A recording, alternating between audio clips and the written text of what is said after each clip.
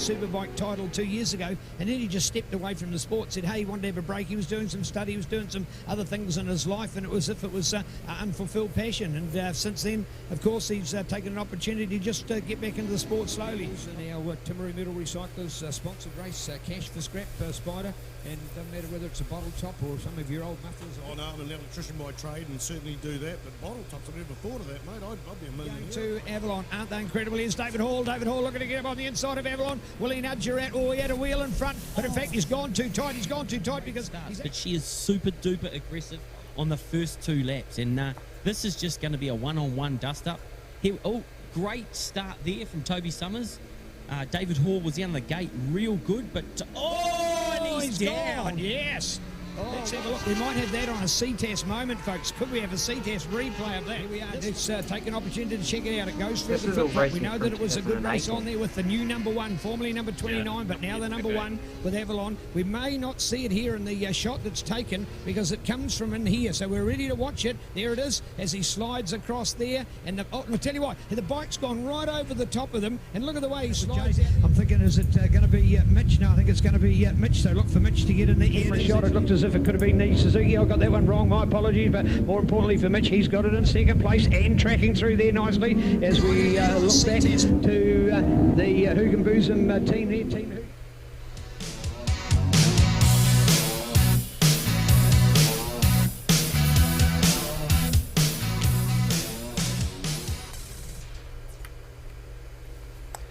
Hi there and welcome to ReLive NZSBK 2019 Special Edition. I'm Grant Collingwood, Managing Director of CTAS New Zealand Limited, and we're coming to you from Hamilton, New Zealand. We're bringing you this live show due to the coronavirus pandemic forcing the postponement of NZSBK 2020 rounds 4 and 5, which were to be scheduled for this weekend and next weekend.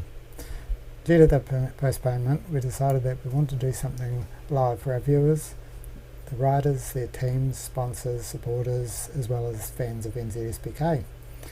So we're going to run 2 live 4-hour shows. The first show is today, which was to be the day of racing for round 4 NZSBK 2020, which was going to be held at Manfield.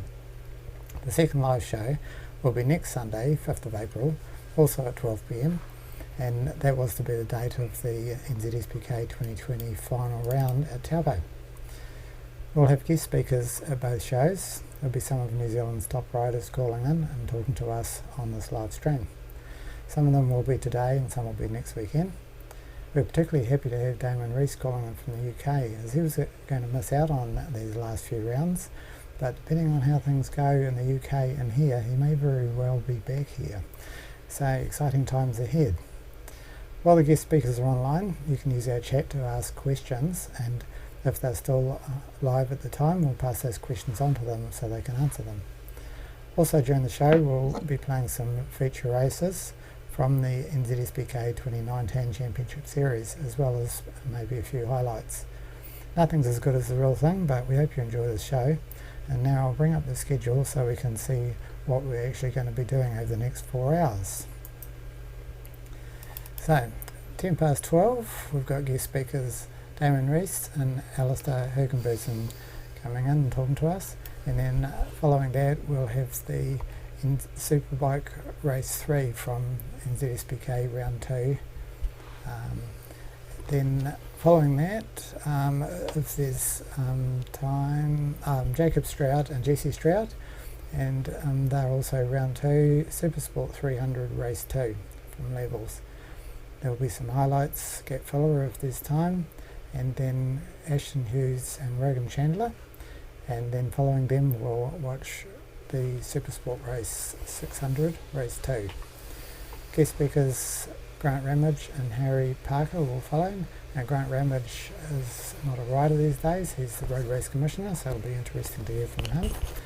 And then following that we'll have the Alan Ramage Memorial. It's quite an interesting little race, 3 rounds of 3 laps, all in rapid succession, and that's held every year at the NZSBK Levels round.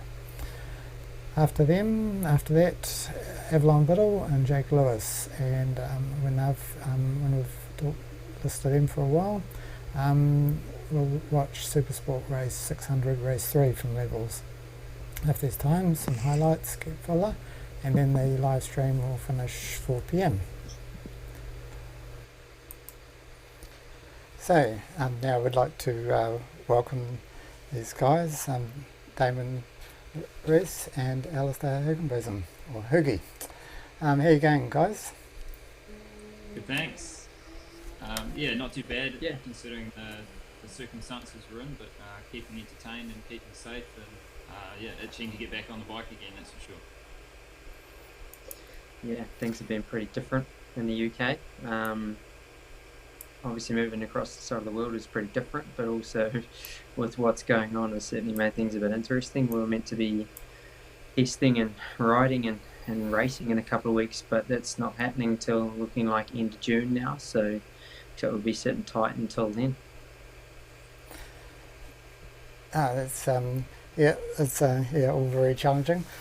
So which is why we're here today.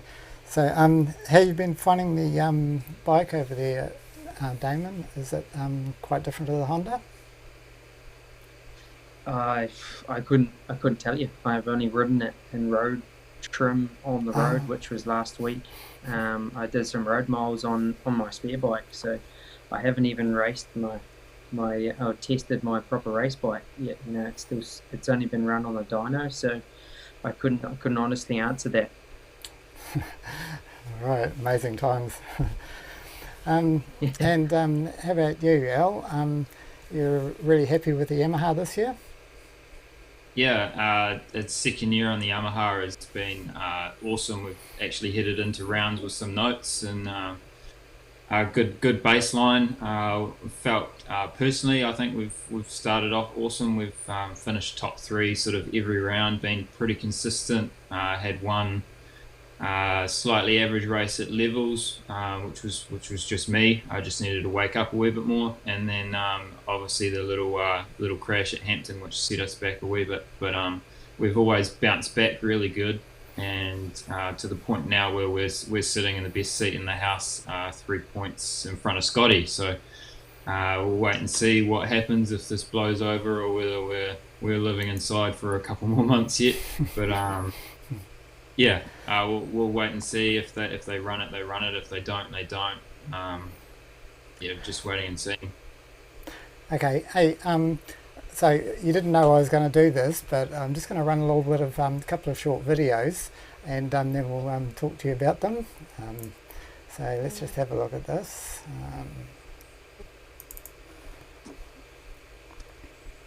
Absolutely nowhere. How's that? And Al Hoogie loses it on the last corner. That is literally the last corner. And he's still down. He's still down, so we've got the binoculars to look out for that. That is drama with a capital D.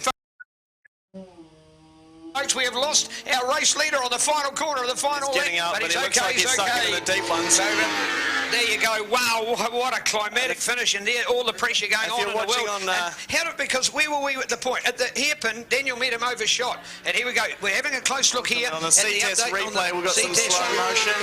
And he's just tucked it. Front end, look at that. Front end. Oh, those other boys so lucky. And here we go. Now, it was Daniel met him that got up to second, and that's the reason he's gone on all the way for the victory from here. And look at that fist pump.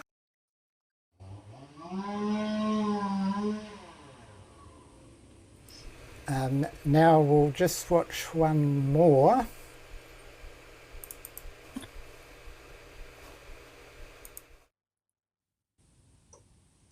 So far, can you do a roving charger? The lights go on, they'll go out very shortly. Who's going to get the very best of the starts here in the Superbike? And it's Scott Meyer. Good start. Reese Honda, I think that's Mitchell getting a good start, running at about 5th or 6th place. We've got Sloane Frost and Jake Lewis up there as well. So it's all on here, 12 lapper, and it is Scotty and Podium at the line. So he knows how to finish TT races very closely. And he's in second place.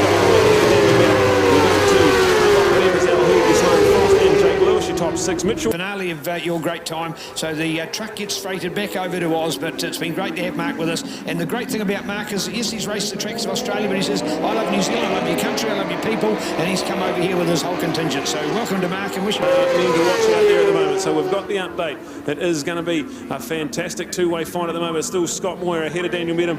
Now the man in third, Al Hoogie. What has he got for the front two? Has he got this disher into high pool? There's nothing in between those two at the moment as we watch Daniel Medham. Maybe that rear tyre of his is starting to yell at him a little bit. He was very, very hot into the Porsche for the first couple of laps. So we'll keep an eye on this one. Tyres will play a little bit of a factor, but 12-lap race. Make the pass up there. So he went up the inside at high pool, pulls up side by side. I think he's got the job done. They break hard into the Porsche tipper, and Al Hoogie is the new man in second place. So we've just called it.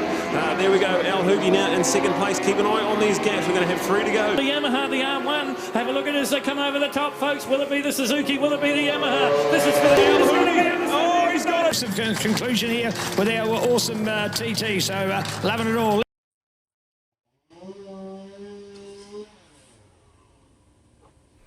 So, my subject is obviously the lows and the highs, I guess, from 2018 race 2 at Ruapuna, where last lap, last corner, catastrophe, and then to on the Yamaha this year is the TT at Hampton Downs. How does that feel?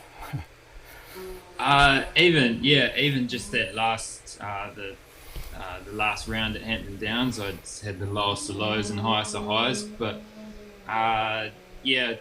leading on the last lap, then crashing out was it was a bit it sucked. But the first race I managed to win, and we were absolutely stoked. The M1 team were back there on the BMW, obviously.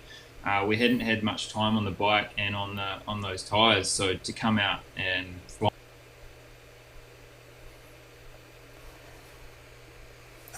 Looks like we've just lost Alistair, sorry. Until he refreshes. You're still there? Yeah, got pretty good results. And then, so there's some big lows like that. You sort of wonder, why am I doing this? Putting injuries and whatnot, but then you have absolutely awesome weekends like the last race where sort of again started from a setback, didn't get the best of starts, was sort of 4th, 5th, and then over the 10 or 12 laps or whatever it was, slowly chipping back at all the riders, and everyone was super hungry in the TT, so just picking one off by one, and then sort of 2 laps to go with Scotty in my sights, and then sort of gave it my all. Couldn't really pass him anywhere on the track, and it just so happened that the last corner I was right there, and the only place to do it was on that final straight, and pipped him at the line. So I can imagine why Scotty's so gutted, because he led the whole thing. But for me, I don't think I definitely feel I deserved it.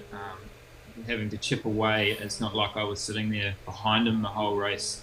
To get him on the last race, I can see where everyone sort of thinks it's stealing it off him, but I worked for that one, and I felt I deserved that one. Yeah. So there's definitely highs and lows, but you chase those highs, and that's where myself and Damo are still doing it. So. Damo, I've got a bit of video to play, and then I'll have a question on that. Have a go up the inside of Scotty Moyer, and I think he's going to be close enough. He's gone in quite deep, but gets it stopped. So there we go, new update with Daniel Medham now up into second place, and Damon Reeves will be loving this. He's going to try and push out in front with Daniel Medham now in second, Scotty Moyer there in third, and Sloane Frost no way around, and Al Hoogie ride on the buildup Yamaha in 4th place.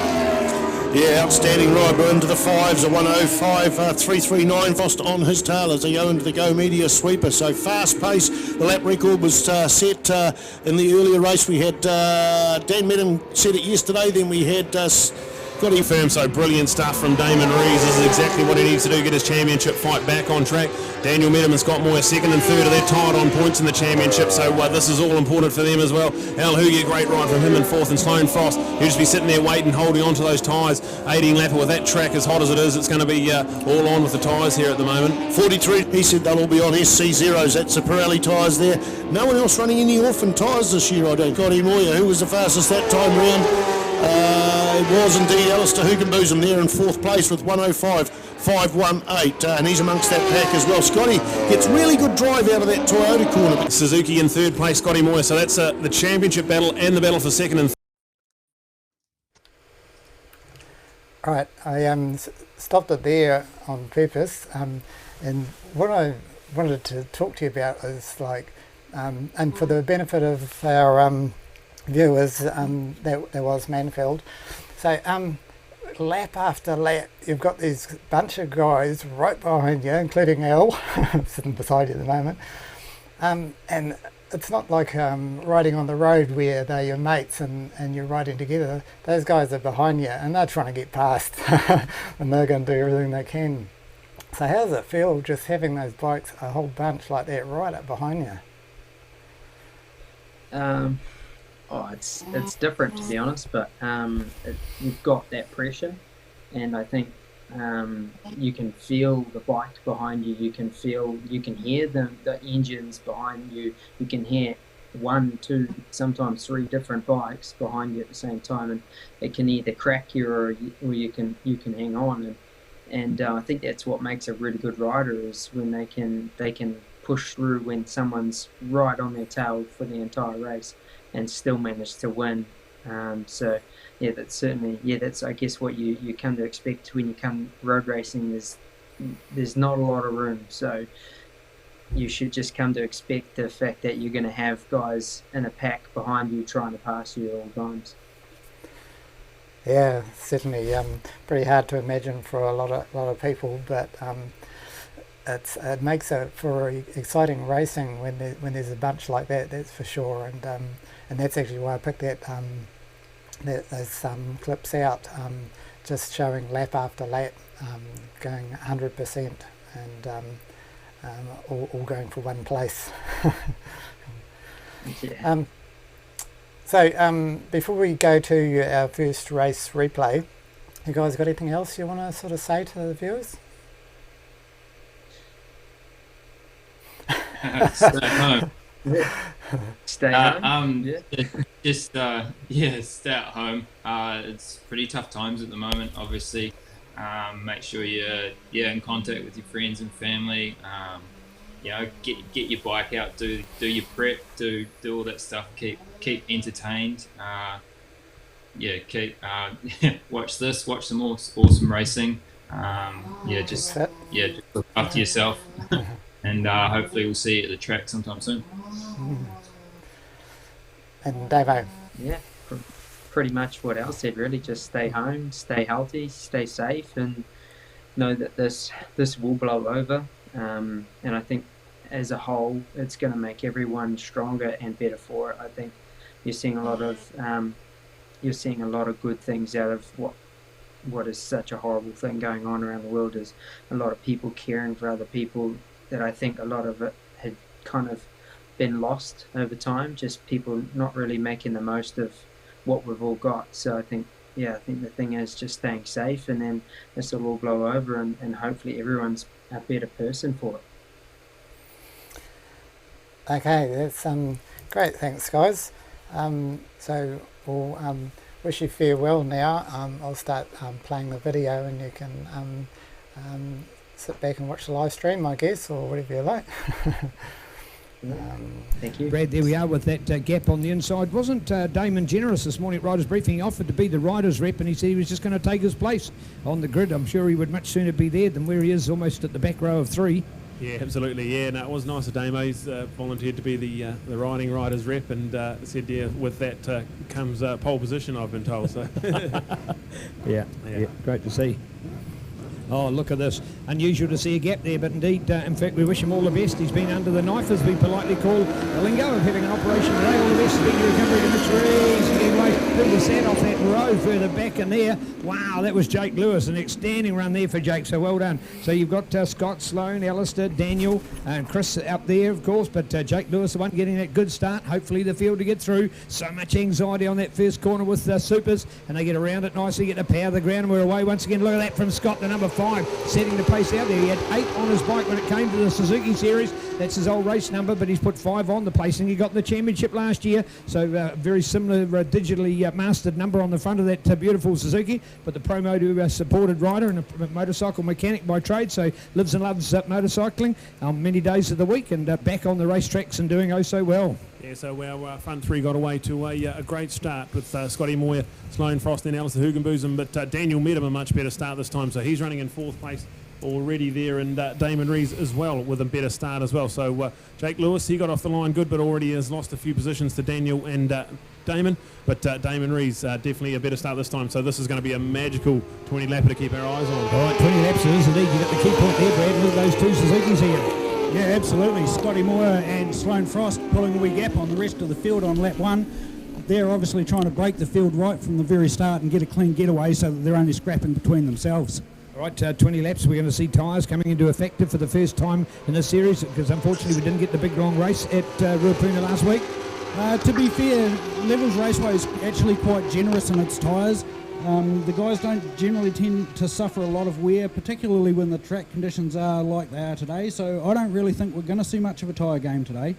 Nice indeed. We hear it from the expert. After all, he sells the tyres 6 days a week and goes and changes them on the other 2. So this is a guy that knows more about motorcycles than mowing lawns, that's for sure. So nice to have Ian on board with us, and Brad's keeping an eye on the run at the front as they come back through that awesome hairpin. And Sloane, as it is, should say Scott Moyer, looking the man to hold out Sloane Frost. Yeah. So these two definitely have broken away already. So Scotty Moyer ahead of Sloane Frost at the moment, ahead of the bus stop and out onto the front straight. So Sloane Frost, he's got his head down, he looks very determined as well, so I think he'll be getting sick and tired of these second places. He'll want to win this one, so this is going to be an awesome race to keep our eyes on.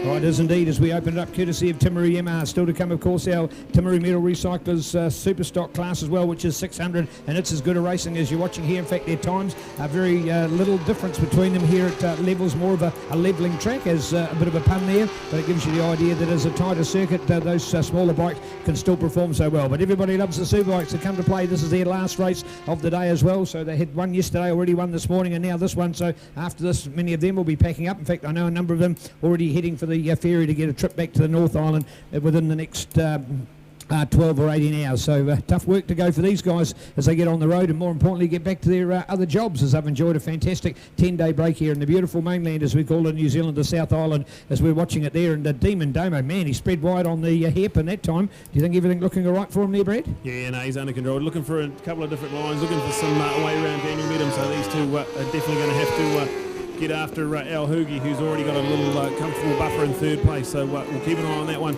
But Damon Rees definitely want to get ahead of Daniel Medham as quick as he can and get after those guys in the front. Right, well, exactly as it is at the moment. The 1, 2, 3 are the same 3 guys that got on the podium in the same order for the last race, but we've not seen any races repeat themselves throughout this championship in our major classes, Ian, so I don't expect it to stay that way for that reason, because others are consistent. But hey, on the other hand, they're the same 3 guys that have stamped it again. Early part, I know, of a 20 lapper, but all 3 of them are looking good. Yeah, they are looking very good, the front 3 runners. In fact, they're about 0.7 of a second ahead of Daniel Medham's pace. So they're running in the high 3s, Dan in the mid 4s. So I think they're going to pull away, but just watching Jake Lewis and James Hugenbosom having a really good battle for 6th and 7th place at the moment. All right, good to watch this kind of racing, and here we are, the battle of Suzuki's again. Taupo Scott Moyer up against Wellington's Sloane Frost. Then we go back to Christchurch's Alistair Hugenbosom, ahead of Auckland's Dan Medham, ahead of Whakatani's Damon Rees, from Christchurch's Jake Lewis, and fellow Cantab and brother of ours James Hugenbosom in there. Auckland's Livio Zamperi, and go back to Taupo's Connor London and Auckland's Chris Haldane. So domination by the North Islanders in our Superbike racing, and I'll feel right at home with the 3 remaining legs in the north, but in fact to come here to the south at the moment and be on visiting turf. The 2 North Islanders out in front are looking good for the classes. Brad keeps an eye on CtasLive. Yeah, we're having a look at them into the John Jones steel. Left hand of the race leaders, Scott Moyer, definitely looks so under control, as we see Sloane Frost having a bit of a dive into the McKissick curve. There it is, so we've got the update now. So Sloane Frost dives up the inside, and what a move he's put on. So Sloane Frost out in front now and into the hairpin. So look for Sloane Frost to head off into the distance if he can. Oh, that's a crucial move to make it, and about the right time. I think he couldn't just sit into it at the moment. And Ian, what did you think of the move? Yeah, it was a very good move from Sloane, but it looks almost like Scotty's having a wee problem in the front end there, because is that Al Hugenbosom closing up quite rapidly on him? Yeah, it is indeed. It is indeed. So good point. In fact, as he's picked up, mate, not necessarily just be alone. The excellent racing by Sloan, but it could actually be a little bit of a hiccup for Scott going on there as we watch out for it. And Al Hoogie in there. So far too early for a tyre factor to be coming to it. There we are, 5 down, 15 to go. It's the massive 20 lap of the biggest race these guys have struck in the entire summer of racing now as we learn to settle it down. In fact, that's one of the great features of racing we have in New Zealand, that we have some as short as 8 laps for these guys, but others like this one at 20. This one is not over yet. No, absolutely it's not. And I think it might have actually just been a slight mistake from Scott into the tightening radius that allowed Sloan to come underneath him, because he looks like he's picked his pace up quite nicely again now. All right, Brad, up to you as we follow it with CtasLive. Yeah, into the hairpin they go, and Sloan Frost. Good move, little moment there from Scotty Moyes, a head out of the hairpin, but nothing too drastic. He's back on second place, and after Sloan Frost and Al Hoogie would have got a little bit of a rejuvenation when he saw the move from Sloan. So definitely right up there with a three-way fight, 1, 2, 3 as they go across the line, and then a decent enough gap back to Daniel Menham, who's still holding off Damo Rees at the moment. There we go, and let's keep an eye on the others as well, with James Hugenboosum up there, Livio Zamperi going to Jake Lewis and Connor London. Look out for Chris Haldane to be back in New Zealand racing. He's a top 10. Welcome to Dan Ormsby on the Ormsby training, www.motorcycletraining.co.nz, supported Yamaha with Ryan Yanko, Brad Groomridge in there. Don't forget Brad, of course. What a hero he's become, and a bit of a cult figure to follow. Crashed here on all 3 days, Wednesday, Friday and Saturday. Touch wood, he's been all right so far today. He's there in 13th place debut year. In fact, he only started racing in December, his first ever road race, and started on a Superbike. Is that a baptism of fire or what? Ray Clee, Dave Sharp. No start from Mitch Rees or Ryan O'Neill in this one. So that just takes us with 15 starters. Better than we've seen some of the other championships start with over the years, so good depth in our numbers. We've got a change for fourth. We've got Damon Rees up into fourth place, so he's made the move in the hairpin on Daniel Menham. So Damon Rees, he's got a big gap to try and peel in, but Damon Rees, we'll see if he's got anything for those front 3 guys. He has got past Daniel Menham and into fourth place as we see Sloan Frost, Scott Moyer and Al Hoogie head out onto the back straight, and Scotty Moyer pulled up alongside Sloan last time round, so we'll see if he's got some top end speed. He's going to do it again. He's going to get in the slipstream and pull up alongside Sloan, and has he got enough in front? He goes deep into brakes and he takes the line away. Then we've got a change to the lead. That is Scotty Moyer. The CD Vandermeer Builders Promoto GSXR 1000 has made his way into the lead, and he comes into the McKissick curve. With Sloan Frost now into second place with Al Hoogie all over the back of him at the moment as well. So definitely going to be an awesome 20 lap. We've still got 13 to go as we see them go into the hairpin. All right, back with road guides Ian Templeton and Ian to look out for what Scott was able to do. So maybe it was a little hiccup from him before that gave Sloan the advantage. Has he seen a weakness back in Sloan? Has he seen the fact that if Sloan gets away, he won't be able to do it later in the race? Because look at that, now that he's gone for as well, he pulls out a few extra bike lengths. Yeah, I don't think Scotty will be happy sitting in second place. He knows that if there's a slight chance on the last lap, Sloan's going to go for it no matter what.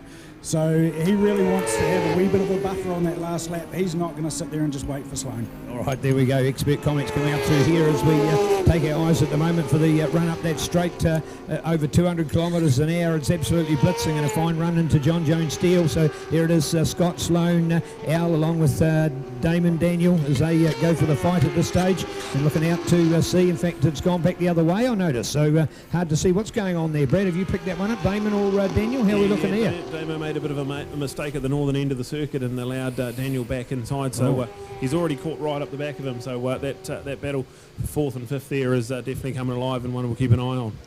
All right, well, hard to see how Damon has gone from a maximum 51 out of 51 at Ruapuna last week to bring himself down here to even be back in qualifying on the third row in the damp conditions yesterday morning, and to find that he just really can't get into the groove of these races, but doing all the right things and super consistent. I would think still at the end of this meeting he may be up on points at fifth place early. He really needs those fourths and thirds possibly in this one to have a chance to still stay on top, but we're going to go into the North Island, Ian, and just really be saying, well, this is anybody's championship.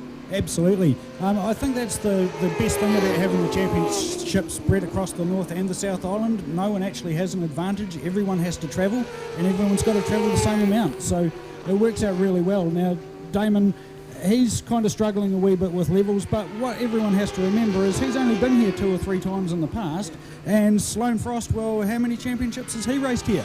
Yeah, valid point, good to watch. So there you go. Scott, Sloan, Alistair, Dan Damon is where we've settled into at the moment. They look to be our top 5, and unless there's a hiccup from any of those riders, I don't see any other changes. It is really a 3 and a 2. We're calling about 5 riders, but there's a significant gap between 3rd and 4th. But I tell you what, the 1, 2, 3 could go anyway, and so too with the 4 and 5 as are fighting it out. But there's Scott. What's he trying to set here? Has he still got the fastest time? Yes, he has a 1:03.654. That's the hottest time, and he has not bettered it on that lap, even though he's pulled out in front. And there you go. There's 10 to go. That's the halfway mark in a race. And you pointed out, Ian, that perhaps it's not the tyres. And that's why I think we're starting to see more smooth riding rather than just fierce racing, aren't we?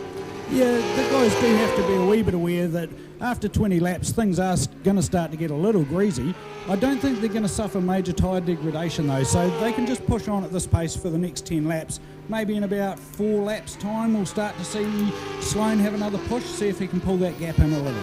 All right, the road guide's Ian Templeton up here with us and getting a good quality update of our racing. There we go, Brad, the bird's eye view from CtasLive, and Sloan, just when you think he's pulling away at the moment, then we find that Sloan has the advantage. So Scott Sloan, and in there too, Al Hoogie. Man, oh man, what's he going to do to be back in there? It is super consistent. As he said in the last interview, he wants to be up there, but I tell you what, staying in a close third like that, who knows, those two could just touch. Anything could happen. He could be there ready to pounce. Close and exciting. Yeah, that's right. It's absolutely exciting. So we head into the S's, and it's nothing in it really. You can throw a blanket over the top 3.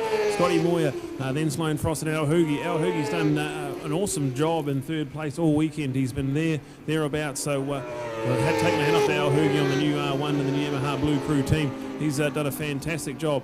Damon Rees all over the back of Daniel Medham in 4th and 5th place there. So Damo Rees definitely got a little run on the back straight, and see him pull up next to him. Not quite close enough this time into the left-hander. So Daniel Medham still holding on to the 4th place advantage as we see our leaders around the McKissick curve, and it is the CD Vandermeer Builders man himself, Scotty Moyer, in front of this one with about a 5 bike length advantage to Sloan Frost. So yeah, like to say, Sloan will he'll definitely be having he'll have a plan in his mind. He'll have a lap time and a lap speed he'll want to go, and he'll just pull the trigger when he needs to. I think keep an eye on the number 1 of Sloan Frost.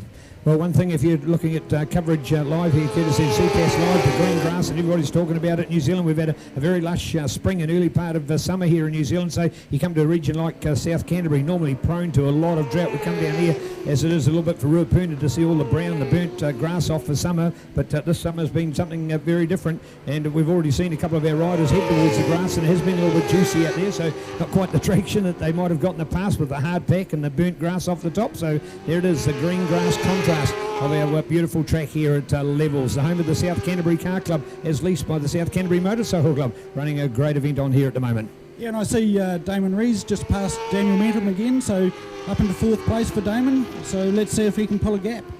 Oh, indeed, good to watch, good to watch. That's that fight going on for 4th place as Brad still keeps an eye on the trio in front, and Scotty Moyer just can't pull away, Brad. No, he can't pull away at all. There's a couple of different lines as they go in and out of the hairpin, but it is still Scott Moyer with that advantage over Sloan Frost, with Al Hoogie right there in 3rd place. They're heading into the bus stop, so neat and tidy through there. They're going to have 7 laps to go, still a massive 7 laps to go as they cross the line and head into the S's. Then we look for the update. It is still Damon Rees. He has the advantage in 4th place, but the gap from the front 3 is probably a bit too much for him to reel in. But Damo Rees now in 4th place with Daniel Medham right there in 5th, and a good ride from James Hoogie, who's in 6th place on a lonely little ride there. Well, after he was getting 25 points and 25 points last weekend, when you're back in 4th place, you're only scoring 13 points, so nowhere near as significant. But some of the other guys that are in front of him were scoring those kind of points only last weekend. So I would think, even though it might be a Scott Moyer benefit, I'm thinking at the end of this one, it should still be an advantage to Damon on the overall points. We're going to really look with interest and see how that's going to hold. But more importantly, it's going to stack them up and realise that, man, it's just anybody in the North Island. And what I think it's now starting to show us, Ian, as well, is along the way, you just cannot afford a DNF anymore. We've seen people win championships before with a DNF because it still had win after win, that sort of thing. I don't think that can happen anymore. No, not at the moment. Not with the quality of field and the quality of machinery that these guys are riding. Like a mechanical DNF these days is a massive, massive rarity, particularly in the Superbike class. So no one can count on someone not finishing every race. Yeah, here indeed. So good to watch. And Brad, still going there to keep an eye on this CTAS coverage. Man, for the people all around the world, are they watching quality here or what? Yeah, this is outstanding results here from Scotty Moyer. He's just done nothing wrong this weekend. He said his fitness might come into play with the 20 lapper, but so far he's showing no signs of it. Still lapping in the 104s there. So Scott Moyer he heads into the left-hander, but Sloane Frost definitely right behind him in second with Al Hoogie in third. So Sloane Frost, we know how fit he is. We know the off-the-bike training he does, so we know whether 20 lap is not going to be a problem for Sloane, whether Scotty's going to fade off, but showing no signs of it at the moment. Awesome ride from Scotty Moyer. All right, we've also picked up the fact that now Demon Damo looks to be making the cut in the Carl Cox Motorsport team. Pacific Toyota, Tony Reeves Motorcycles, Honda New Zealand supported CBR 1000 RRSP1 is certainly starting to pull a bit of a gap on Daniel Meadham. So I'll tell you what, looking a little better. In fact, just as we talk about that, look, we've just seen Al. What's happened here? We've just dropped them off, haven't we? Yeah, I think Al might have overbraked a little bit hard into John Jones. The guy's pulled a bit of a gap down into the tightening radius. Now he's going to have to work exceptionally hard to try and bridge that gap over the next 5 laps. All right, Lead, not enough time, I don't think, for Damon to make up the time, but more importantly, he's gotten himself into 4th place. Needs to stay there. As we talked about, consistency is the key, and with him hanging in there, I suggest he'll be still hanging in as number 1 in the points as we have a 6-week break before we go to a great event called MotoFest. And if I can't say enough about MotoFest, man, oh man, that event just came alive last year. What a terrific show, bringing back the yesterday and the yesteryear, the older bikes, the older riders, some of our ex-factory mechanics, of course, MNZ Hall of Famer Paul Tracy doing an outstanding job, and hope to have Paul back on the scene helping them there at MotoFest and as MC of the show, and really just driving it forward to get this quality racing mixed with the blast of the past and getting people back like Aaron Slight and Robbie Phillips and many other quality names. Man, even Kevin McGee we had there in the lineup. But what about our own people like Stuart Vonk? What a great rider he was of his day. To have all those people in the same place, it was just a mega event, Ian. Oh, it would have been fantastic. I really wished I could have been there, and to be fair, I wish I could be there this year. Yeah, right. Well, so it's not a perfect world for everybody. Bad luck on that one, but somebody's got to work. Isn't that a disappointment? But anyway, there we go. As we look back, Brad keeping an eye on it. Still the fearsome pace out in front. Has Scotty got a big enough buffer now? Yeah, no, I think he's just pulled the trigger because he's in the 103s. He's just hit the fastest lap of the race with a 103.6, so that's only 0.3 of a second off lap record pace. So absolutely pulling the trigger with 15 down and 4 to go. So awesome to see Scotty Moyer, and we can't see any sign of that fitness that he thought might plague him. So Scotty Moyer just pulling the trigger, and he got about a 5 to 10 bike length advantage as they head into the hairpin, but Sloane is still managing to stay with him there. They've dropped Al Hoogie. He's in a lonely ride in 3rd place and still holding off Damo Rees in 4th. So the battle for 5th really heating up. James Hoogie now all over Daniel Meadham, and they're chopping and changing for position. Right, look at that. There's a lapper just coming up there as well now. If we saw in the last race with Seth Devereaux and also Evelyn Biddle that a lapper can make all the difference, and there's one just in the front for those Superbikes, and there is Scott. So he's now got to see that he get, in fact, not a bad place when you're pulling out of the corner, because the lapper will hold their line, and as long as he's got the power and the speed to be able to get past, he should be able to do so. He may be able to even use it as an advantage. You get a little bit of a slipstream and just pull into John Jones and steal it. And then, of course, right on the corner, he puts that rider in the gap back there to Sloane Frost. So that used well there, the lapper by Scott Moyer. Absolutely, and Sloane's going to have to be very careful round through the tightening radius because he's got a lapper in front of him, but he doesn't want Scotty to get away. So how's he going to deal with this one? Oh, he's through. He's through cleanly. That's fantastic riding. Nice to see, all right, as we're picking him up. And remember, of course, for Demon Damo and that deficit, he's got it now out to 4.1 seconds, so that's looking good.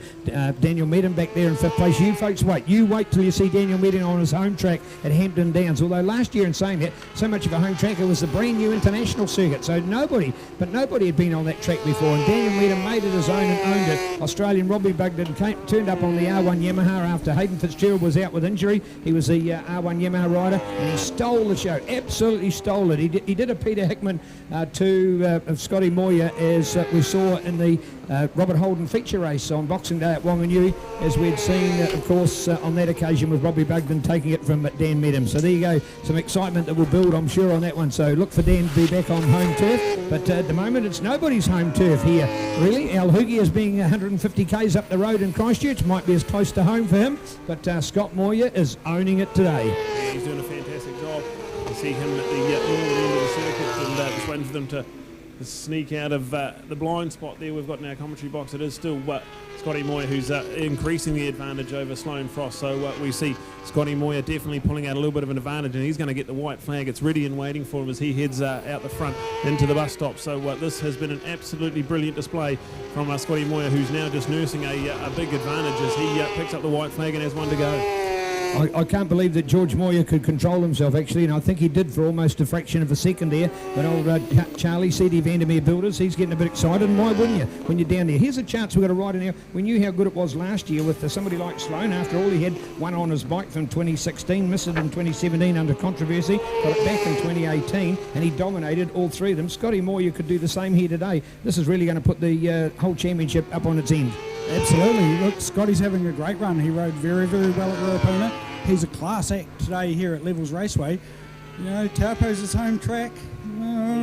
Who knows? Yeah, great point, great point. And now remembering as well, we talked about how good Damon was at Ruapuna. They only got 2 races before the oil incident stopped their final race where he could have gone perfect 3. That's what Scott has done, the 3. So maybe I'll take my words back. I think by consistency, because of the extra race, it might be Scott that's got himself up on top of the points at this event. But hey, we'll wait for the computer to do a much better job. And here comes Scott now.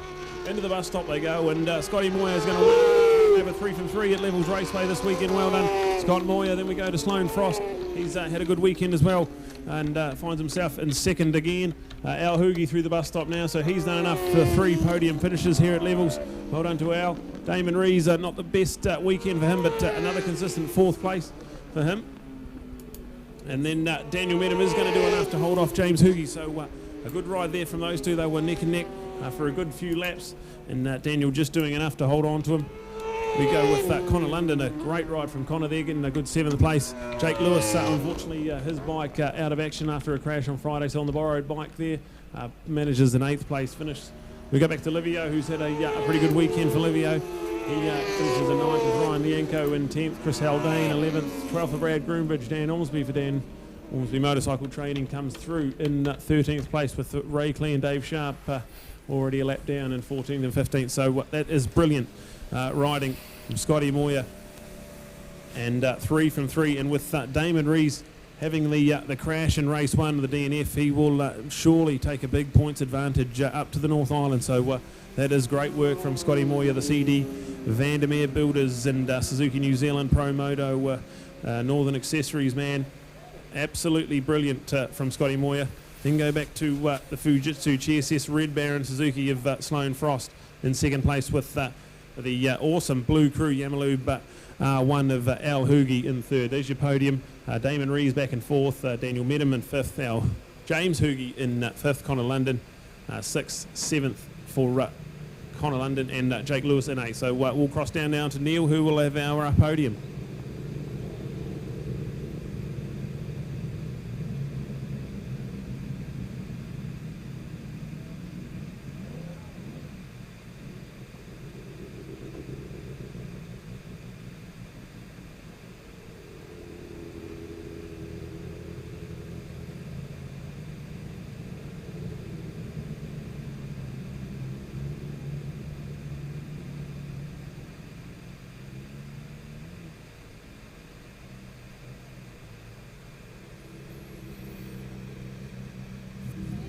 Oh, I tell you what, we've been asking the guys to make sure they, sort of, as it were, get their efforts sorted out at the end of the race quickly, get their bikes on the stand, their helmets off, and get their caps on and up onto the podium, so that we can keep the continuity of the show, so that people watching around the world haven't got extensive delays and sitting there on their computers or laptops, tablets, or smartphones.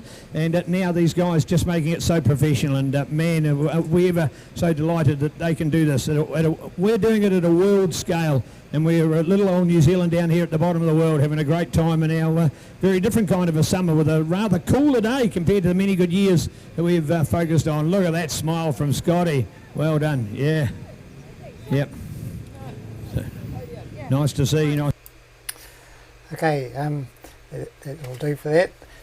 Just for those people who've only just joined in, I'm Grant Collingwood, Managing Director of CTAS New Zealand Limited, and we're doing this ReLive special edition. We were presenting some feature races from the NZSBK 2019, and also we're having some of New Zealand's top New Zealand road racers joining in and talking to us, giving us their words of wisdom or else other. So we're doing 2 riders at a time, and then and running some feature races in between and some highlights Our next two riders will be coming on at 1 p.m. and they'll be Jacob and Jesse Stroud. So and leading up to that, we've still got a few minutes, so we'll now go to replay some highlights from the Supersport 300 round 4 race 2, which is at Manfield. And just kick that off now. Outside trying to take the line away, and it will be the 70 of Jacob Stroud who's going to lead them. We've got carnage down there. We've got a couple down coming in the middle of turn number 1. So everyone's up and okay, so that's good news. And looking took to the grass. I think that looks like Dean. Yeah, the NZ Cylinders man, Dean Watson there. Yeah, Dean Watson there, but he's pushing his bike away, he's riding it away, so 5 people involved in that incident, so we had 32, I think, starters. All those people will be out because the rules are if you have a crash, well, no, they won't all be out because some of them just took to the grass, but it looks like Dean Watson's one of those ones that went down. He's okay, that's the important thing. We go back down to the Go Media corner. This is a 12-lap race. It's a long race for the 300s and the 250 production as well. 27 people qualified, 27 people started this race with Dave Fellows, we think it was, out of pit lane there. Here we go, Jacob Stroud there fighting for second. It's Nathaniel Diprose in the lead by very, very little. We haven't got that screen in front of us at the moment. It would have been half a bike length, if even that. So we're waiting for that screen to refresh itself. David Fellows already up to 18th spot there on the 72nd machine. 32 thousandths of a second between first and second across the start-finish line. 0.6 of a second back, 0.9, 0.1 back to Harry Parker. Harry Parker sits second in the championship, and Jacob Stroud got a commanding lead. We've got points here, 46 points. So, yeah, the championship won't go today, but it may go next Saturday. So, right, all eyes are out of the hairpin, and it still is Jacob Stroud there in second place. He's just a little bit quicker down the centre straight. Alongside Jacob Stroud and flying into Go Media, the right-handed Nathaniel Diprose will take the inside line and take the advantage around out of there, but there's nothing in it. Then we go back to Harry Parker and Blake Ross, two Gixxer Cup graduates, having a great little battle for third and fourth place, the battle for the podium coming alive here. And that bike of Blake Ross's, that's not his number 1 favourite engine. It's a backup engine they had to get down from Hyraw late Friday night. So lucky to even be racing this weekend, and great performance so far. Tucks in behind Harry Parker in 4th place. And looks to be Nick Burke up there, the Carl Cox Motorsport Yamaha there in 5th place, so a good showing from him. But look at this battle into the S's, side by side with Jacob Stroud just sweeping across the front wheel of Nathaniel Diprose. And that's going to be a great little battle as Jacob looks to extend his points advantage, already 46 points ahead in the title chase. And there he is coming out of the left-hander and getting a good little drive out of there with Nathaniel Diprose on the Gavin Veltmeyer prepared machine with Coleman's K Road behind him. He's going to swing past and have the inside line, so all on here. This battle for the lead is going to go hammer and tongs for the full 12 laps, you'd imagine, Spider. Oh yes, definitely, and there's battles all the way through the field, particularly that battle between the Timaru rider Harry Parker and Blake Ross from Pyro there. That's the battle for the minor money on the podium, and in behind them a yellow bike, and that will be Nick Burke there on the Carl Cox Motorsport sponsored machine. So battles all the way through the field. This is what I like about 300cc racing. There's 390cc single cylinders out there. The Yamahas are, I think, 325. What are the Kawasaki's, about 300cc's? Then the battle for third, the podium's now a 4-way battle. Harry Parker, Blake Ross, Nick Burke, and that's Jesse Stroud, young Jesse. And talking to Andrew when he was up here before, the bike's still got its headlight in it. It's never been on the dyno. It's still got some of its production parts that could have easily been taken off. So that's a great ride from Jesse Stroud on a bike that's just ready to go racing, as Nathaniel Diprose leads by half a bike length over the line. Jacob Stroud in second, and then look at that, that's now a 4-way a swarm heading into turn 1. So they're 3 wide heading into turn 1. The battle for second, third, fourth and fifth rather coming along. But he was a pit lane starter. We're pretty sure he was a pit lane starter. So what a shame he's not right up there on the sharp end, but he's working his way through. A change of position for the lead. Jacob Stroud has had to give up the lead. It is Nathaniel Diprose down that centre straight, and Nathan will have the superior line going up on the inside, so Jacob has to follow him out here. It'll be about slipstreaming down the back straight. Jacob's a little bit stronger, but that bike of Nathaniel Diprose just seems to open it up. They've matched in speed perfectly down there. Can Jacob get back on the inside to outbrake him? In fact, he does. Pulls up, but just a little bit later on the brakes is indeed Nathaniel Diprose. But here comes Jacob Stroud back into the lead. We saw a gap of 49 thousandths of a second. We've seen 9 thousandths of a second earlier in this race. What's it going to be? That's going to be about 40, 50 thousandths, or even a little bit more than that. our timing screen disappears. It doesn't matter at the moment. Nathaniel Diprose leads those two bikes. Jacob Stroud goes up on the inside and makes it stick on the Lizard Racing Shuzi 390cc bike. Third place is still Blake Ross, and he's been hounded by, is that Harry Parker back in the picture? Here comes Harry Parker up on the inside. Harry Parker, in fact, Blake Ross has to sit up there. They didn't come into contact, but there was a good distance there, but he might have got a little bit of a fright, I think.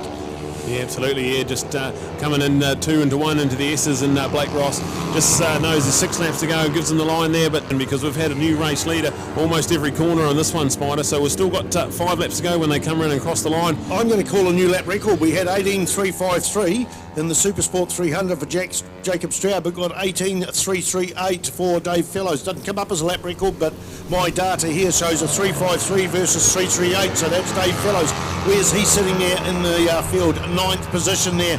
He's between Jack Condon and Reece Lindsay. Good to see Reece back out there after a crash. So Jacob Stroud still leads. Wow, 0.23 of a second over and above Nathaniel Diprose, but it's not that on the track. Where are they? They're coming through the infield. Jacobs, it's not 0.23 of a second there, is it, Brad Ritchie? No, absolutely not. There's nothing in it. So Jacobs leads out there. And look at this battle for third is caught up to the top 2 guys, I reckon, Spider. So if we look around to the left-hander, Jacob leads them down the back straight, but Jacob Stroud going to pull out and take the inside line around Go Media. So this is all on, Spider. And look at that with Harry and Blake catching right up onto this group. So this is going to be all on. There's still a massive 4 laps to go as they cross the line, and they're spread right down the front straight. This is going to be awesome. Yeah, the 2 lead bikes are in the 19s, are slowing each other up. The rest of the next 4 bikes are in the 18s, and we're going to come across some lappers shortly as well. The first of the 250 production, I think, is Leon Jacobs, followed by Angus Boyd, Sean White, and Angela Charlotte, then Derek Kattenberg, Aaron Wood, Stroud, and Nick Burke is in there as well. So we have a look at outside of turn 1. What a lap from Hayden Lockhart there, an 18.4. I haven't heard of that name really before, except seen him in the program. But wow, what a lap as we lose our timing screen. That's all right, that's how the system's set up, so we're going to look onto the track. I didn't think Harry Parker would get in on these, but he was a full second quicker, and he's in the mid-18s as well. So there, not quite close enough. Yeah, Harry Parker. We've still got 3 laps to go, or 2.5 laps to go, so it is indeed...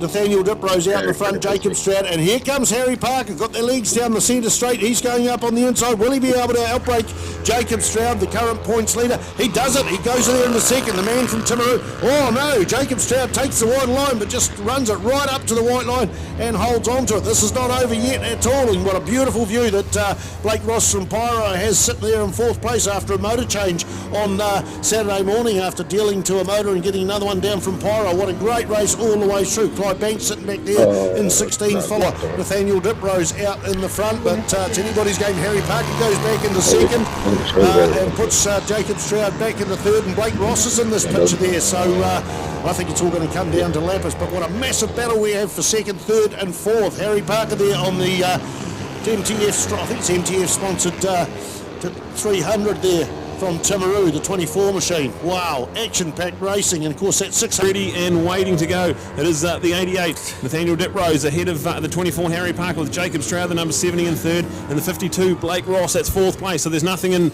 it at the moment. Dave Fellows, a 118.129, a 118.129, so absolutely blistering speed there, back in 8th place after a pit lane start, so good credit to him. He had a 118.338, now it's a 118.129, so right out in the front there. Let's have a look. I can't see my timing screen at the moment. What a battle there for second place. Nathaniel Diprose, he's just got to concentrate. He's doing a couple of classes here this weekend, so he's just got to run it to the finish there with the white flag being out now. All eyes on Jacob Stroud, Harry Parker and Blake Ross for second, third and fourth. You can get see these 3 riders going into the hairpin. All take different lines. Good save from Jacob Stroud. There's going to be a new set of undies required for that one. That was incredible. There was a bit of touching there and almost the front brake coming on, and how did Blake Ross save that? Well done to Jacob Stroud for managing to keep upright there, and that's a bit of a white knuckle reward moment, isn't it? Absolutely. So Nathaniel Diprose, that'll play right into his hands, but Jacob went defensive and Harry went ahead and they come together, their lines come together, and just a credit to Jacob Stroud for keeping that Shuzy 390 upright. So that would have been drama plenty in the championship, but it is going to be Nathaniel Diprose coming around the final corner, the turn 7, sweeping right-hander, and Nathaniel Diprose, the Coleman's K-Road man, is going to cross the line, take the checkered flag. A good weekend for Nathaniel, but it is going to be a brilliant podium for Harry Parker, and then Blake Ross in third place. So I think that might be Blake's first podium of the year. So great stuff. Blake Ross up on the podium. Okay, so it was an exciting race, and not so exciting for Jacob to have that little close call, and we'll talk to him about that shortly. That was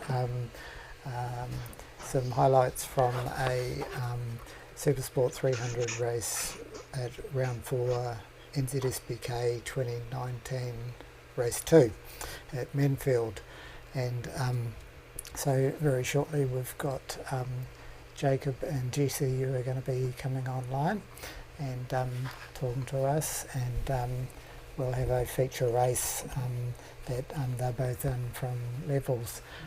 If you've only just joined, I'm Grant Collingwood, Managing Director of CTAS.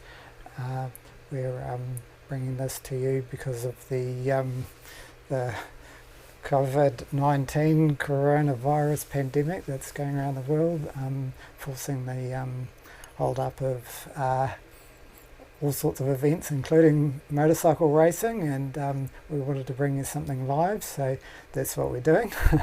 We're going to be having guest stars, motorcycle New Zealand's top motorcycle races joining us and showing races in between. We're focusing on the NZSBK 2019 as mainly round 2 today, and then next Sunday we're going to be doing another show, same sort of format, and we'll be mainly focusing on round 5 NZSBK 2019 then. So we welcome you all, and hope you're making the best of things and staying safe.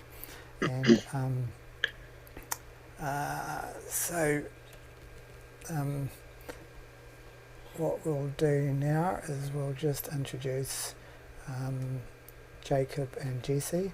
It actually looks like we haven't got Jesse's photo video. Oh yeah, he's just coming on now. So we'll just bring them up. Guys all set? Yep, there they are. Welcome Jacob Stroud and Jesse Stroud, brothers, and quickly becoming or are some of New Zealand's top motorcycle racers. So welcome guys, and how are you doing today? Yeah, good, thanks Grant for having us. We're doing great, thanks. Yeah, all doing good here. That's good. I'm sitting beside him. Dad's there. So, how are you guys going now? I've looked at the current Supersport 300 championship that I thought we'd talk about. So last year, Jacob, you won it, and this year you're currently coming second.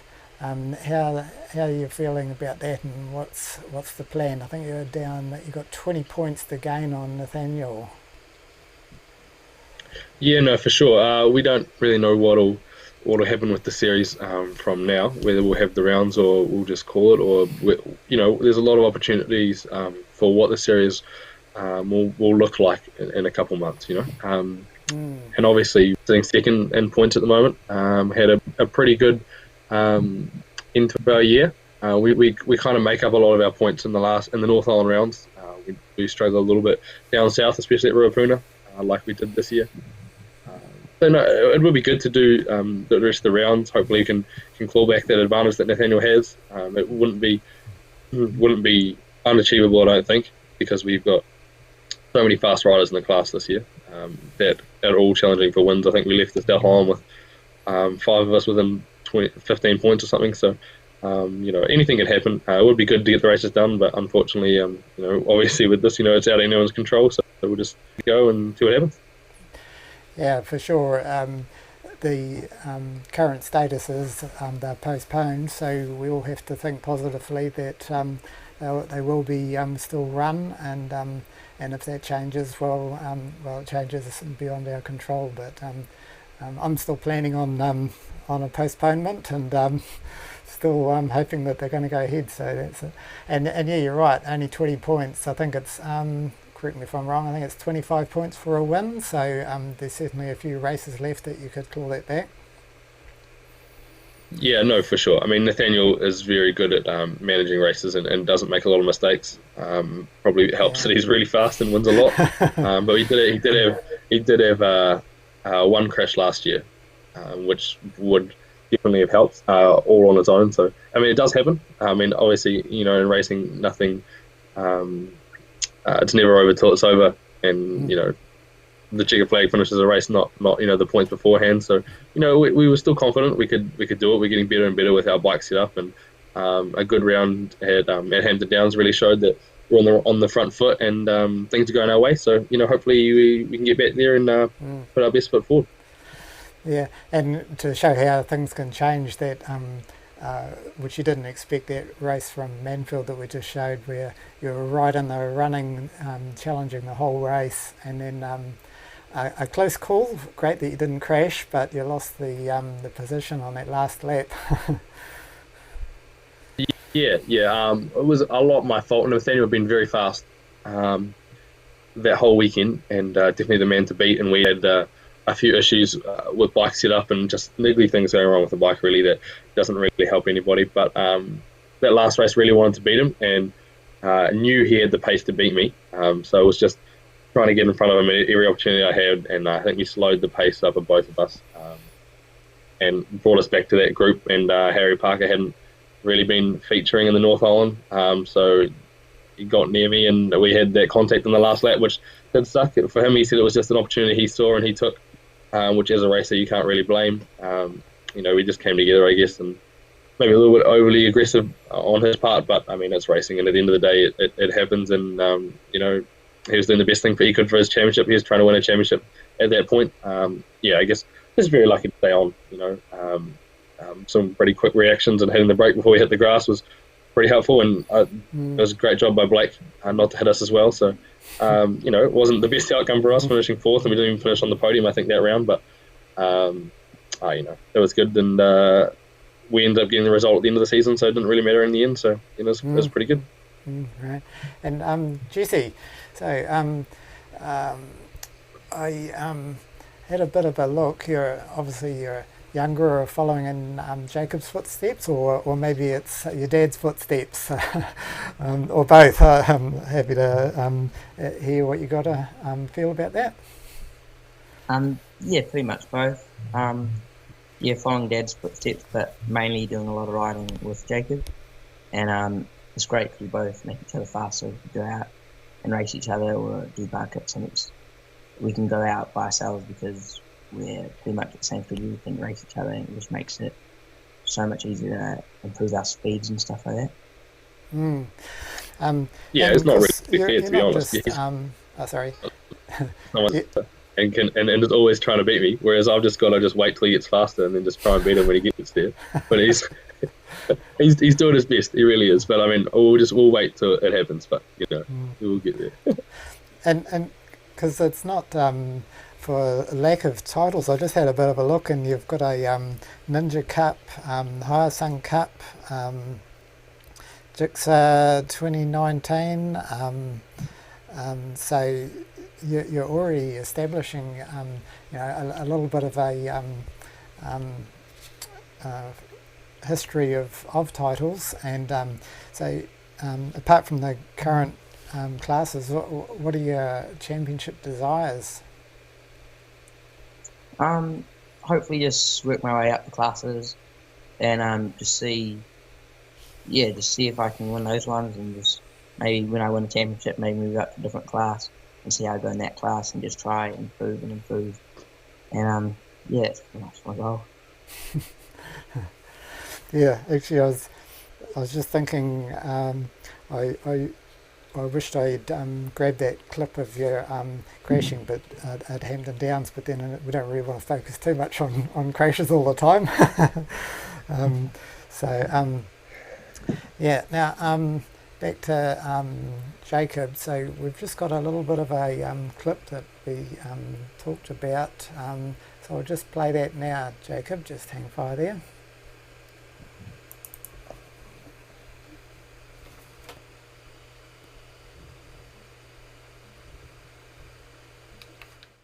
But Jacob and Harry putting on all the battle at the moment. Will it be Jacob? Will it be Harry? If it's going to be Jacob, he's got to make his move pretty quick now, Brad. Yeah, now they're into the hairpin now, so there's only a handful of corners to go. And he's just dived up the inside and cut the line away, but he's gone in a bit deep and a bit hot. But he's managed to pull it off. Well done, Jacob Stroud. He's changed for the lead. So Jacob Stroud, he's going to run out of the hairpin and lead them into the bus stop, which is a very hard path to pass. So I'd say Jacob Stroud has the run to the line at the moment. Jacob Stroud is going to hold it off just by a bike length, not even a bike wow. length. Yeah, so pretty well. It's impressive from a couple of points that I'm sort of thinking of anyway. Is getting that pass done on the last lap, but that's really Harry's home track. So yeah, and just how did that feel? No, yeah, that was for sure. Timaru last year was a good weekend. Coming in, Harry's home track, and he'd sort of been talked out as the big, challenger for the year, and he was really, really fast at Christchurch, pretty much untouchable, really there. And we had a lot of bikes like we had this year. But unfortunately, he went down while leading by quite a bit, and just set a blistering lap time that I was probably 2 seconds off. And then obviously we had an oil spill when it got called off, so we were leading the championship after the first round, which is really, really lucky and really unexpected, which is pretty cool. And went to Timaru and his home track. We thought we'd struggle again. We definitely have obviously a lot more track time up north, racing at our 3 tracks up here, but it was really good. We do love Timaru. To show you this year, the KTM performs really well around there.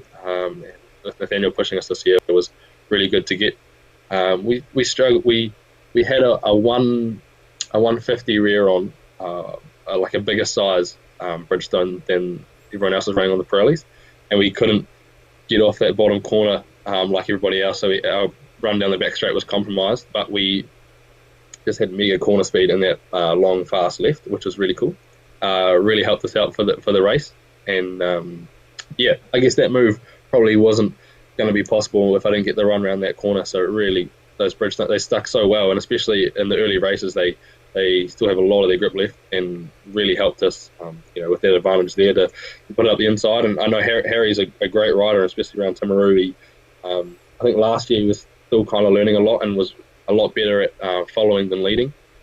So I think he had a bit of a gap at the start, so clawed him back during the race, and then just stuck behind him until that last lap, because I think I'd made a couple of passes earlier in the race and he'd just gone straight back past. So, we just kind of waited till our last opportune moment and just put the bike in places in the last 3 corners where he couldn't get past. So, it was cool for sure, and to do it on the last lap, and felt pretty good, that's for sure. The next few races were a bit annoying with traffic and all that sort of thing, but felt we had the pace, and was really good to walk away from there with the lap record at his home track. So it was good to see, good to do. Yeah, it's great. And just for the benefit of viewers who either didn't see it or whatever, we had an oil spill at round 1 that year, and so it was cut short quite a bit, and so there was some different leaders when we came into round 2, and that's where the season really got going. So now, Jesse, how are things going with, are you working on sponsorships and stuff like that, or is your family helping out, or how are things going along that line? Is this during this lockdown, like this lockdown period, or is this just in general? Oh, I was just thinking, just as far as your motorcycle racing and your career and that sort of thing, it's quite important to have sponsors, and now's a good time to mention them, actually. Yeah. Well, last year, I had Mick Rain was helping me and Jacob out like a lot, like last year, and he kind of helped us get it all going. And and this year Gary's been helping me out, which is Susie. Mum and Dad have done so much, and given me the bike to ride, and it's just they've helped out like every weekend, being there helping me, so that's been real good. Bridgestone, they've been real good as well. Those tyres are just real good and made it real easy to just stay in there, and I could feel with the tyres, I could feel it out a lot more. But And what do you think of the NZSBK Championship as far as competing in it and how it's run? You're enjoying yourself and your classes and that?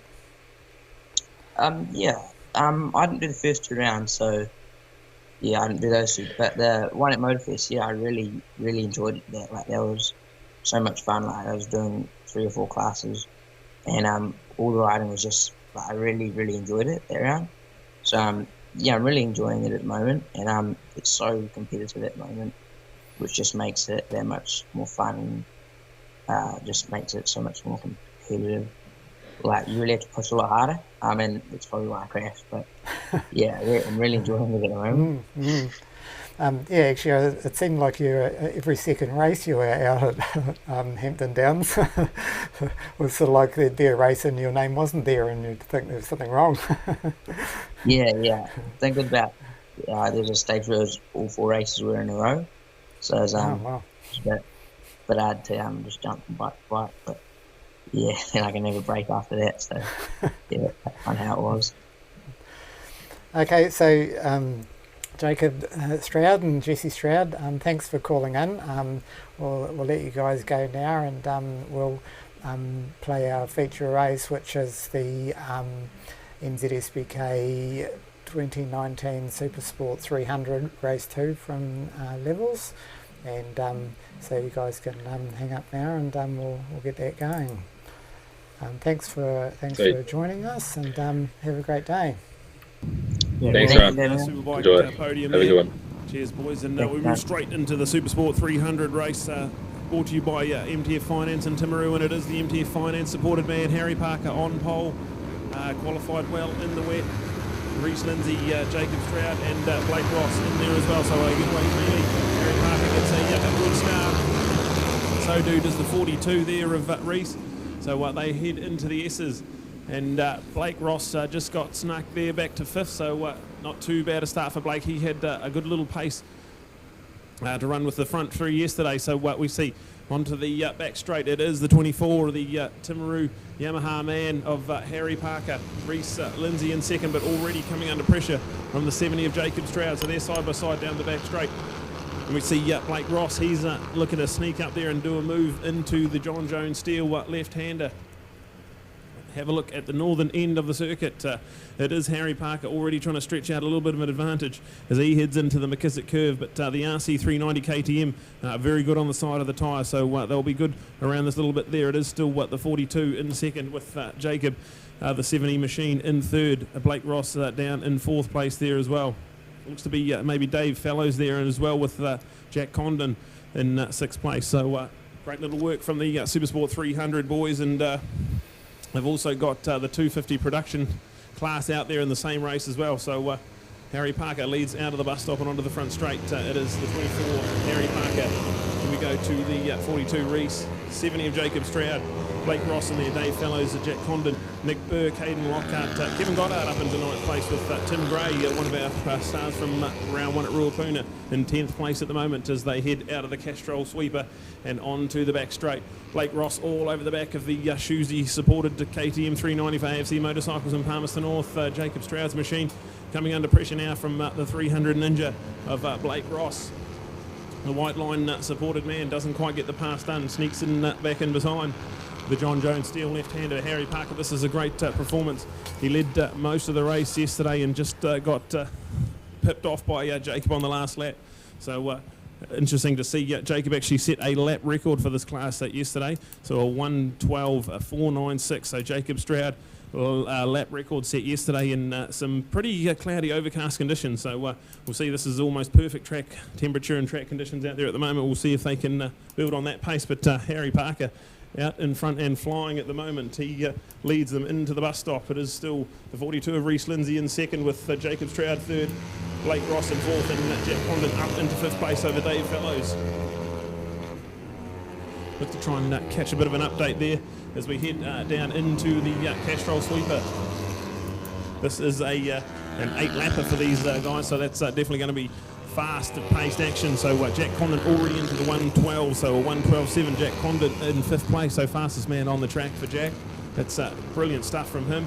He had a good weekend at Ruapuna and ended up wasn't going to enter this round, and then decided I'll enter this round now after my podium at Ruapuna. So good to see that sort of stuff from Jack there. All right, let's go all the way back to 16th place, because that's Leon Jacobs. Why do we go that far back? Well, he's the first 250. Angus Boyd there. They were two of the guys on the podium yesterday. I think Phil Love was the other one that made it with them, and Phil, unfortunately, he's a bit further back. He's actually got another 2 or 3 guys in front of him to get up to that third place, but there's 2 of them that are front runners. And the poor 250s, you think of 250s and 300s, and you think, well, it's only 50cc, it wouldn't make a lot of difference. It just happens to be that technology now around these 300cc bikes is just amazing, and the more standard 250 production, well, not quite the two-stroke bikes of the heyday of this class back in the 80s and 90s with Yamahas like TZR, the RGV, the KR1, the NSRs, and other great models that the Japanese manufacturers had. But 250 racing, we don't want to forget about it. It's where so many people have started in the sport, and accommodating it by being at the back of this 300 field. But we will have the split podium, and we'll acknowledge them. Courtesy of MTF, yes indeed,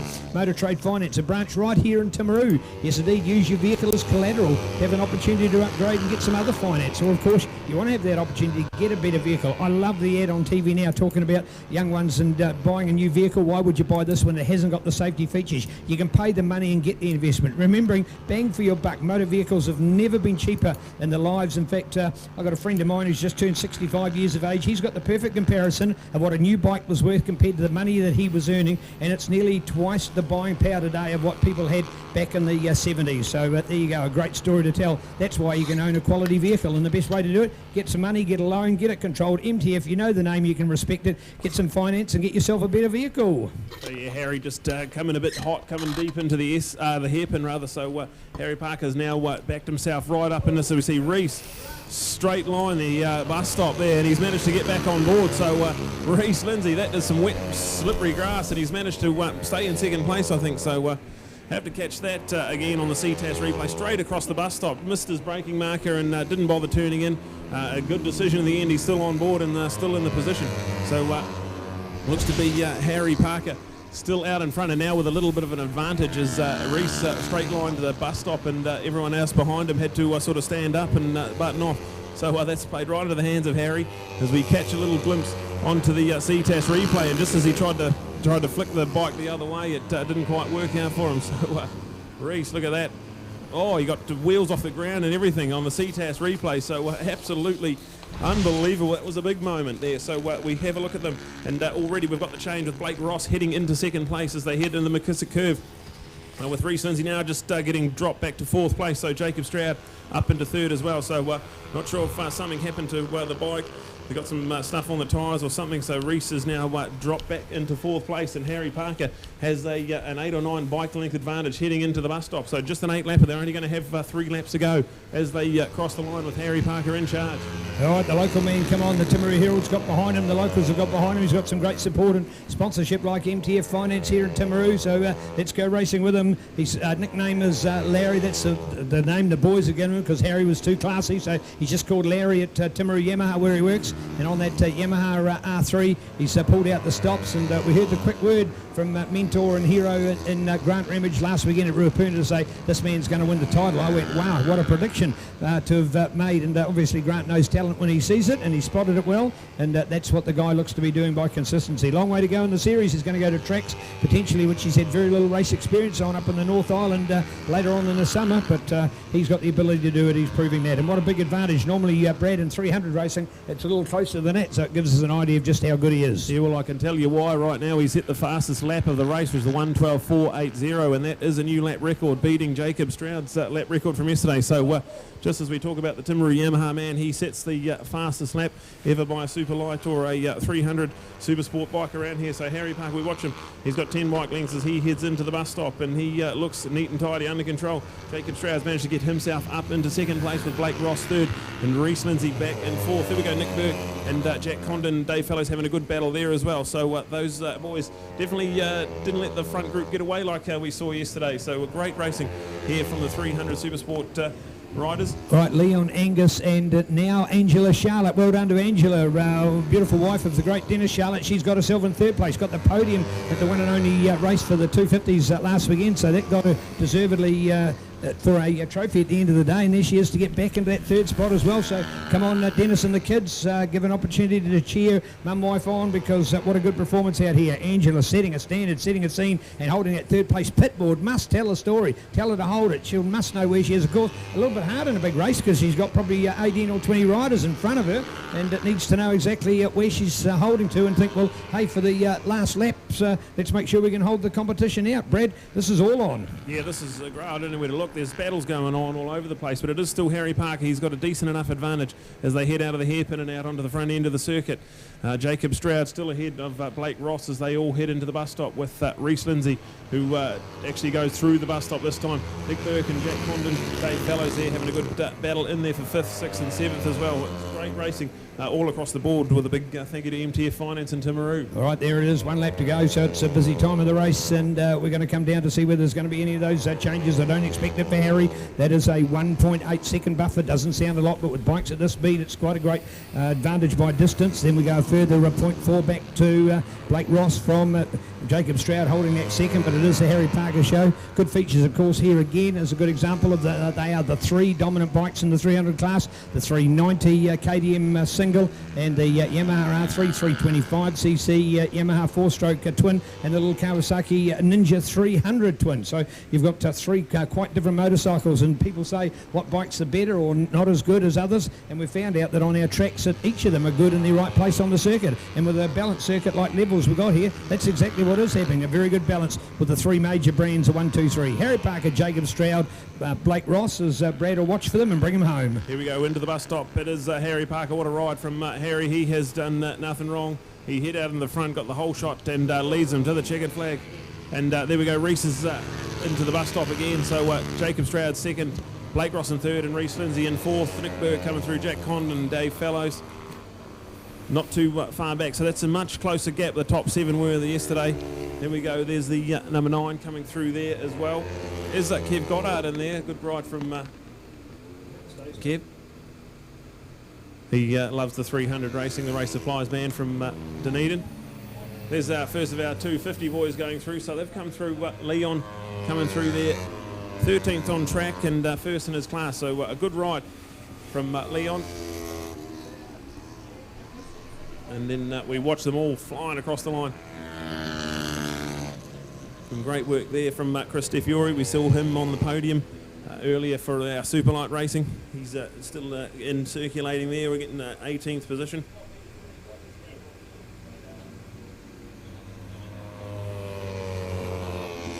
So MTF Finance right here in Timaru, bringing you the Supersport 300 action and the brilliant 250 production racing. So here in Hobb Street, Timaru, give them a call, and vehicle finance approved on the day. So we'll cross down to Neil, who has our 300 Supersport boys coming through. So a double podium down there. We'll get the 250 boys on the podium as well.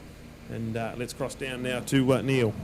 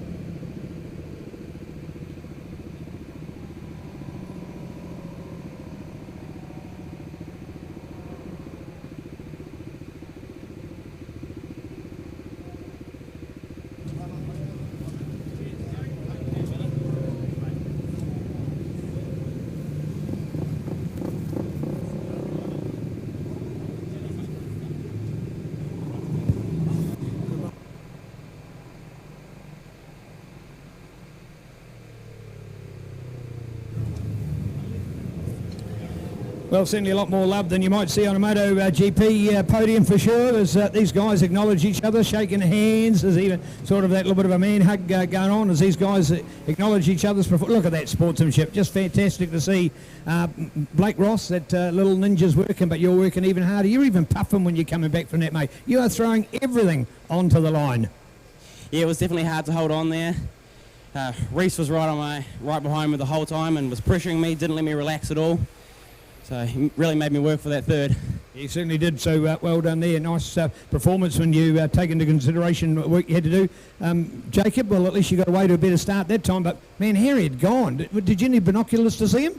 Yeah, no, Harry was riding really well that race. I got a little bit held up in traffic early on. I think Reese had a mistake at the bus stop, which almost really stuffed us up. He came back onto the line, had to roll off, and Blake come past, and here we go again. But no, Harry probably rode one of the best laps I've ever seen anyone ride.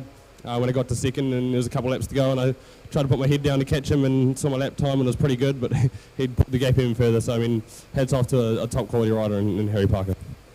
Beautiful words, Jacob. Yeah. Hey, come on, Timaru, what about it? First ever podium in National 300 racing. Let's hear it. Harry Parker! Yeah, listen to that South Canterbury Timaru roar. Nicely done. Finally, you put it together, Harry, mate. They didn't stand a chance. Everything just gelled for you.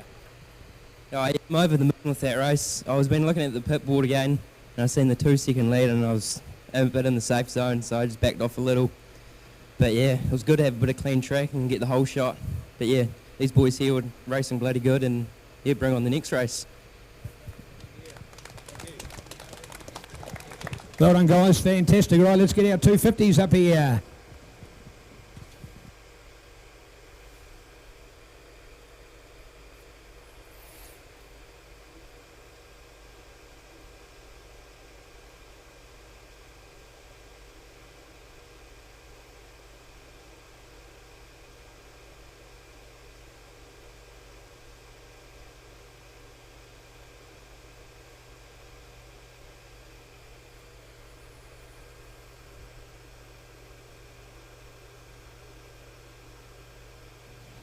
Well, here we go. What a podium. Come on, everybody. What about this one? Angela Charlotte. Yes, indeed.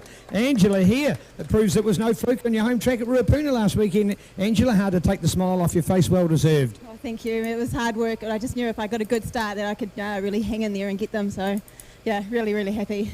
Right, the 300 sort of go out in front and they just leave you as you'd expect with the bikes of that different power. But amongst the other riders, your own 250s, you sort of get a feel of where the race is, what position you're holding and how you're riding? Yeah, well, we know that these two they've just gone, so the rest of us are just battling with each other, and there are a couple of the other slower 300s which are sometimes quite hard to get past. You know, you can't slipstream them down the straight, so you have to try and pick your corner. And I did that twice, so I was pretty happy about that. What's been your inspiration this year? Because, man, this is just 2 podiums, 2 weekends in a row. You said you weren't going to do anything like this, so here you are going better than, arguably, consistently than you've done in the last few years. Well, it was my goal to at least try and get 1 podium, so I've done that twice now, so woo, I'm pretty happy. And, you know, my inspiration, I've got a team of guys, you know, Dennis, my husband, James, Seth, you know, Nick, Kane. They're all really, really talented and inspirational riders.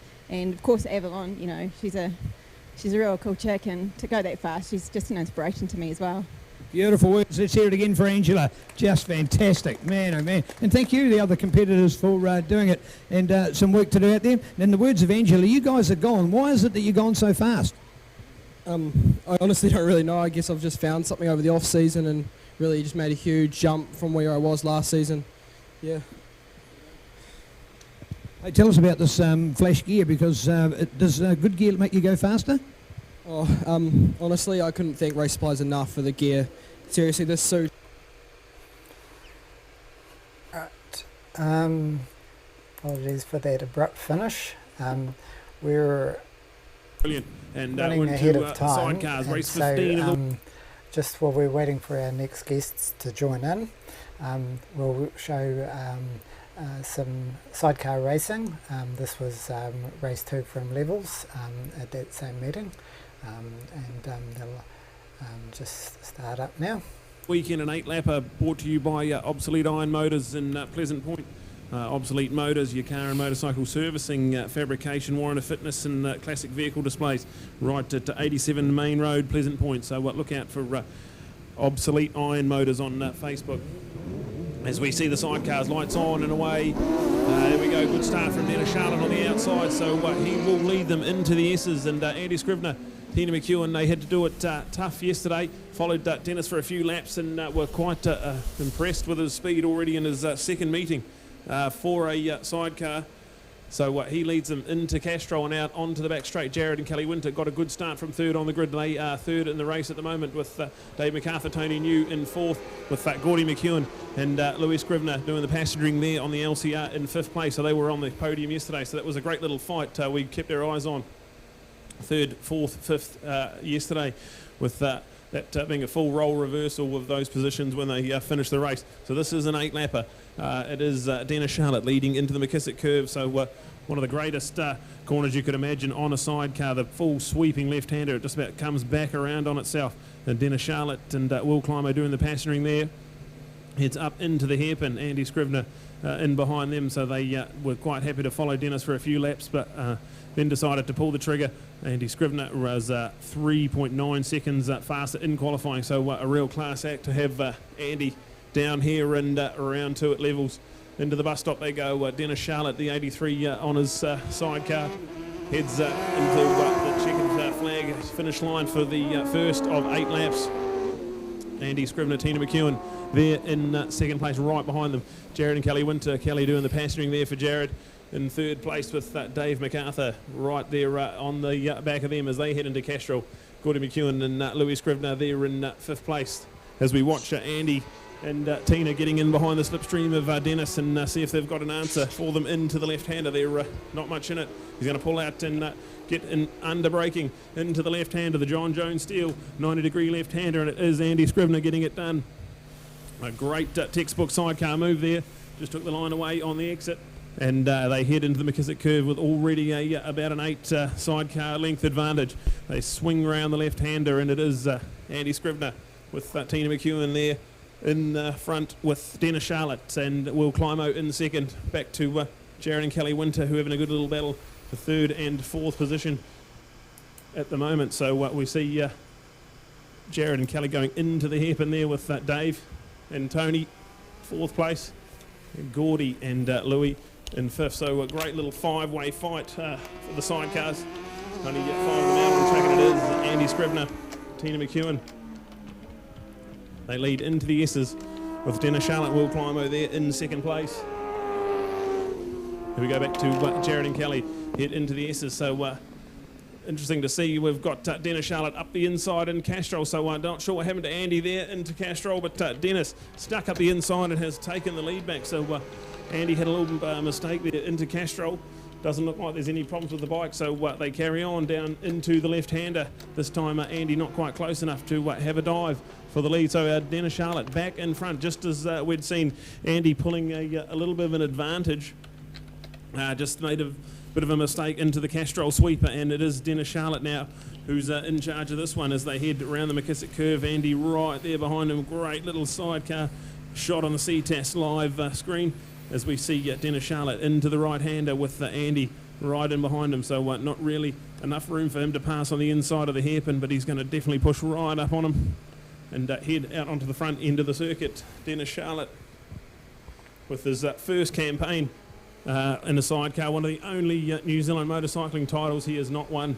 So he has just said, right, I'm going to borrow a sidecar and I'm going racing, and already a race victory at round 1 at Ruapuna and a second place yesterday. So some great stuff from Dennis Charlotte with Andy Scrivener, Tina McEwen there. This time a lot better into Castrol for the big green machine, the 1999 LCR styled machine with the 1000cc engine in it. They peel down the back straight and into the John Jones Steel left-hander.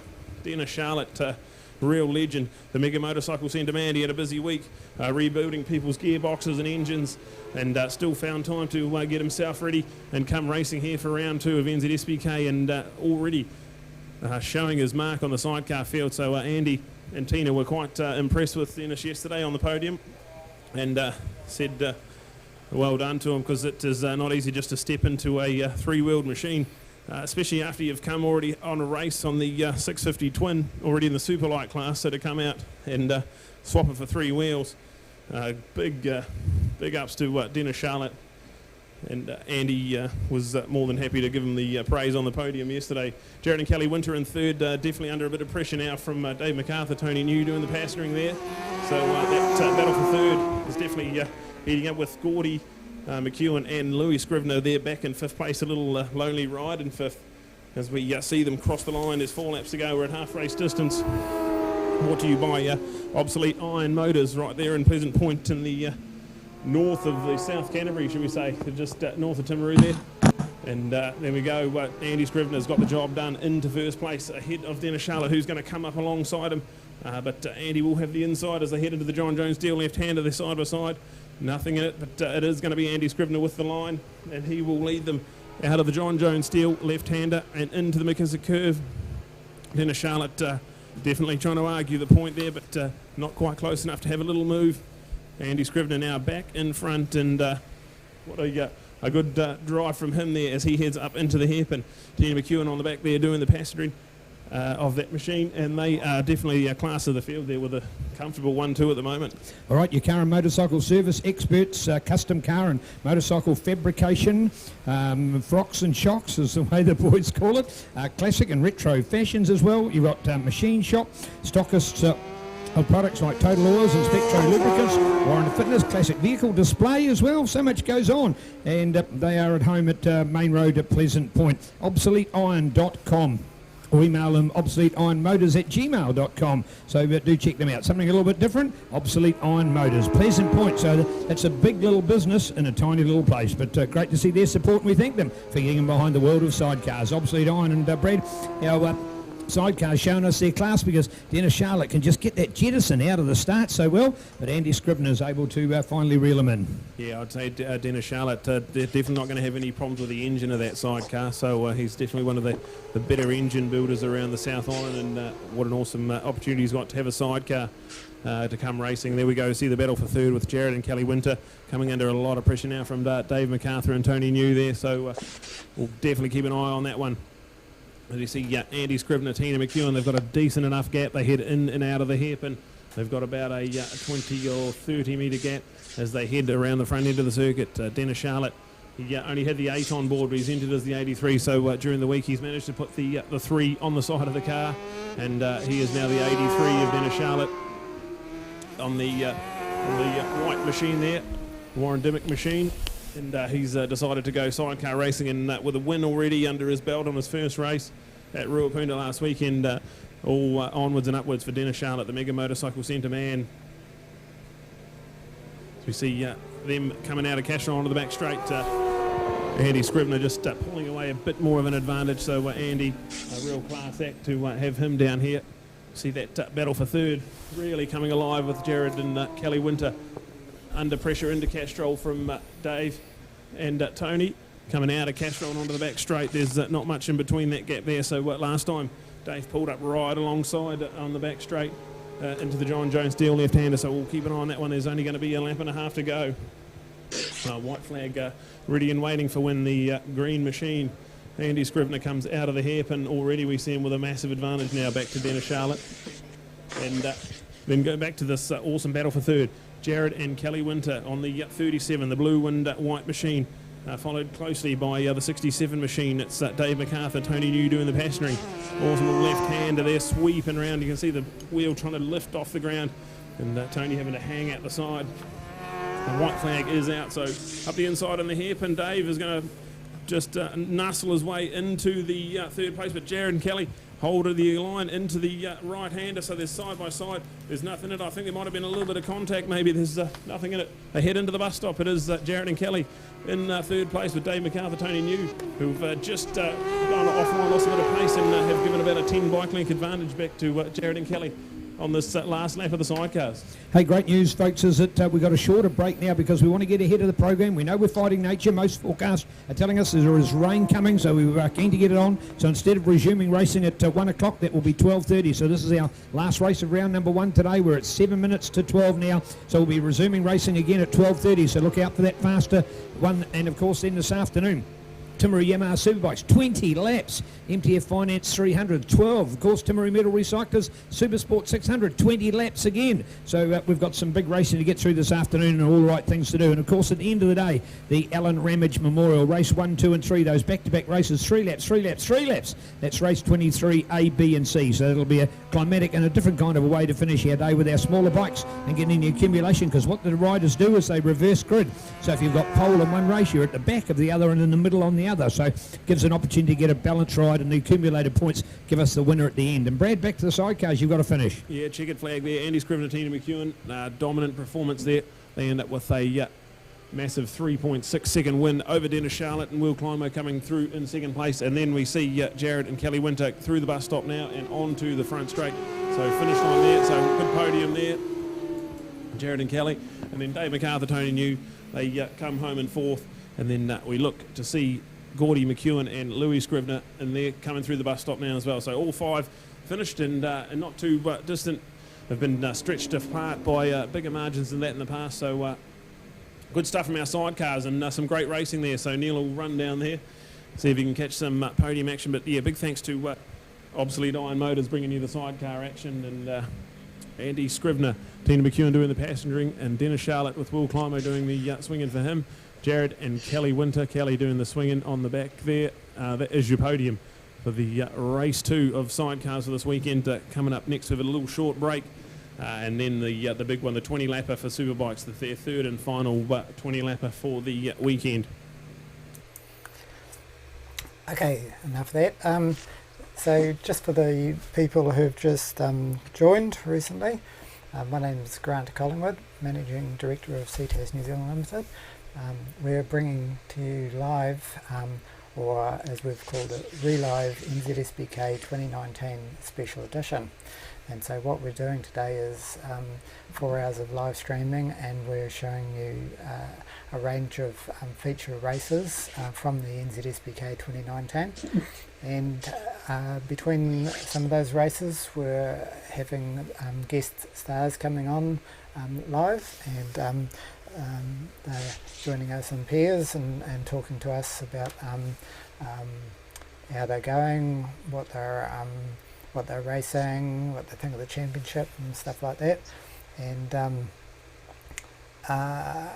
as many of you know, the final 2 rounds of NZSBK 2020 have been postponed, so no one knows what's really going to happen, but that's the decision at this point in time. So we're going down the path of planning that they're going to do those final 2 rounds later in the year, and so we'll entertain ourselves as best we can with something like this. So our next 2 guest speakers are Ashton Hughes and Rogan Chandler, and so we've got them online now, and we'll just bring them up. So Ashton Hughes and Rogan Chandler. So firstly, Ashton, just before you get started, I've got to ask, is that your lounge with the motorbike and the tyres, or have you been relegated to the garage? And how are you today, by the way? Relegated to the garage at the moment. I might be in trouble if I move the bikes and move them to the lounge. I think the landlord will like that too much. So, Ashton, can you tell us a bit about yourself? Where you're from, what you've been riding, what you've achieved so far, and yeah, what your sort of future plans are? Yeah, so I grew up on the west coast, down the South Island in Greymouth, and then when after I left high school, thanks Aaron, that's great. Aaron Woodhead's ringing me at the moment.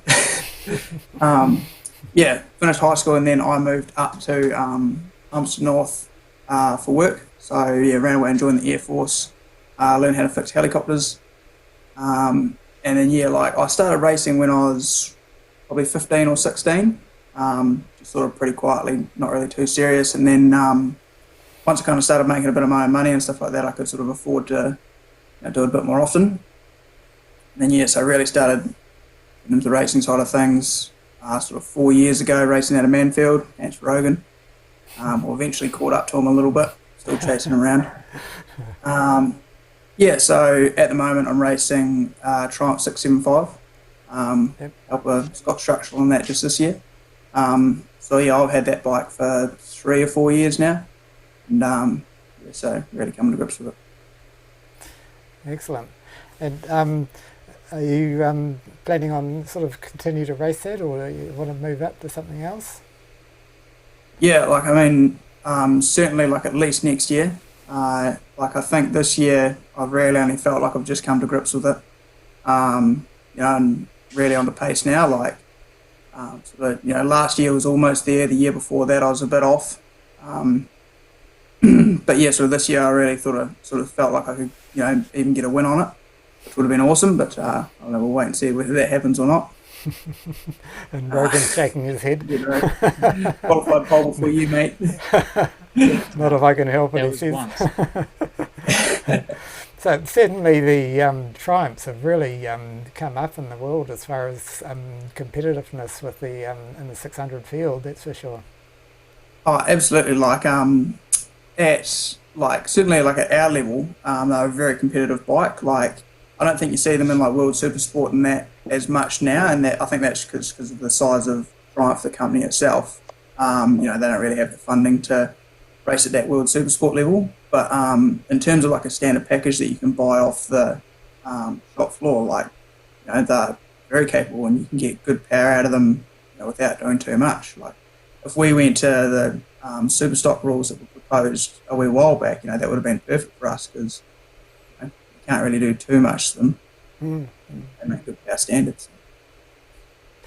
And Rogan, so welcome to you too. And do you want to tell us a bit about yourself? And some of us have been watching you for years, but some of the viewers would probably really like to know where you've come from and how you got there and where you're going.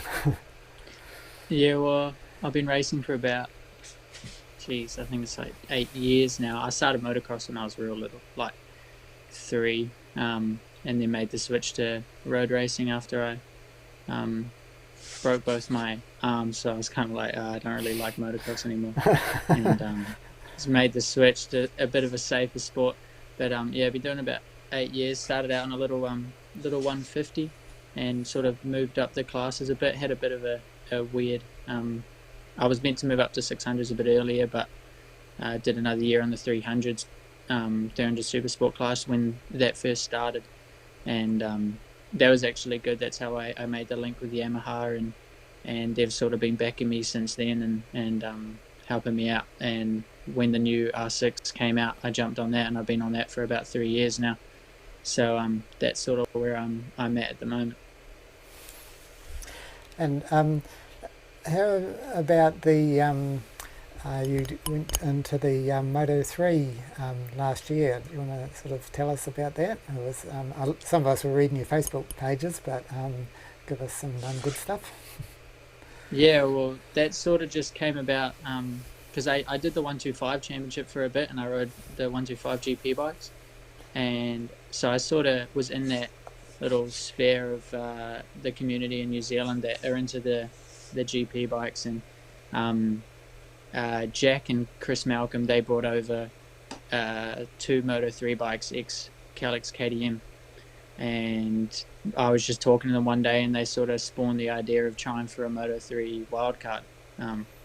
And I was actually at first I was thinking about turning it down just because I didn't know how well I do, and I sort of had all these like nerves about it, but I thought, you know, like you only really get that opportunity once, so I didn't want to muck around with it, and we gave it a go, and it was certainly very difficult. I mean, we were like, the bikes were great for what they were, and you know, but obviously a little bit older, and technology changes as time goes on, so can't fault the boys and all the effort that we put in to do it. But it would be nice to go back again on maybe some even machinery and have a better crack at it. But yeah, I think with what we had and barely knowing the track, and I'd ridden the bike like once before I went over, it was I think we did pretty well, and I was pretty happy with how it all went, especially because like 80% of people that, you know, go for a wild card at GP don't even make it in, so I mean, the weekend before at Japan, when I was watching, the Japanese Moto3 rider,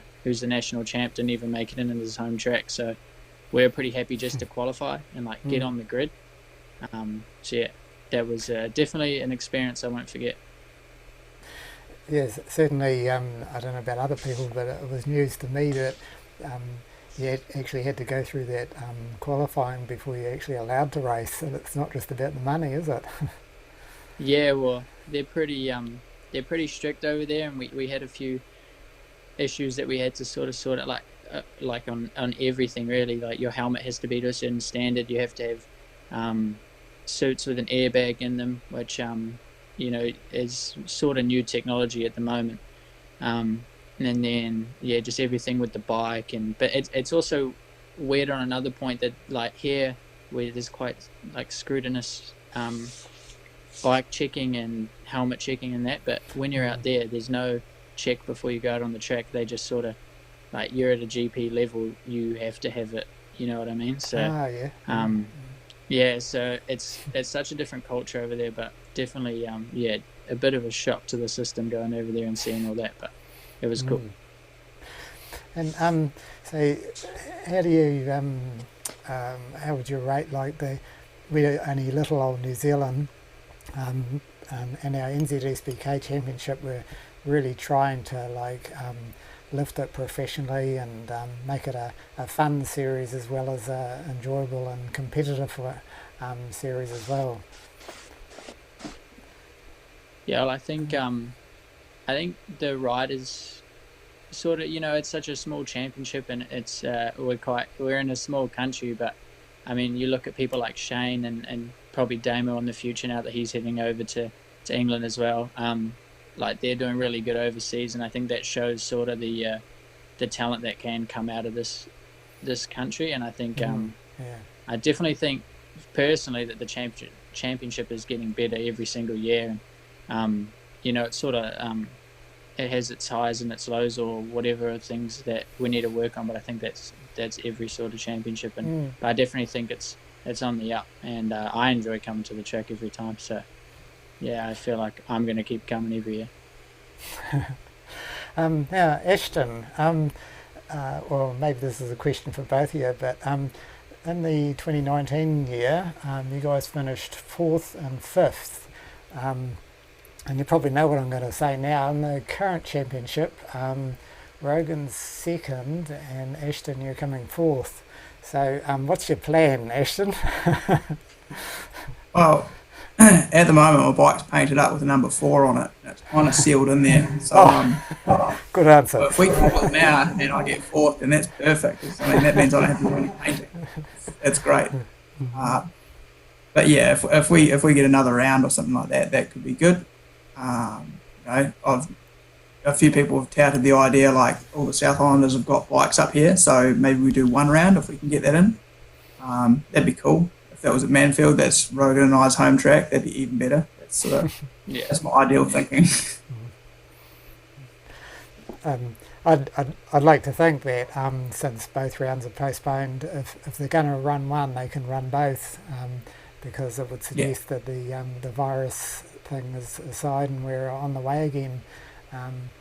But we have to wait and see at the moment, and infection numbers just keep going up instead of down, so every country is struggling with that. So now, have you guys got anything else you want to talk about? Thank your sponsors and stuff like that. This year's been pretty surreal for me, like with when I got approached by Jaden from Scott Structural, and he sort of offered the idea of running me, Dale and I as a team. Like, that was just unreal for me. Like, he put in a lot of work getting some other sponsors in that. Me and Dale just had to really think about getting ourselves in the right place, and then he sorted all the sponsorship and everything. So that was just pretty amazing for me to get something like that. And then even though Hampton Downs was an absolute shocker for Dale and I, results wise, we had all the team and everything up here, and that was just like an absolutely amazing experience for me. Yeah, it's a big track, especially when they use the international one. Yeah.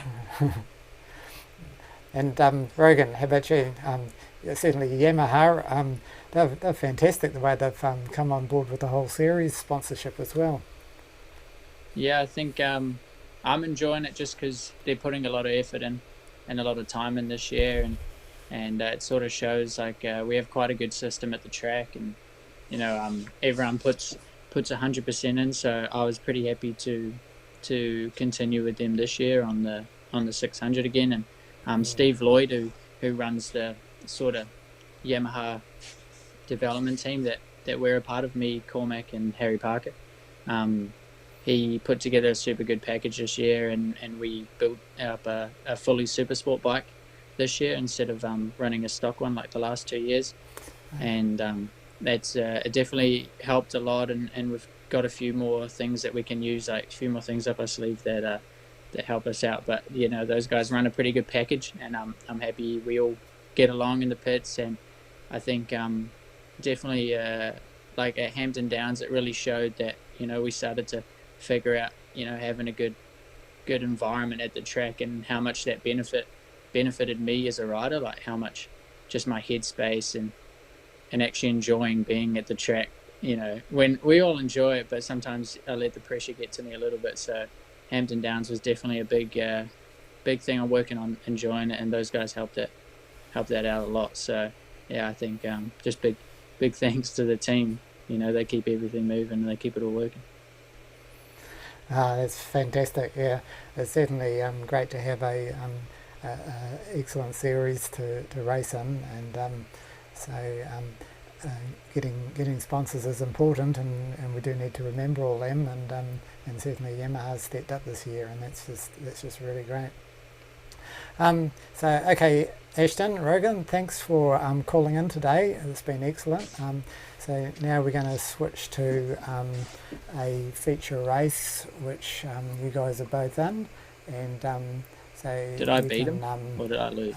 Disconnect after I start this, and sit back and enjoy being locked up for the rest of the day or the month. Okay, thanks a lot, guys. Cheers, Grant. Thank you. So you're just going to get out there and do it. You indeed. So happy to see us how 600s just get away. Will, what's he like as a rider? Is he all right? Bit of a ride, eh? I don't know. It's the first time I've been on with them. Yeah, making up for it. Hey, well done, Tina. Oh, she's trying to hide. See, but there's nowhere to go, Tina. There's nowhere to go. Hey, I'll tell you what, you had to work that time. Dennis was right there, wasn't he? Oh, yeah, he was right up behind us. It was great. Good racing. Really good. Enjoyed it. Right, matey, sorted out the bike problems. What's levels like today for you? Yeah, no, obviously the same with everybody. We ran around on wets and our practice and qualifying, so it was a bit of fun. But hey, look, all credit to Dennis, man. He's a legend on two wheels in every single class you can imagine. So I thought I'd just sit with him for the first 4 or 5 laps and see how he went on 3 wheels. Tell you what, man, for a couple of races up his sleeves, he's actually got some bloody good talent on 3, man. But the last couple of laps, I thought, hold up, wait a minute, something ain't right. And I had to pull the pin and go away for the win. So yeah, thanks. Hey, well done. Let's give a round of applause for our sidecars. Well done, guys. You made a great podium. Over to you, Brad. Right, here we go. Super Sport action. Ashton Hughes got the line really well, and he leads the first lap with Dale Finch right behind him. And then we look to the 22 of Toby Summers in the earlier race victory. He is right there in third place, ready to pounce on the front 2 battle. So that battle for first, second and third really hot at the moment with the 11. Seth Devereaux in 4th place. He'll be looking to stay on board. Avalon Biddle already up into 5th place with Rogan Chandler. Then go back to David Hall with Dylan Telford, Nathan Jane, and it looks to be Jordan Burley up there as well in your top 10 at the moment. So we head to the northern end of the circuit. And an awesome little overtaking manoeuvre by Toby Summers. Had a little bit of a moment heading into the McKissick curve. It manages to get it back. So Ashton Hughes will lead. And then Toby Summers a little bit wide. Gets a little bit stood up. And Dale Finch trying to sneak up the inside. But Toby holds the line and is in 2nd place. We go back to Dale Finch and then Seth Devereaux. So he'll be looking to pounce on a little bit of a mistake by these. Avalon Biddle right there as well. So genuine 5-way battle with Rogan Chandler now on the back of it as well. So Ashton Hughes, he's going to lead them heading across the line. with 2 down and 8 to go. All right, here we go. This is a big battle on indeed from Aston Hughes and Toby Summer. Man, out they looking good. Let's look out there to Dale Finch. What a find. This man is the ex-Speedway, ex-motocrosser, who's really finding his own in going racing on the Helicraft-supported MV. As we check out the update coming up the straight. Look at it, 2, and then a quick 3-4. Might be a change. There goes Seth getting past Dale, going past Dale Finch. Can he make it stick though? That'll be the question. Looks to be our 5th place in there as well, with Avalon trying to make a mark on them as well as she made the move. Look at that, 1, 2, 3. They just spin on their way round through McKissick to the outer reaches of this fantastic Levels Raceway here, and it certainly is level on this area regarded as the Canterbury Plains of the beautiful South Island on the east coast here.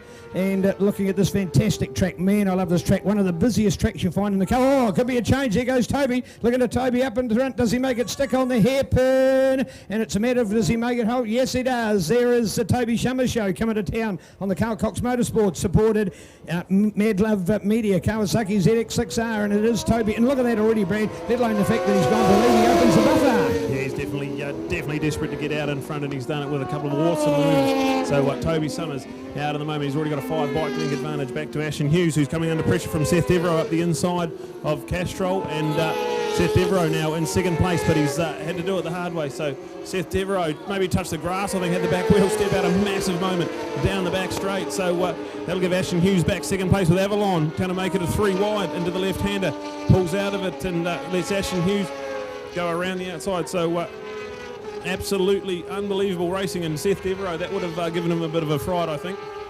Well, I tell you what, it gave me. He only made that slight little error last time, and he was really, I suppose you'd say, down on himself for the fact that he'd made that little mistake, and it had cost him so much in the previous race. Now here he is looking to make sure that it doesn't cost him again, and each post turning into winning post. He's gone up from 5th place through to 4, then to 3, got to 2. He's now gone back to 3rd, so he's a pretty busy rider in the field. As we're looking out for Dale Finch, he's the man making the moves through there at the moment. But is it going to be still the Aston Hughes show? Look at the symmetry of those group of riders to go through there. Beautiful, and Aston Hughes on it. Look at that. Oh, he nearly wanted a dab and knocked Seth back. Another one, Brad. He was trying to get through. Yeah, this is we can't don't even know where to watch. It's Toby Summers. He's clearing out. He's definitely on fire today. He's got that bike hooked up real good. The Carl Cox Motorsport Mad Love Media ZX600 Kawasaki. He's heading out and flying down the back straight. But Ashen Hughes now got a better drive onto the back straight and is holding off Seth Devereaux in 3rd with Avalon waiting to pounce.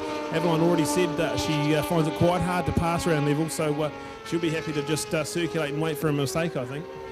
So great to watching the battles going on there at this stage as we look out for the update still with the mighty Toby. Yes, indeed, Toby Summers and Mad Love Media. The aces onto it on the Carl Cox Motorsport, R&R Power Sport, Super Finishing, Beta Tool supported Kawasaki ZX6R. So good work, and look at that buffer. I tell you what, man, that is 60, 70 metres now so quickly in the race. So now we can watch the big fight going on in the battle behind him because all the others are locked in. This is exactly what he did in the last race. What's so different about Toby this weekend? Because why can't he do that at the other events? I tell you what, he's just flipped the switch and he's in far better race form today as we look out for Avalon trying to get up there. Avgas, has she made the move and gone through? Is she up to that 3rd place or making the mark? I tell you what, I was so close to doing so. Looking out for Avalon. Has she made the no, not yet, still back there in 4th or 3rd of that bunch that we've been looking at. So Toby Summers has gone for it, then looking for the bike levels, and I'll tell you what, looking out Aston Hughes because the Greymouth man under some pressure, not from just Seth but also from Avalon. Will Seth Devereaux make it hold, Brad Ritchie? He's up on the inside on the turn 4 left-hander.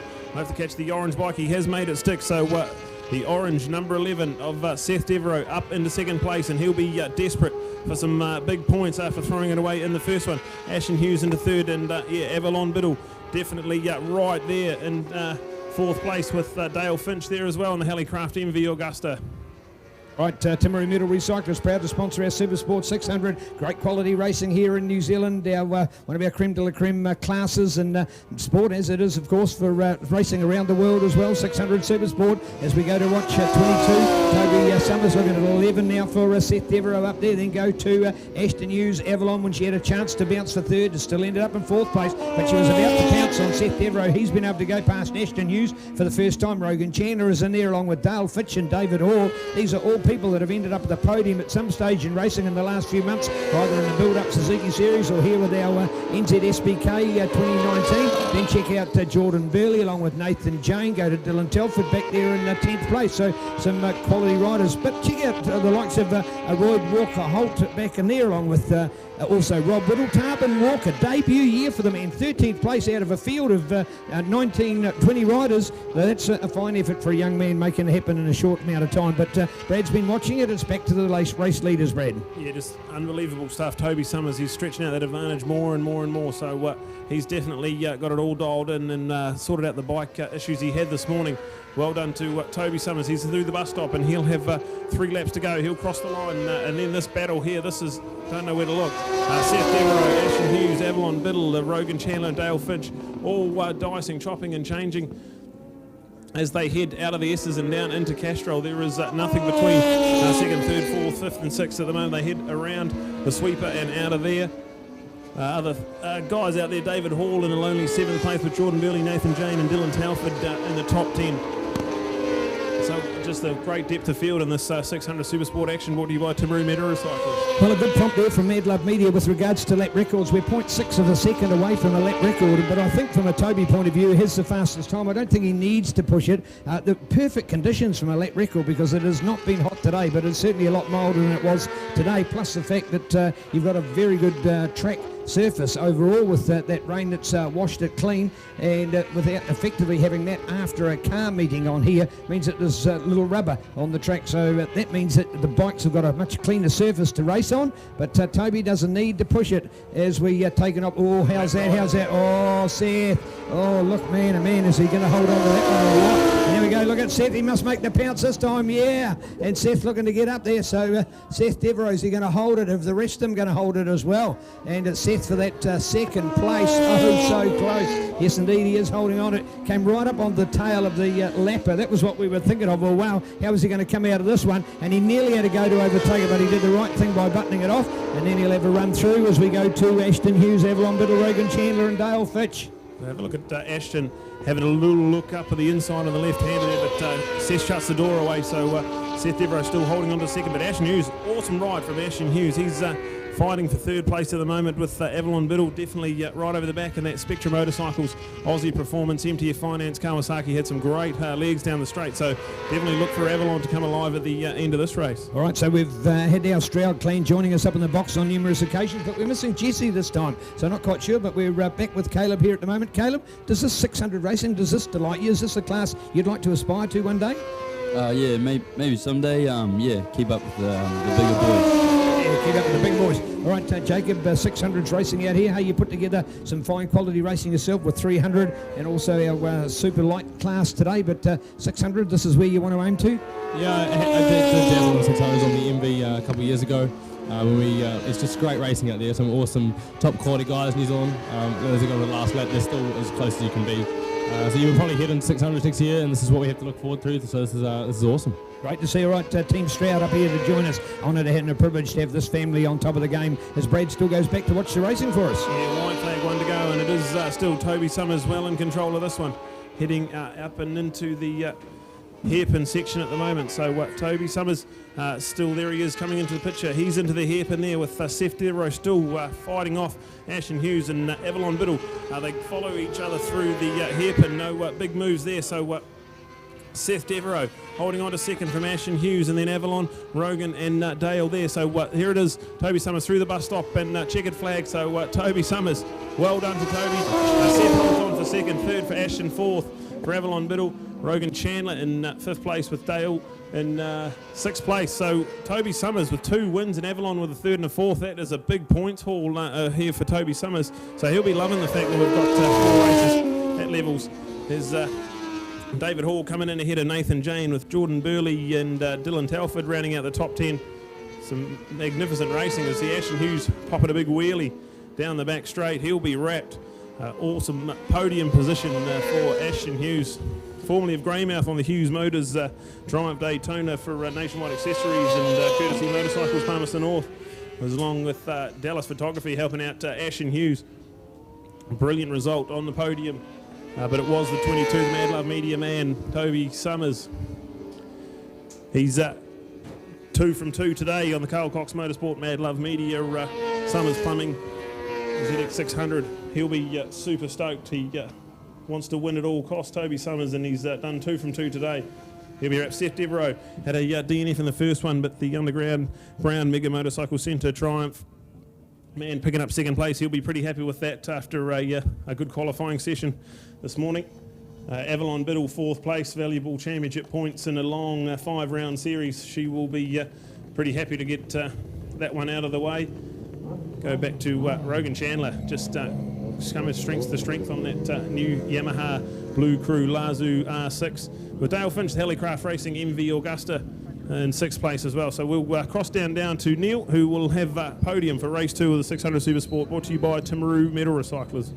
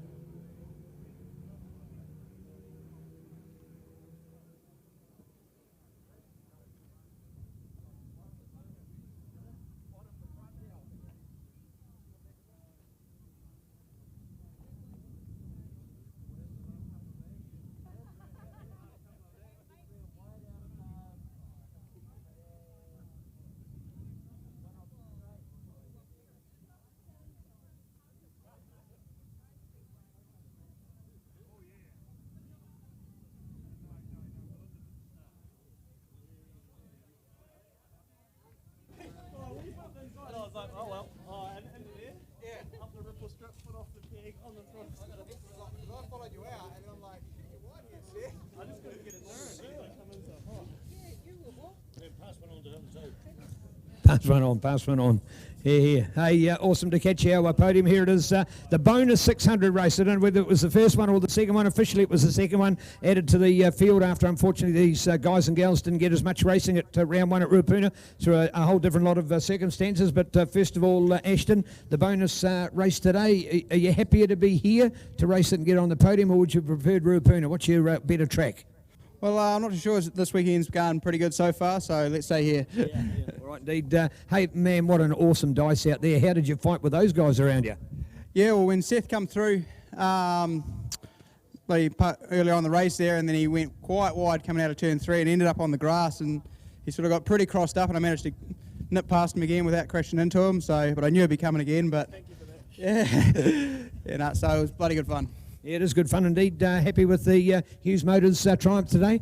Absolutely. I mean, managed to slipstream Seth once or twice, so seems to have the power. Yeah, good indeed. Well done. Great third. Thoroughly deserved. Yeah. Doing it well today, Ashton Hughes. Excuse me, moment silence. Seth Devereaux's made the podium, hey? Is that breaking news?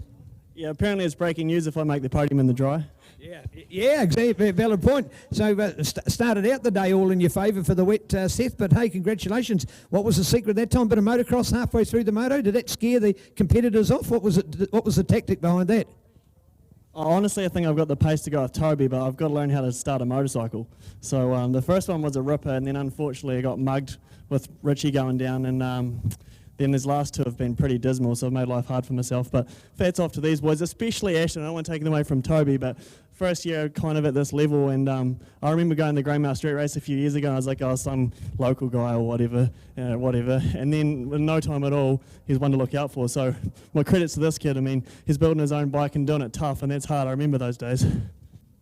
Yeah, lovely words, Seth. Hey, but Seth, certainly I know nice words you've said about those, but man, you've just hopped on this Underground Brown Triumph yourself. Brand new machine for you, whole new campaign. You've virtually only done it in a few months. Good team behind you, and you're on the podium. You've got to be pleased with that overall picture. Yeah, I mean, my goal this season is to make Kawasaki kick themselves, because for a few years, I mean, they've been supporting me for a while, and a change of leadership up there meant that they wouldn't even give me a parts budget. which was pretty frustrating. And then I started riding an old Triumph just to get some seat time and fell in love with it.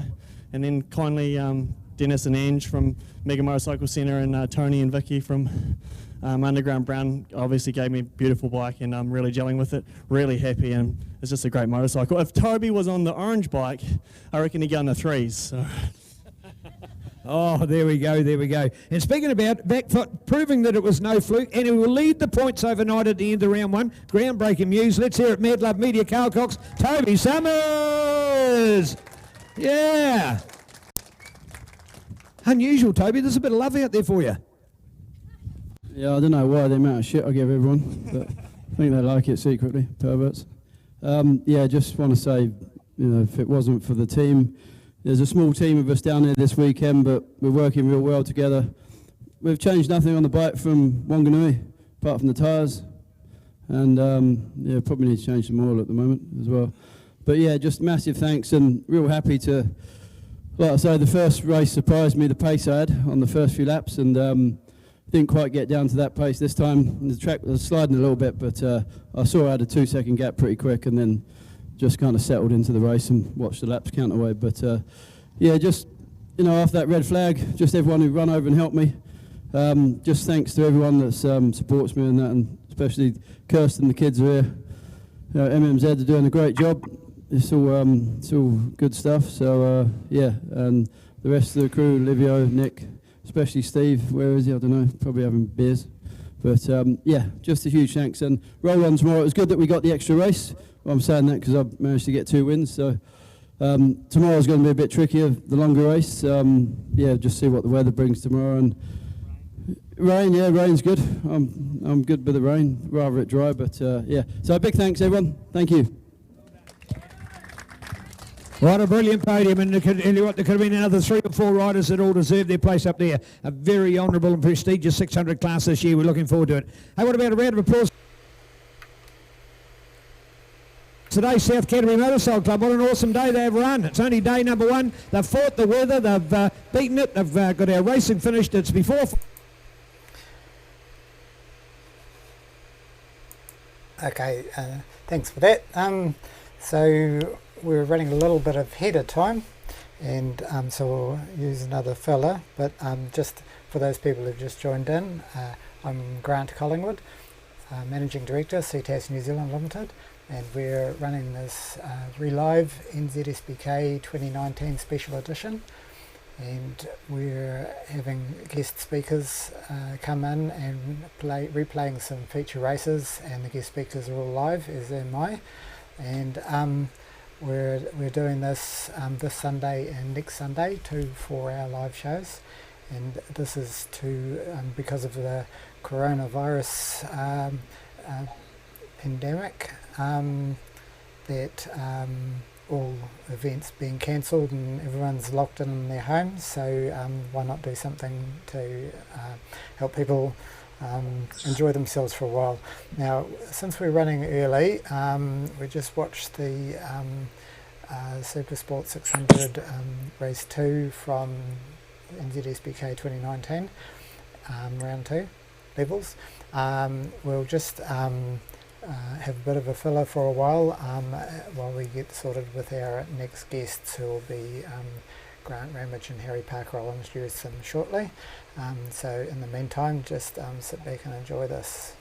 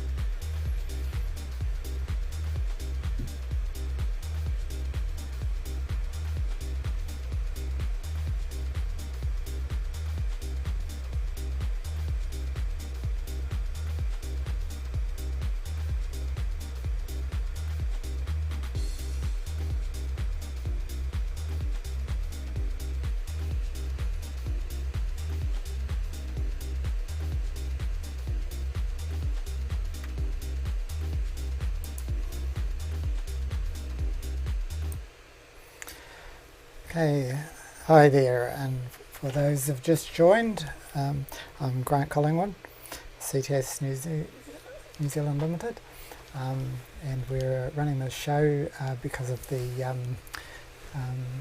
coronavirus pandemic, and giving you some live footage, well recorded footage, and some live interviews from some of our top New Zealand road racers. And as a special appearance, we've also got the Road Race Commissioner coming in now. So we'd just like to welcome Grant Ramage and Harry Parker. Now Grant Ramage is the Road Race Commissioner, and Harry Parker is top road racer, competing in the Super Sport 300. So welcome guys, and how are you going today? You're not bad yourself. Yeah. You're allowed to talk one at a time. So Grant first. Okay. Yeah, good afternoon everybody. Very good idea of Frank Collingwood's to this idea. I think is a great promotion for road racing in New Zealand. The COVID-19 pandemic has certainly put the brakes on our 2020 season, so it's a good way to get to your adrenaline fix, and hopefully everybody enjoys the afternoon. And Harry, welcome. G'day. This is probably quite a good thing we're doing here. Keeps us busy while we're at home doing nothing, isolating. It's a shame about the season, but I think we've all done the right thing and postponed it for our health and safety, and I look forward to getting back on the track when this all clears up.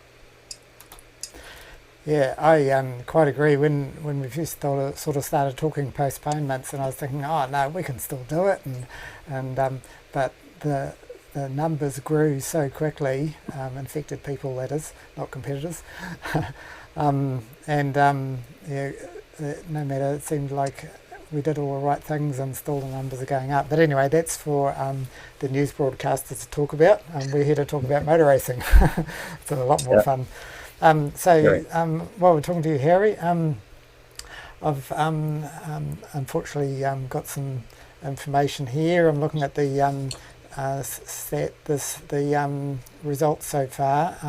So in 2019, you were third in the Super Sport 300. Pretty close points, not much between third and second. You probably know all that anyway. Now, in the current championship, you're currently coming fifth. So just wondering if you can tell us a bit about that and what your plans are. And by the way, I'm going down the path of that it is a postponement and there will be 2 rounds. If that changes, then that's a new plan again. But based on it carrying on later in the year, what do you think? Well, we were all going strong and everything until we got to Hampton Downs. Then it's probably not my favourite track. I've had a few bad runs there, and we were chipping along all day long. Then it came to the last race, and I got pushed off in turn 1. So that was a DNF, and then that's why I've been pushed down to 5th. So I think I was running 3rd or 4th, which I was pretty happy about. But I'm hoping if we carry on with the season, we can keep chipping away at it, and I really enjoy Manfield and Taupo, so I think they're going to be my strong points to boost me back up to the top 3. Right, so being a South Islander, you do like those 2 tracks? I mean, I think they're great too, but how do they? How do you think they compare with Timaru or Levels and Ruapuna? Well, Manfield, I really like it with all the banking, because you can go in real fast and rely on the banking and nothing's going to happen too much. And then Taupo, that's a lot like Levels and Ruapuna, so it just flows and we're used to it, and it's just a perfect track, and we've gone quite well in there in the past.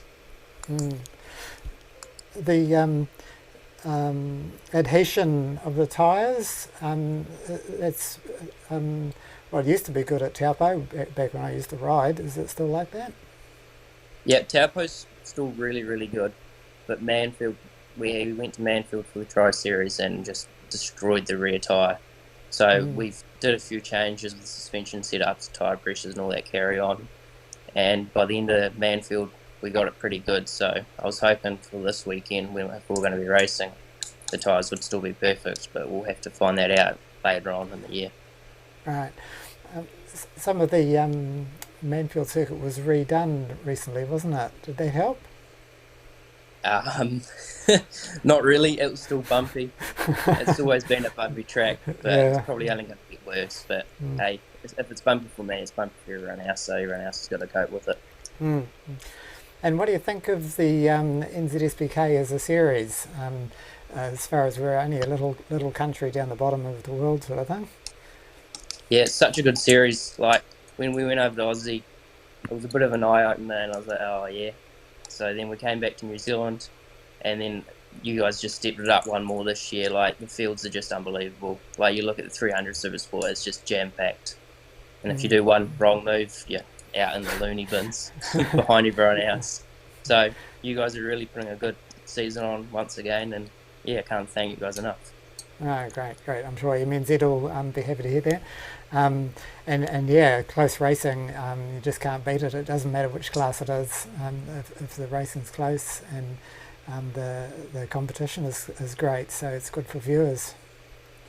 Yes, it's awesome for viewers. Like, even with the CTAS, people can just stay at home and keep watching it. They don't have to come to the track.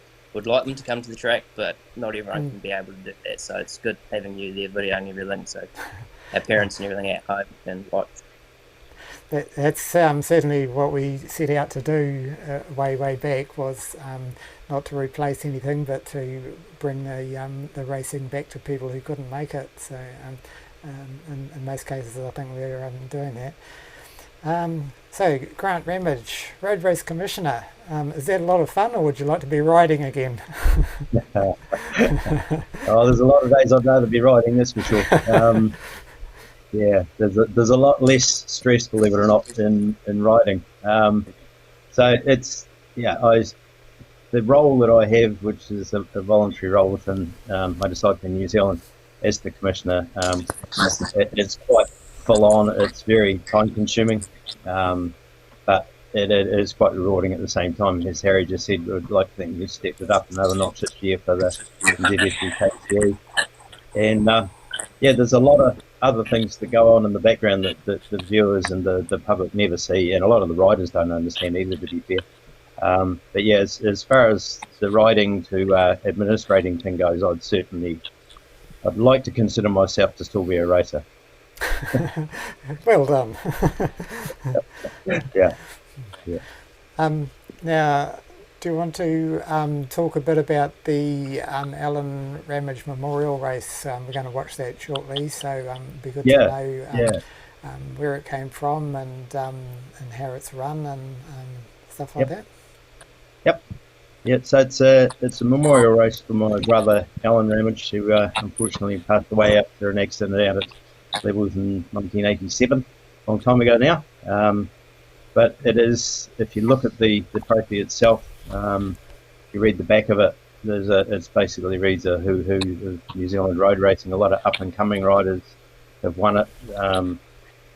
Harry Parker, that you're just talking to a second ago, he himself and John Hepburn are the only two that have won it twice.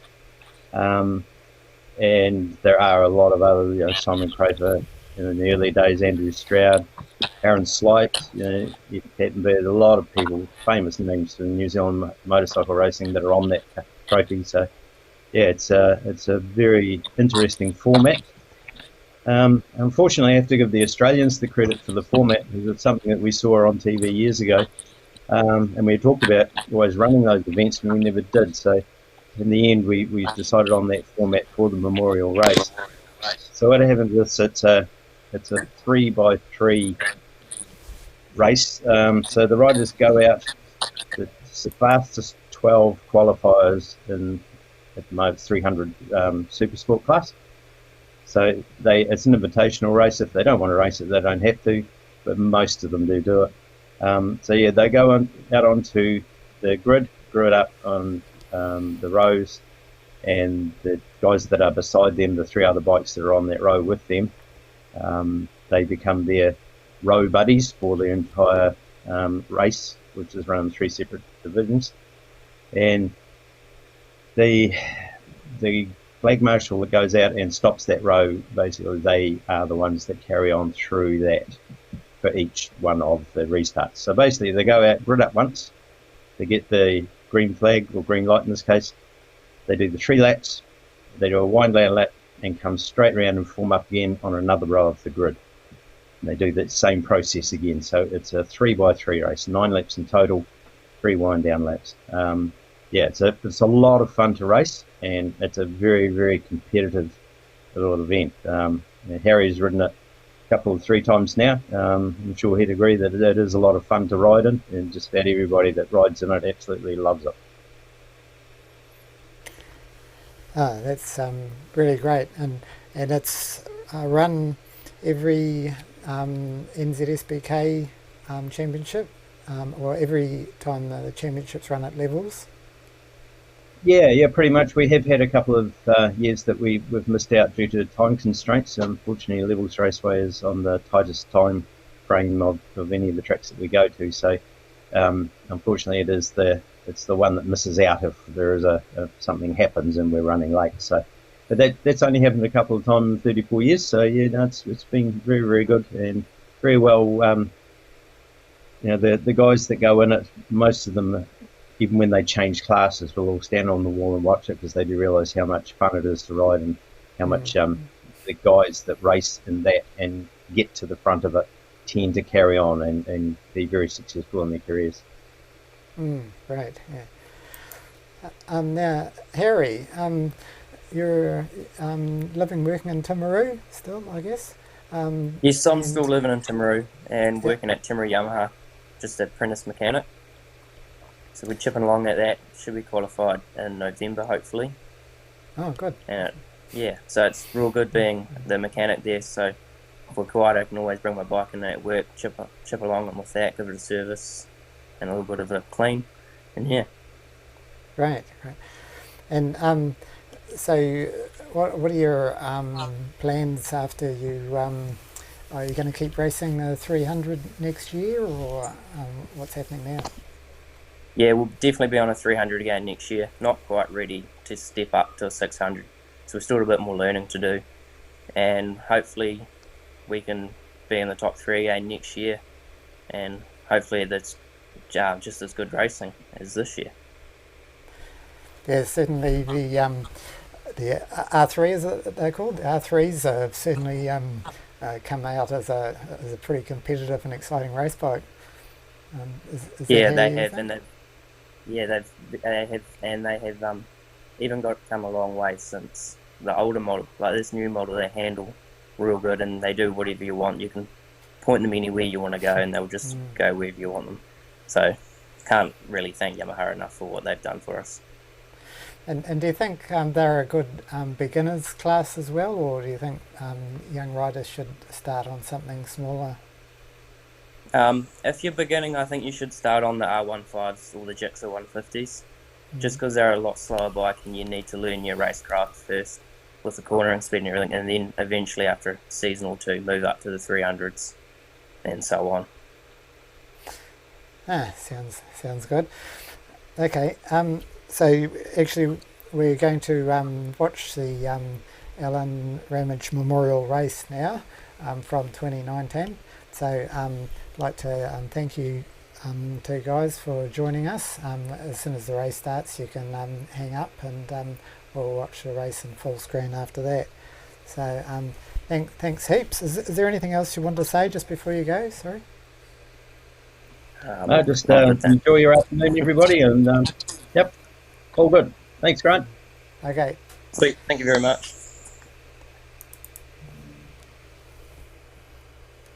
One thing I do have to say is thank you to our teamies, Drew and Alan. We miss you guys. We wish you were here. Yeah, beautiful words. Scrivy, nice way. You enjoyed it down here in the South Island? I always love these South Island tracks. They're just fantastic, man. They're far superior to the North Island rounds. Hey, look, 2 things. Super proud today. First round win ever on a long bike for me and Teeny, which is pretty good, man. It's pretty super proud. But for Lewis to come third at his second ever round of the Nationals, very stoked, man. Gordy and Lou are going to be a force to be reckoned with in the next couple of years, I reckon. So well done them. So super proud as a dad. Well done. We love it. The Sidecar family, that's what they are, a whole family in our sport. You're most welcome. And Andy, congratulations for all your words you've said in the last 10 days, mate. You are a hero as far as I'm concerned, and you've been very honourable in what happened last week. Very sincere. Good on you guys. Thank you, Sidecars. We love you. Hopefully a lot of other people still do out there as well. We wouldn't have a New Zealand Championship without you. That's my words. So let's bring it on. This is the Alan Ramage Memorial. All right, off to a flying start on the front row of the grid was the Dunedin man, Kevin Goddard, but already the 24 of Harry Parker. He was on the back row of the grid, so that'll play right into his hands as he moves forward. This is just a 3-lapper, and then we reset the grid with the grid changing. So you have a front row, middle row, and a back row, and everyone gets a 1 start on each row. So Harry Parker already out in front. He's out of Castrol and down onto the back straight as he heads on the MTF Timaru Finance Machine. He's out there. We had both Stroud boys, Jesse and Jacob, start from pit lane, so missed the pit window. So hopefully that was one of their back row starts they've missed out on, because they'll get to start race A, B and C in all 3 positions on the grid. So Harry Parker off the back row of the grid already in the front, and this will bode well for the Alan Ramage Memorial. All right, what a different kind of a race and a great kind of a formula, and a lot of interest to follow out here and getting those accumulated points. Can Harry put his name on that trophy? That could be special, and it could be minutes away. Last race of the day, folks. Here we are at 3:37, and this racing about to conclude for the day. The skies have blackened up immensely. We can't see the hills out here to the west any longer. I'm sure the rain is coming, and these guys have done it. These guys, I'm talking about our volunteers, our awesome track organisers and our team here. They've just been amazing, and look at the day, the weekend that they've put on and bettered the elements in more ways than one, so bring it on.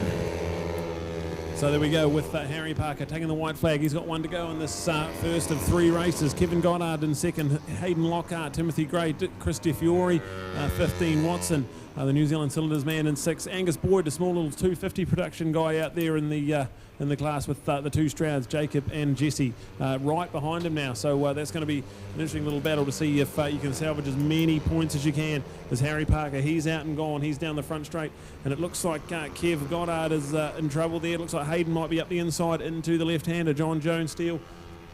Wait and see the update as we see the CtasLive timing. It is the update. Number 9, Lockhart in front of Kevin Goddard. So Harry Parker, he's already round the McKissick curve and out of there, heading up towards the sweeper, the hairpin rather.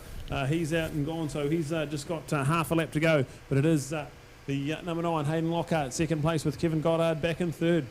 All right, and what about the fact that we've got Angus Boyd in there, this young man that we've enjoyed out of 250 racing today. We've had Angus on the podium a couple of times. He's been in those lovely fresh leathers, great bit of sponsorship and support behind him. And bingo, here he is with the 250, totally outclassed by the rest of the riders by bike capacity, but I tell you what, he's not last in our field and far from it, so well done. So what happens, folks, it's 3 by 3 by 3, so there's a 3-lap race with the field of 3 grids or 12 riders, and you actually then rotate that grid. So the second grid comes through to the first grid, third comes up to second, and first goes back to third, and then we'll run the race again with the second coming up to first and do it. So effectively in the 3 races, whether you're on the first, second or third row, you'll get 1 race start on each of those rows. So great to see. That's the format, and there are the guys you see. They're just going to peel off on that short track and come back in again, so we don't take too long to do the track unwind. It's not as if they need to warm the tyres and do a full lap. So this is quick, it's smart, it's fast, and we love it. It is the Alan Ramage Memorial. Alan unfortunately lost his life here at Levels in a freak incident, and his great brothers and mum still acknowledge his presence effectively with us from above to say, hey, we're going to remember you, Alan, in a way like no other. So here we go. All right, so see, there's the second group, so the change is going on. In fact, even Brother Pete, there he is, he's out on the dummy grid. He's gone out, in fact, I should say on the grid itself. My apologies, use the right word. He's on the grid itself, and there he is with one of the boards up here for one of the rows. So he's gone back on the third row. So how about that? And there's Brother Grant, who's up on the front, and then Wendy just doing the other one in there. That is so good. So let alone the fact that these guys come along to remember their brother. They are digging a hand and getting in there and are supporting the event as well and helping to run it. So there we go. We're making up our grid positions.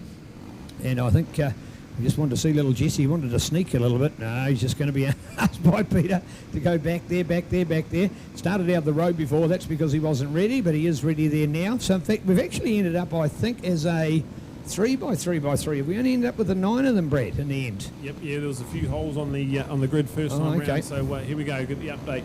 Christy Fiore off pole position. Let's see if he can convert it, but the KTM 390 of Jacob Stroud this time gets a good jump in the second row with Harry Parker as well. So those two boys got a good jump, and they will follow them into the S's. So I think it's Christy Fiore that will lead them, but it is Harry Parker right there with the 70 of Jacob Stroud, and on the KTM 390 in second place at the moment. Well, we've already got a few of the pits people have been packing them up, and certainly as people have finished their racing, they'll be doing it so quicker than they might have normally, because we are beating the elements. Every forecast has said rain. There's been a couple of times where there's been some big black spots out there of rain, but it hasn't come to anything, and right at this point it is dry, but the black cloud is closed right in around us, and here from the west there's no way we can see those hills and even further on through to the Alps today. That's impossible. So there you are. We're going to beat the elements and stay right there, only because of the great work of the organisers here today. Just sensational to have done it. They've even shaved half an hour off this morning's time, and we started our afternoon session half an hour earlier. What about yesterday? We started a whole hour earlier than the guesstimated start time of the day. So great work here. South Canterbury Car Club working alongside South Canterbury Motorcycle Club as lessees or renters of the track here today from the South Canterbury Car Club, owning this fantastic levels Timaru International Motor Raceway. There we go, Harry Parker already out in front and crossing the line, so first of 3 laps done. Jacob Stroud in second, then go back to Hayden Lockhart, who's up into third, Timothy Gray in fourth, Jesse Stroud, a good ride from Jesse, he's in fifth. Kevin Goddard, he got third in the first one, he's down in second with Christy Fiore, dropping down to 17. Watson, NZ Cylinders, Dean Watson in 8th place with Angus Boyd, the small little 250 back in 9th. All right, so remembering accumulating those points, so there we go with the great Harry, Larry, Gary and Barry, which of all the names that the young man has given. His mother called him Harry, but the boys call him anything else but, and Larry's the nickname that he's most prominently with, and he's got that written all over his gear and bike, and including in fact on the leathers and that. So when anybody's looking, that's what they're seeing, Larry, and they probably almost think it's his real name because it's more dominant than his real name of Harry is. So Harry Parker, local star and a young man on a move in New Zealand road racing. As Grant Ramage said, he knew he was going to be a champion from the first time he stepped on a bike and saw what he was capable of riding in his second year of racing, moving up to this fantastic 300 class. And here on the Timaru Yamaha R3, he is certainly on fire for this one. But hey, a long way to go for the championship, 3 great rounds, but here at the moment he would love to win this special race and put a Timaru name back on the trophy. That will be the key factor, a Timaru name back on the Alan Ramage trophy, and some pressure all the way, because Jacob Stroud is flying, absolutely flying back in there, and Jacob's putting all the pressure on Harry there at the moment. So can Harry go 1-1-1? Well, at the moment he's gone 1 and he's looking for the second one, and with the white flag out he's got 1 to run, but I tell you what, he's only got less than a 1 second buffer because there's not much in it. Can he hang there? You betcha he can. Yeah, look at that, heading up down the back straight into the John Jones Steel left-hander, and I see that the window, there's some definite raindrops on my commentary box window, so we are racing against the elements to get this Alan Ramage Memorial done and dusted. So it is Harry Parker leading them into the McKissick curve. Jacob Stroud right there on the Shuzy powered KTM 390 for Team Lizard Racing. He's in second place, and right there that KTM 390, big moment, just gets the back wheel stepping out. He's really pushing hard. Good to see Jacob keep that one on board. He had a big moment in the McKissick curve, and he's still right there. So Harry Parker with that little buffer now, he's going to lead them out of the right-hander and heading towards the front end of the circuit. He's just got to get through the bus stop, and he will take a massive points lead. See Jacob, he snuck through the bus stop, so not sure what's happened there. I don't think he made any attempt to get around it, did he? Oh, how was that? We're all laughing, sorry, for what you can't see is Jacob Stroud didn't even worry about the bus stop. He just went straight ahead, but Harry was far enough in front that by the time he still took the bus stop, he still took the lead, and he has gone 1-1. And, of course, now for the opportunity for the next round. This time Brady will be off the front one. He's done 2 and a 3, hasn't he? Yep, yeah, so they've done a 2 and a 3, so they'll be the front row of the grid this time round. So this will be all on for the jump off the line. Hayden Lockhart got the 3rd place, so to go with his second in the first one, he'll be definitely right up there on points. Timothy Gray with the 4th. Jesse Stroud, great ride from Jesse in 5th. Kevin Goddard just probably running out of steam out there. He's in 6th place. Christy Fiore, 17. Watson 8th, and Angus Boyd in 9th. So some awesome stuff from this Right, so even if Harry gets a second to Jacob, it won't matter because he'll still have done 2 wins and he'll have the advantage over Jacob at this very point. So we'll be keen to watch it. And look at that, he's straight back to put it on pole position, or not quite pole, he's on the outside actually. That's actually third, but he is on the front row. The other thing about these rows is, unlike the other racing rows, which are on an angle 1 bike apart, so position 1 is offset by 1 bike length to position 2, offset by another bike length to position 3, so it's a staggered row, whereas in this race they are actually across the track at right angles, so they're all in line with each other, each row, so that's a nice one. So they're on the front row, Jacob Stroud along with Harry, and that beautiful New Zealand Cylinders bike of Dean Watson. Take a bow there, Dean. Man, you've presented an amazing bike, commentator's dream, because we always know in the race pack where a blue and a pink bike is going to be, and more importantly, he's a great pilot on board in New Zealand Cylinders. Your Nicocel cylinder lining specialist, I've got right in behind him and helped to present that magnificent bike. And there we are with the 9 riders, 3x3x3 and away. And here we go again with Harry. Can he go the 1-1-1 and look for the ultimate? And man, he's just rocketed out of the blocks and gets away to a good start, of which Jacob has no answers for him and has got to do the work to try and fight it out there further back. So bring it on with the bike battle. Brad, do you think he can do it? Yeah, I think he's got the all-important jump. So that RC390 takes a little while to wind up down the back straight. Harry Parker, he knows he's just got to get his head down and go on. Great start from Jesse Stroud. He's up into 3rd place on the Ninja 300 and there, so keep an eye on that with Dean Watson and Kev Goddard in there as well. So that's an awesome little 3-way fighter. They headed into the left-hander as well. All right, so we're talking about a 1-1-1. That's the opportunity to go and win all of them, but even a second will be good enough for Harry. We're going to put a Timaru name back on this trophy. That's an important feature, I think. And it's a long time since that's been coming, and if we look back at the history, we'll be keen to see who have been the names that have been there. But for a Timaru local and this prestigious trophy, I'll tell you what, one of motorcycling's trophies, folks, and I mean a real old-fashioned silver cup. You just don't see them now. This is a proper big cup. In fact, you could probably put a quart bottle inside it and drink it, and it's got a lovely lid on it. It's a classic cup, and it's a real one to remember. And this is a way that we remember Alan, and something a little different. No, it's not just added to a race, or it's not a one-off race for any kind of reason, you know, another 10 or a 15 or a 20 lapper. It's 3x3x3. So you got to do it from 3rd row of the grid, from 2nd row in the grid, and an opportunity to be on the front row of the grid. And you need to be getting the best accumulated results. And with Harry doing a 1-1 for the first 2, he's looking for the ultimate as he leads this 3rd and final. And here we are with the showdown all on. They're going up the straight as we round out the end of our program today, courtesy of Resine Automotive and Light Industrial. So that's RALI, and that's the website to go to, www.rali, for all your updates of automotive and light industrial coatings from Resine. Here we go down the northern end of the circuit, and it is still Harry Parker that leads them into the McKissick curve. Right there behind him, though, Jacob Stroud on the number 70 machine, the RC390. Kevin Goddard with a good race there. He is in 3rd place with Hayden Lockhart. Now getting passed by Jesse Stroud. So young Jesse will be doing his big brother some big favours if he can get a hold, if he can get in front of Hayden there, because this battle for 2nd overall in this little Allen Ramage Memorial, all counting to the overall. But here is Harry Parker. He'll come through here and grab the white flag. He'll have 1 lap to go, and Jacob Stroud right there next to him, and maybe close enough to have a go into the S's or maybe into Castrol.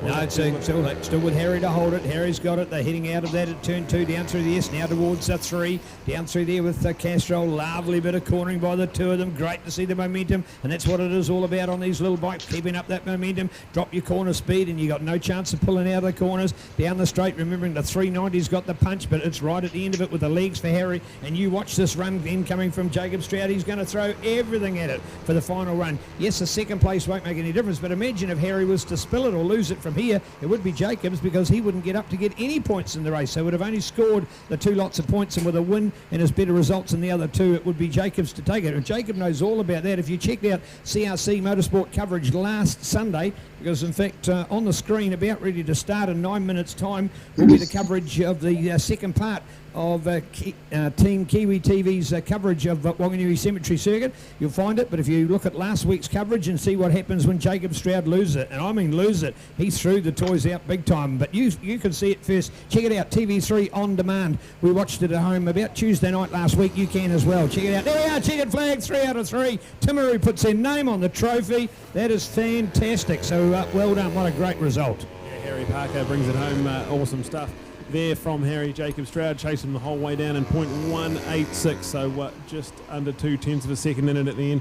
Kevin Goddard, good stuff for the Race Supplies man there. He's in 3rd place. Hayden Lockhart in 4th.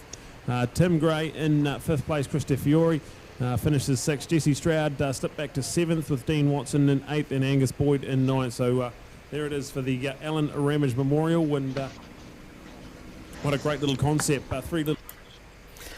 Okay, that was an interesting race. So for those who have just joined, my name is Grant Collingwood from CTS New Zealand Limited, and we're bringing you this live stream, which is ReLive NZSBK 2019 Special Edition. And by the way, in case it's confusing, it's not about to rain. There was a recording along with some of the other comments, so don't get too disturbed if you think your drought's broken. It hasn't. Yeah, we're doing this because the NZSBK rounds 4 and 5 for this year have been postponed, and so we felt that there was something we could do for the teams, riders, families, supporters, sponsors, to just have a bit of fun and get a bit excited about some of the great races. And so that's what we're doing, is having some live interviews with some of our top riders, and then and showing some feature races in between, just to sort of like break it up. Next two guests are Avalon Biddle and Jake Lewis. So guys, I'd like to welcome you now. Thanks for coming in and joining us and having some fun, hopefully. Avalon Biddle and Jake Lewis. So Avalon, how are you going there today? Oh, I'm good, thank you. A little bit cold down here in Canterbury, but all good. Cold? If you're a South Islander, you're not supposed to feel the cold. I'm still here. And Jake, how are you today? Yeah, good. We're pretty similar actually. Obviously, same place, so it's freezing cold as well. But no, good. Enjoying this break that we're all in, I guess. Yes, well, that's one way of thinking about it, is an enforced break. We're all, well, most of us are locked up in one way or another, so that's why we're here. Back to motor racing.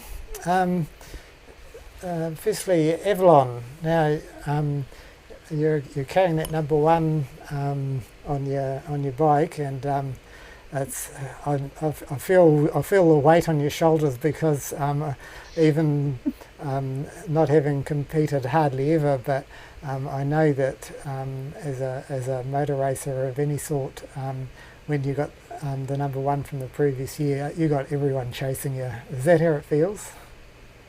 Yeah, definitely. I think you sort of always feel like you've got everyone chasing you, though. You know, especially in 600s, it's such a competitive class. So, yeah, it's always hard fought. But I grew up watching a lot of Speedway, and they always run like 1NZ, 2NZ, 3NZ there. So I think it's important to run that number if you finish top 3. The year before, it's pretty cool. It's a bit of an honour, and Jake sort of encouraged me as well to run that number 1 plate. So it looks good in photos. Yeah, sure. Definitely not put me in luck this season. So last year, but I kind of looking forward to scraping the number 1 and starting again. Yeah, well, certainly. I guess I was thinking about what I could say to you, and. Don't like to say, I mean, it starts with a 1, but currently you're coming 12th. But these last 2 rounds, maybe it's a good time to just reset your mind and treat them like some practice, sorting out, so that you're ready to race with 2021. Yeah, definitely. I mean, I wouldn't wish this situation upon anyone. It's obviously disastrous worldwide, the amount of people dying and the circumstances that we're under. But for me personally, it probably couldn't have come at a better time. The last 6 months, I guess, even have been really, really hard on me. physically, I've had like a virus and obviously a few really big crashes that I haven't really had the time to recover from. And racing in Australia last year involved a lot of travel. I travel a lot for sponsor commitments and for work as well. So I guess I came into the season pretty run down, and I was really looking forward to Manfield and Taupo, obviously two tracks that we all love racing at. But the break is probably a good thing for me. So still trying to keep up the training because obviously we don't know when we're going to resume again. But it's nice to have a bit more time at home. And certainly, like you say, the 600 class, everyone's so close that you're still up there, and you don't need to do much to be back at the sharp end of the field. Yeah, the last race at Hampton Downs was, I felt like a really big step forward for me. Like I wasn't actually that far off the lap times that I was doing to win the TT the year before. So I had like a much better feeling with the bike in that race, and I felt like I was riding it closer to the potential of that Kawasaki ZX6R. So yeah, like you say, there's not much in it in Super Sport, and we've just had a lot going on behind the scenes, but definitely I think we can still run up there at the front, and I can't wait to go racing again. It's just we don't know how long it's going to be, obviously. No, certainly a lot of people are looking forward to some racing again, that's for sure. Jake, you're you probably, I don't know whether you want me to say where you're up to or not. Last year 6th, and strangely, this year's 6th.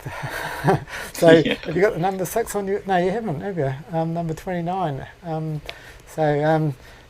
are you going? How do you feel about that? I guess the position I'd like to be a bit better, but to be honest, the season's been actually a lot better than last year. The Superbike class is obviously so competitive. Pretty much anyone out there can just about win a race. The P6 is not ideal, but I'm much closer to the front than what I was last year. I've had 2 podiums, which has been really, really good. And obviously Alistair on our other Yamaha Superbike is doing a fantastic job. So we've got the bike and the team. We've the results are coming. We're just taking a little bit more time. And certainly, like when I go to the pits, it's a fantastic layout that Yamaha are doing with your pit and the 2 bikes and everything. Because most of it's obviously about winning, but the looks and the presentation are just so important. Yeah, well, definitely, it's a massive part of it, and like you say, with the team presentation is put really highly, and right from Cormac on the 150 through Harry on the 300, and then our 600 with Rogan and the 2 Superbikes. We've got a really good structure going, and Yamaha are putting in a lot of time and effort and money in behind that, and I guess just doing their best to grab that big market share in the motorbike scene. So it's pretty cool, but it all makes a big difference. It's not just racing on track. There's a whole lot of other things that make the brand recognised and your riders yourself. Yeah. So you feel like, because you've done a little bit of overseas stuff a little way back, and not too shabby either. But what do you think of the NZSBK as a series? And bearing in mind that we're only little old New Zealand, way down the bottom sort of thing. Yeah, no, definitely NZSBK is still a fantastic championship. And the riders we have and the racing is, as good as just about anywhere in the world, right from the smaller classes up through to Superbikes, Our classes may not always be quite as big as the rest of the world, but as you probably expect with our population, but in terms of talent and racecraft and the way people ride here, we can go anywhere in the world and be pretty competitive, as you have seen over the years. With, like you say, when I went overseas, Avalon, Damon and Shane, everybody that's travelled overseas has done pretty well. So I think our championship is really good. It'd be nice for everyone probably just to work on a little bit more of that team presentation we were talking about and exposure, and working hard within the media. But yeah, the championship itself is continually growing and getting better and better, and with guys like yourself helping everyone in the paddock to be more recognised. Can only go forward. Well, yeah, we try. And Avalon, so yeah, you've probably even more recently, because you were in Australia last year for some races, was it?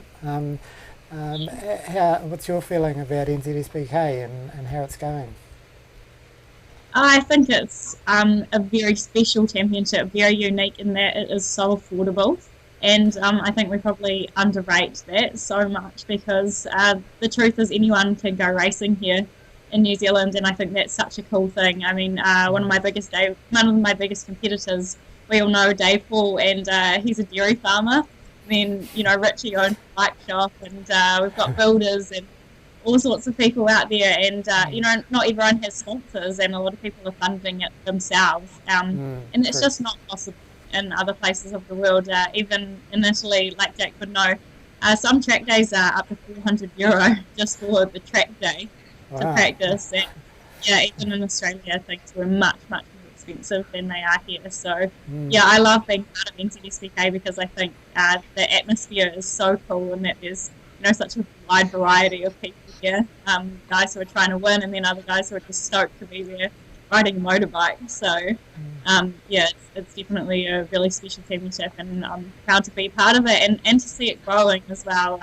Your coverage does a huge thing for that. We have people overseas, guys who we lived with and that sort of thing over there that watch the racing, which is in the middle of the night for them. So it's pretty cool, and I'm sure they're seeing the level of the racing flow over the years as well.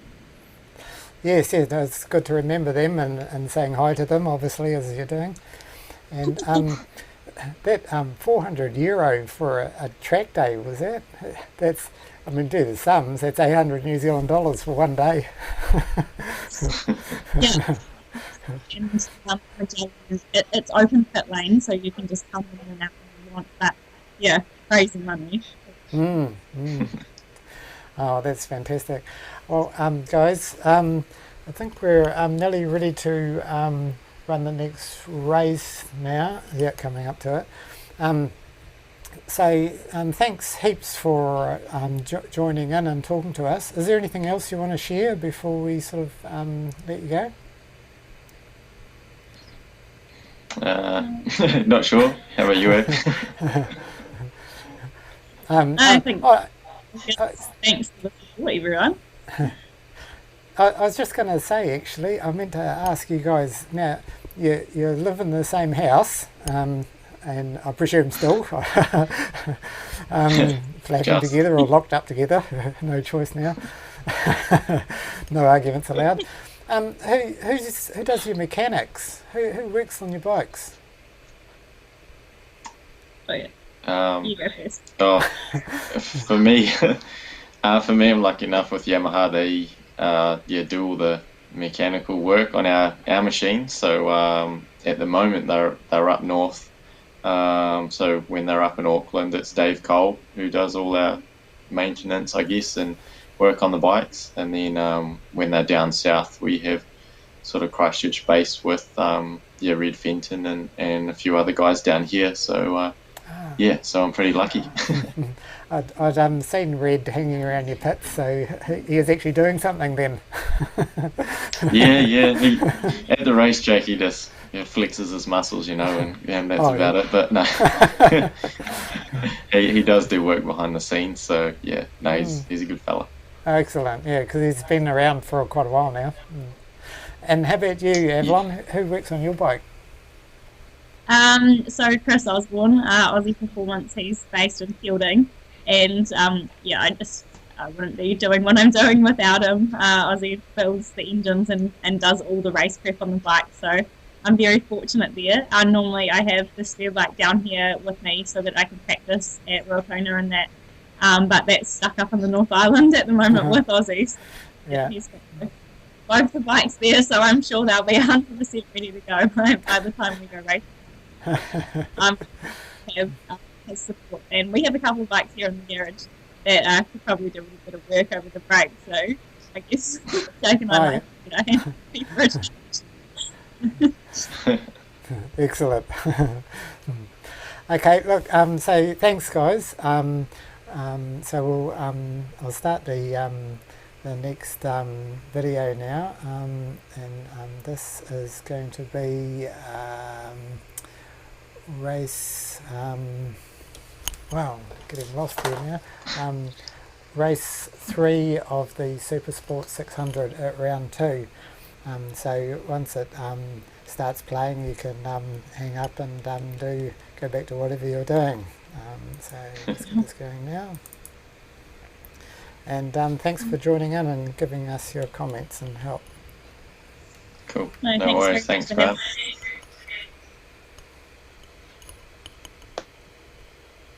They had 2 races yesterday, so they'll definitely have a bit of unfinished business here with the red flag coming out again in race 1. We had a big run of red flags in the 600 class so far this year, so we'll see if we can get underway. All the marshals are okay, moving off the circuit, so just ready for the lights. Lights are on now. The lights are out, we're away. Ashton got a great start. Seth Devereaux got an okay jump off the line, but Dale Finch is going to come around the outside. I think it's Dale Finch on the MV Augusta will lead them through the S's and down out of Castro and onto the back straight. Ashton Hughes in second with third place. Seth Devereaux on the Underground Brown Mega Motorcycle Centre Triumph Daytona.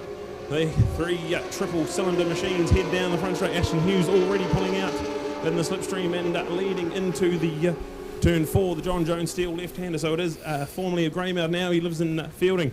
Ashton Hughes on the Hughes Motors Triumph. Seth Devereaux already looking to push up the inside of the McKissick Curve left-hander. And Dale Finch looking to follow him around. And Dale Finch takes a 2-for-1 into the left-hand sweeper. So Dale Finch from third to first in the left-hander. So awesome stuff there from Dale. He will lead them into the hairpin, but Seth Devereaux looking to push through already. So not the greatest jump off the line for Seth, but already into a good second place. All right, let's pick him up at the moment, the Ashton Dale Seth show with Rogan David. And looking back to Toby, when we last saw in 8th place, I'm sure he'll be doing better by the time they come past the line. Look at this line. 1-2, there we go with our triples looking good. And Seth might be in the lead. Look for Seth. Seth Devereaux looking to cut his way. Has he got to that number 1 spot, or will we see the change? Yes, he has. Thank you, team, for updating. Yes, there it is. And check it out. There it is, all of that. And in fact, Dale Finch comes up on the inside. There was almost a touch. They were so close together. And trying to get the advantage back. And look at that from Seth. He had the speed, he had the power, he got it out of the line. And in fact, if anything, it was Ashton Hughes who was looking to try and get out there, and he pushed the advantage by trying to go wide and take the line from Seth. But in fact, in so doing, he really had lost a little bit, and he might be under jeopardy for even his second place to hold it. But look out, a great start for Seth. Yeah, Avalon Biddle from 4th down the straight now into second place. So Avalon Biddle from way back in 9th on the grid now up into second place behind Seth Devereaux. Dale Finch still in 3rd as they argue for position out of the left-hander and head up towards the hairpin. Toby Summers looking to go right around the outside of Ashton Hughes. So the battle for 4th and 5th definitely done there by Toby Summers. So well done to Toby. He won 2 races with dominant performances yesterday, so he'll want to get out in the front if he can early. But it is Seth Devereaux, the man from the south, and with Avalon Biddle. We'll have to have a look at Avalon. She had a couple of a 4th and a 3rd, I think, yesterday. So Avalon already in lap 2 be running up there with the front. This is going to be a great race.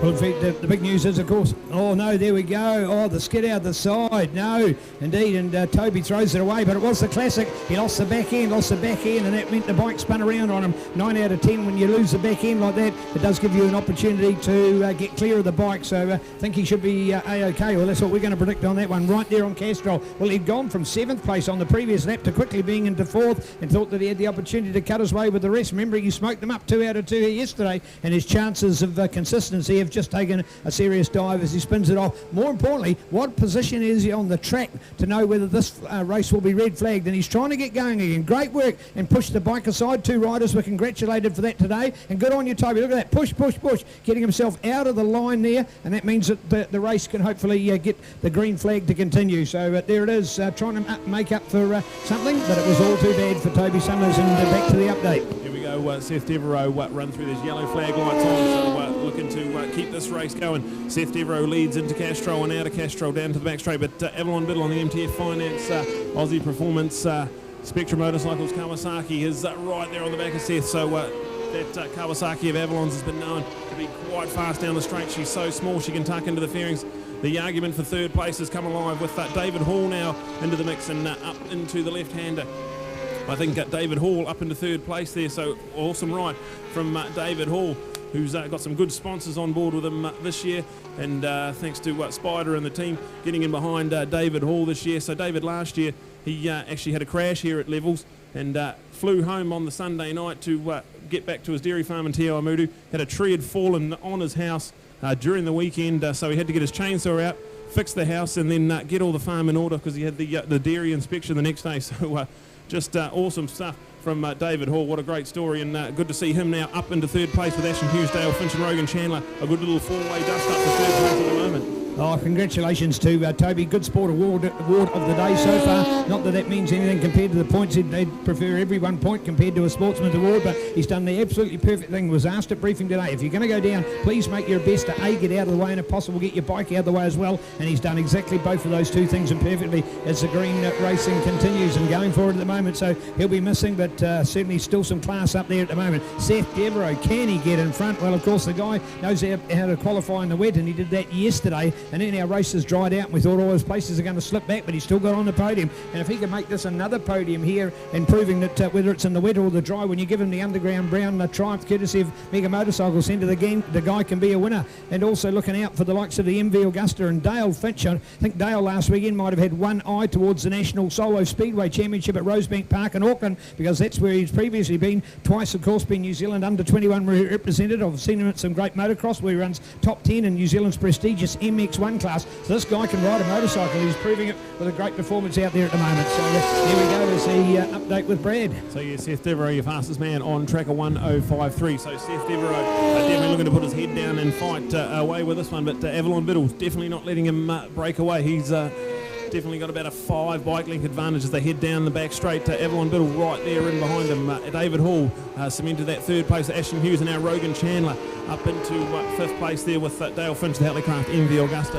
in 6th. And then a great little fight there behind them with Nathan Jane and Dylan Talfin, with Jordan Burley on a borrowed bike there as well. So there's awesome battles everywhere you look in the 600 Supersport action. What about the fact that you've got people like Jordan Burley and Royd Walker-Holt, people that have come out of other classes like the Pro Twins and now moving up into 600s. This is, after all, one of the creme de la creme classes. It's effectively, Supersport is where they are from an international point of view, is one step off Superbikes themselves, and the same here in New Zealand and other countries around the world. So this is quality racing of the highest calibre, and now the numbers, now the depth as well, and the quality of riders on board means that every place is being hard fought for. As we go back to update our race win. Yeah, so Seth Devereaux still leading them as they head around Castrol and out onto the back straight. But this is a 15 lapper, so there's only 5 or 6 gone, so there's still 9 laps to go.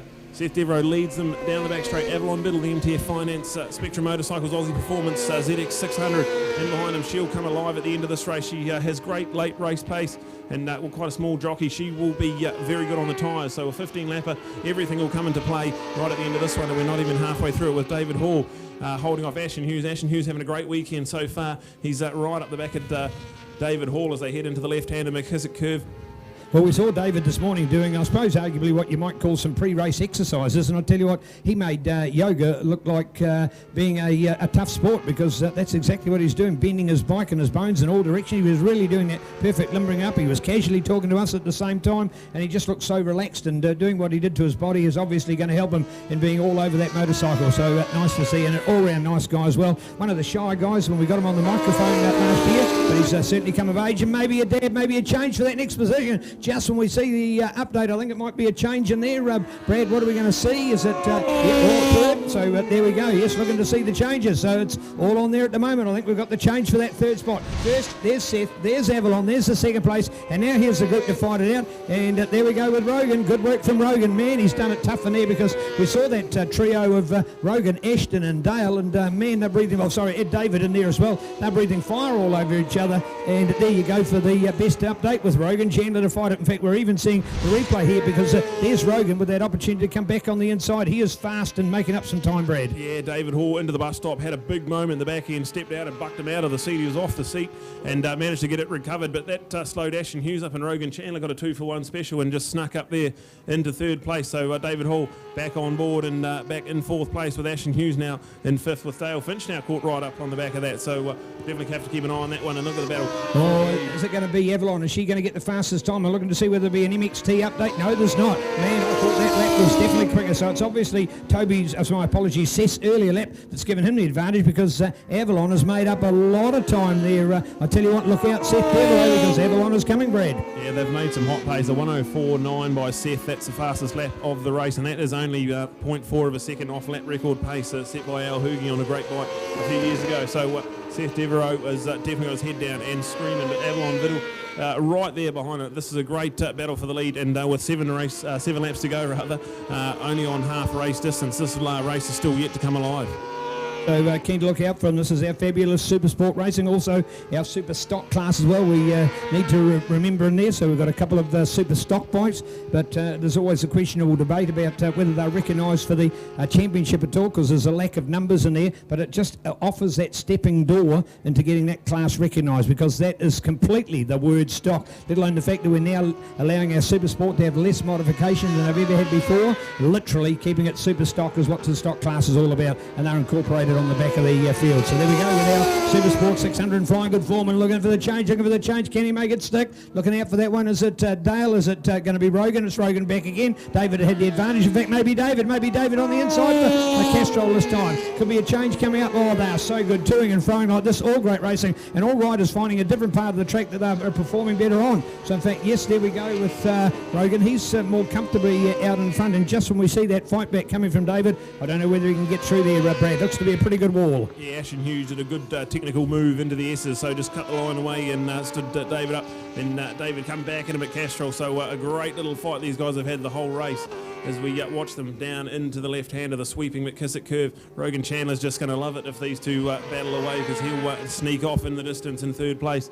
They've got no answer for the front group, but I reckon Avalon Biddle was right up on behind Seth Devereaux now. So into the bus stop, there is nothing between them. They fly through there. Seth Devereaux only about 3 or 4 bike length advantage as he crosses the line and heads into the S's. So and a CtasLive update there. Head into Castro. It is still Seth Devereaux, but Avalon Biddle right there, and still 5 laps to go in this one. Oh, she's getting closer and closer and closer. What's Seth going to do? Is he trying to do enough? Has he already done enough? Has he done too much? He pulls out the corner there. The triple seems so good. And there is the Kawasaki ZX6, the MTF Finance bike. Aussie Performance right there on Hearn's tail. Matt, look at that from Avalon. Under braking right there within about 3 bike lengths. It's very, very tight. And we've just watched Avalon get closer and closer. Of course, getting past is a whole different ballgame. Can she make that move and make it count and then make it stick, of course? That's going to be the other factor of it. As Seth's likely to redive and claim that one again. So it's all on for the glory overall, and of course the longer race and 5 laps to go. Still plenty of opportunity for her. So where's that Avalon Biddle fan club out there? Come on, ladies, let's ignite this beautiful Levels Raceway and get them behind these fantastic riders. Choose your favourites, show your colours, get that hat twirling through the air and show some excitement on the bank. Here we go for great racing. Seth Devereaux, Avalon Biddle. Yeah, great work, Seth. He's just making that underground brown triumph as wide as he can. He's definitely nice, neat and tight, hitting all his apexes and really pushing the front end of that triumph. So this pace these two are setting is unbelievable, and I can't take my eyes off it at the moment. But the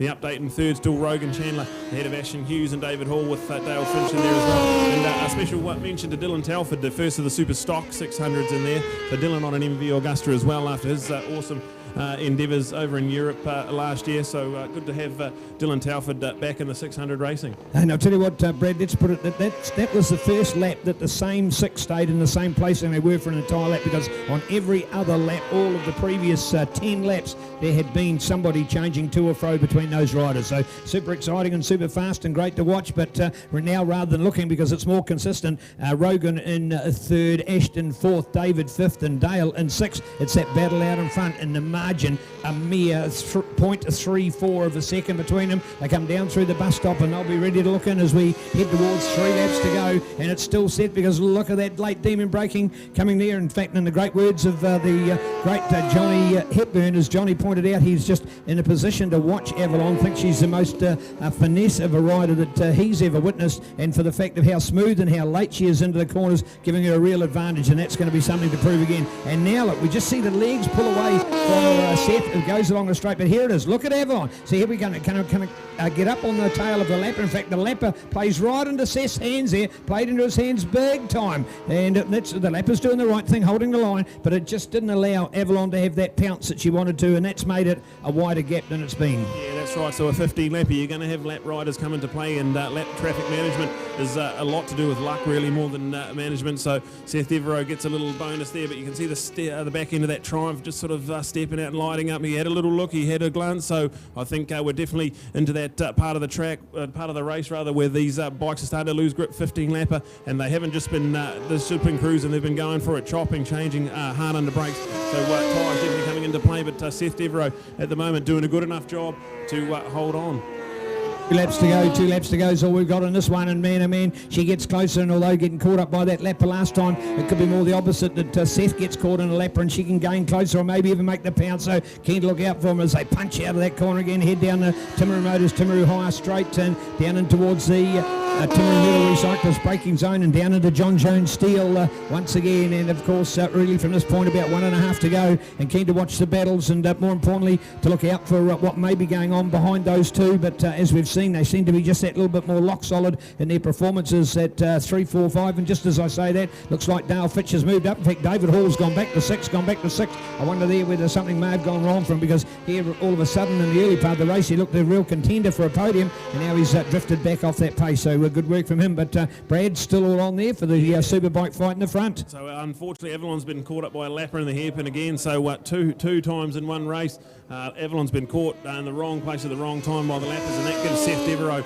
the white flag and a big 15 bike length advantage as they head into the S's and out of Castrol.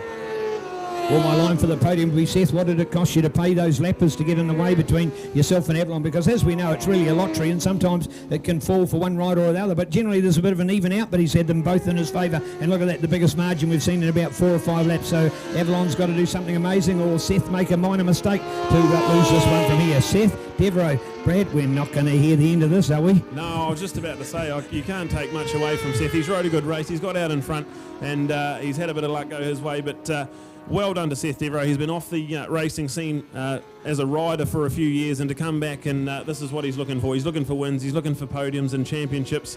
So to see the Underground Brown Triumph heading out the front, and a 15 lapper too. So great stuff from Seth. He's out of the hairpin, he's already down the front end of the circuit. And with a decent 10 bike length advantage, all he needs to do is negotiate the bus stop, and he will take this awesome Timaru Metal Recyclers 600 race 3 of the weekend. So well done, Seth Devereaux, and see how much it means to him. The fist pump, the hands are waving. He'll definitely won't be able to sleep after this one. Rogan Chandler in there for 3rd. Good ride from Rogan. Rode a good race and ended up with a comfortable 3rd. Ashen Hughes in 4th. Great ride from Ashendale. Finch gets up for 5th place. Then we look for the update. David Hall's in there. Not sure if David's tyres were going off or what happened there. He had a big moment in the bus stop. So Dylan Telford comes through as well. So there's Jordan Burley ahead of Nathan Jane. So Jordan had his bike blow up on him in qualifying. So the good man Dave Fellows give him a bike to ride for the weekend. So Jordan can still get out there and get some awesome, valuable points. But what a great race that was. And Seth Devereaux, he will be taking his time heading in the victory lap.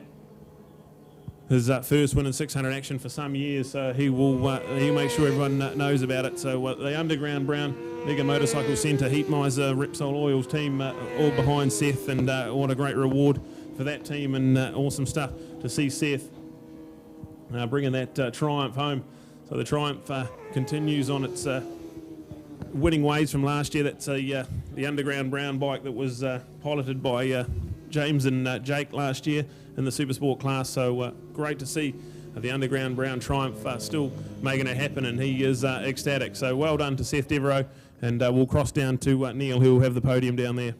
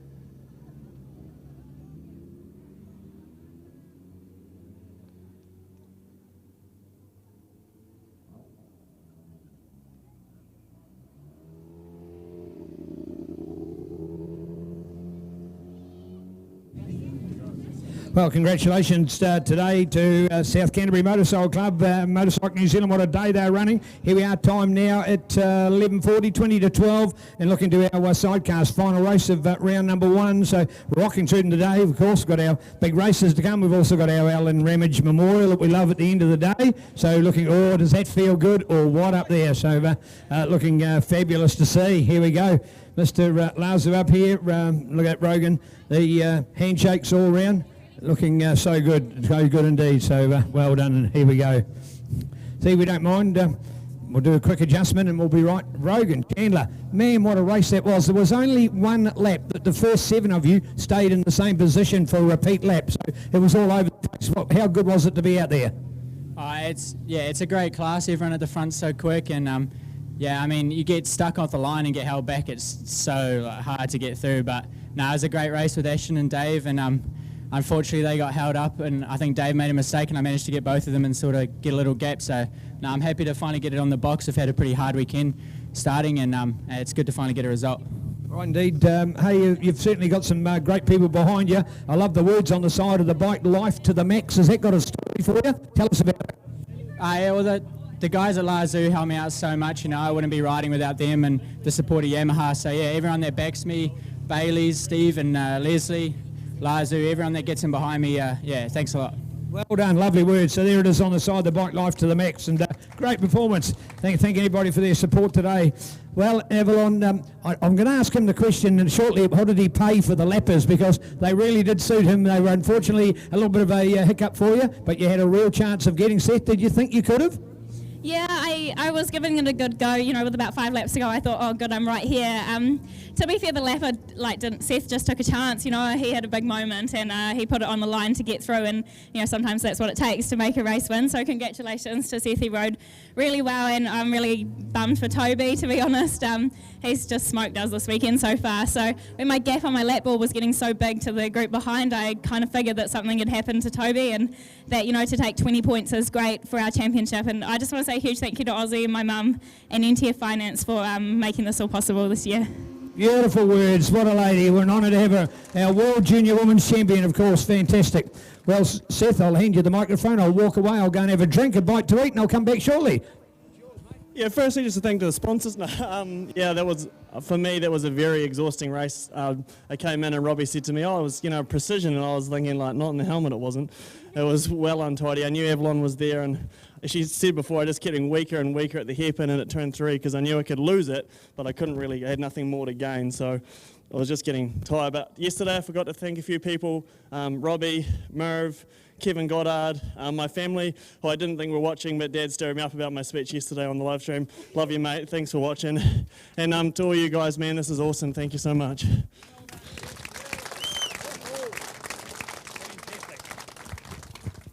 Well, we just got used to having...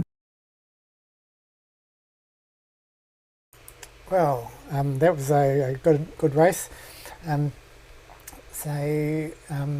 Get to see some of our top races, and for anyone who's just joined, I'll just say again who I am. Sorry if it's repeating, but I'm Grant Collingwood.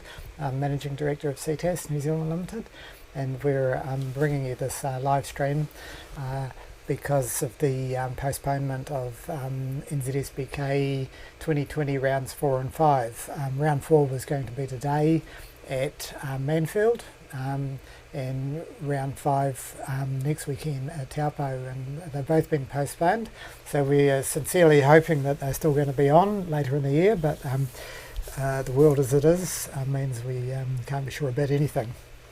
So we just wanted to do something for the riders, sponsors, supporters, families and friends, to give them a bit of footage from, we picked out a few races, and we've had some of our top racers coming online and interviewing us live, being interviewed live.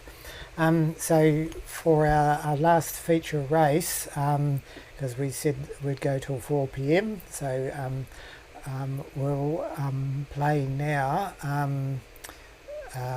Superbike round 4, race 3 from NZSBK 2019.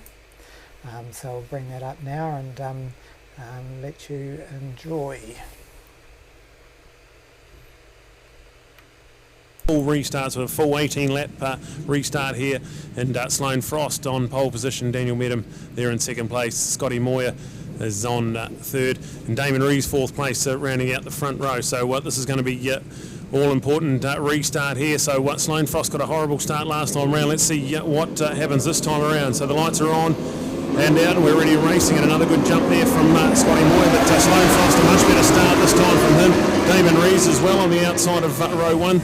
He is in to turn one ahead of everyone else. So a great start from Damon Rees on the Team Rees Honda. He finds himself in that first place as they head into the S's around turn two. That looks like it might be Alistair Hugenbosom there in second, but Scotty Moyer just sneaks up inside of him. So that's the new update there with Damon Rees. Then Scotty Moyer, Al Hoogie there in third place, and then go back to Daniel Medham ahead of Jake Lewis. So a great start, and Sloane Frost again a horrible jump, so he finds himself in sixth place at the moment as they head down the Denny Holm straight with Damon Rees, Scott Moyer, then go back to Al Hoogie, Daniel Medham, Jake Lewis, and then Sloane Frost in there as well. So this is all on here in Higgins.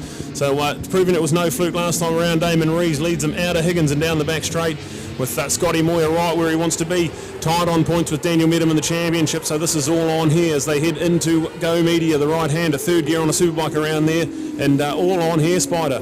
Yeah, 101 points available for the remainder of the season. We've got 25 points for this race. We've got 1 point for pole position, and then we've got 3 times 25 at Taupo for the final round next weekend. It's going to be hot racing in this one, of course, and even hotter at the final round next weekend. It's certainly a changing track, and Scotty Moyer, very adept around at Manfield, doesn't have it's not his strongest track, but I tell you what, he's very, very strong at Taupo.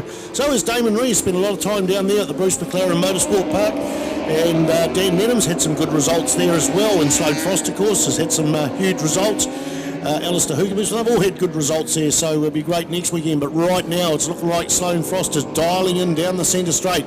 Just gobbles up Damon Rees on the number 92 machine there, but Damon comes back under brakes on the inside. Who's it going to be? Scotty has to sit up higher there and makes the road a little bit longer, but Damo just gets that drive on the Honda. Tony Rees Motorcycles Honda there, but here comes here comes Scotty Moyer back into the picture there and pulls up almost side by side, but Damo's got it round that long Go Media sweeper there. 5 bikes there, all within about 0.1 of a second on the first of 18 laps, and flying into action. Here comes Scotty Moyer as well. Down on the inside, holds the brakes on, possibly a little longer, but I think Damo's got this one, Brad Ritchie. Yeah, Damo Rees, great under brakes, so brilliant stuff from the Team Rees Racing Honda with Carl Cox Motorsports on board.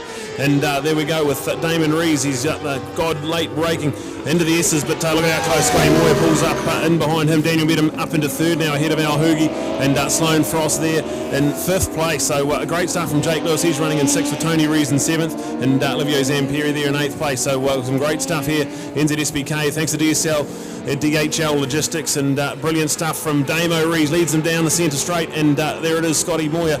Can't do anything about him this time around, so into Higgins. Damon Rees will lead them, and then Scotty Moyer gets right on the back wheel, so look for him to get a good drive out of the Higgins corner and down the back straight. Daniel Medham's right there with the best view in the house of this battle for the lead, as Scotty Moyer's going to nearly pull up alongside him, but not quite close enough. Damon Rees holds firm into turn 7, the right-hander here at Manfield, and Damon Rees, what a great start, exactly what he needs to do, and when they cross the line, they're still going to have a massive 15 laps to go, so that's only 3 down.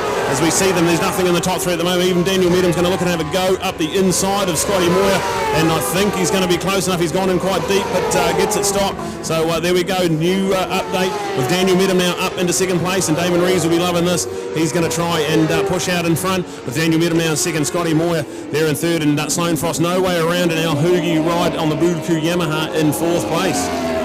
Yeah, outstanding ride. We're into the fives, a 105.339 for Dan Medham in third place, 105.457 for Damo Rees in the lead, and 105.544 for Scotty Moyer there. So the fastest on the track of those top 3 is Daniel Medham. 105.268, he's the fastest man, is Alistair Hugenbosom. So in fourth place, the fastest man there on the Blue Crew Yamaha, the number 25 to 43 machine. I was thinking of Jake Lewis, but the number 43 machine there, and he's got Sloane Frost on his tail as they go into the Go Media sweeper. So fast pace. The lap record was set in the earlier race. We had Dan Medham set it yesterday, then we had Scotty Moyer, and then Sloane Frost, and they're all amongst this lot here, Brad Ritchie.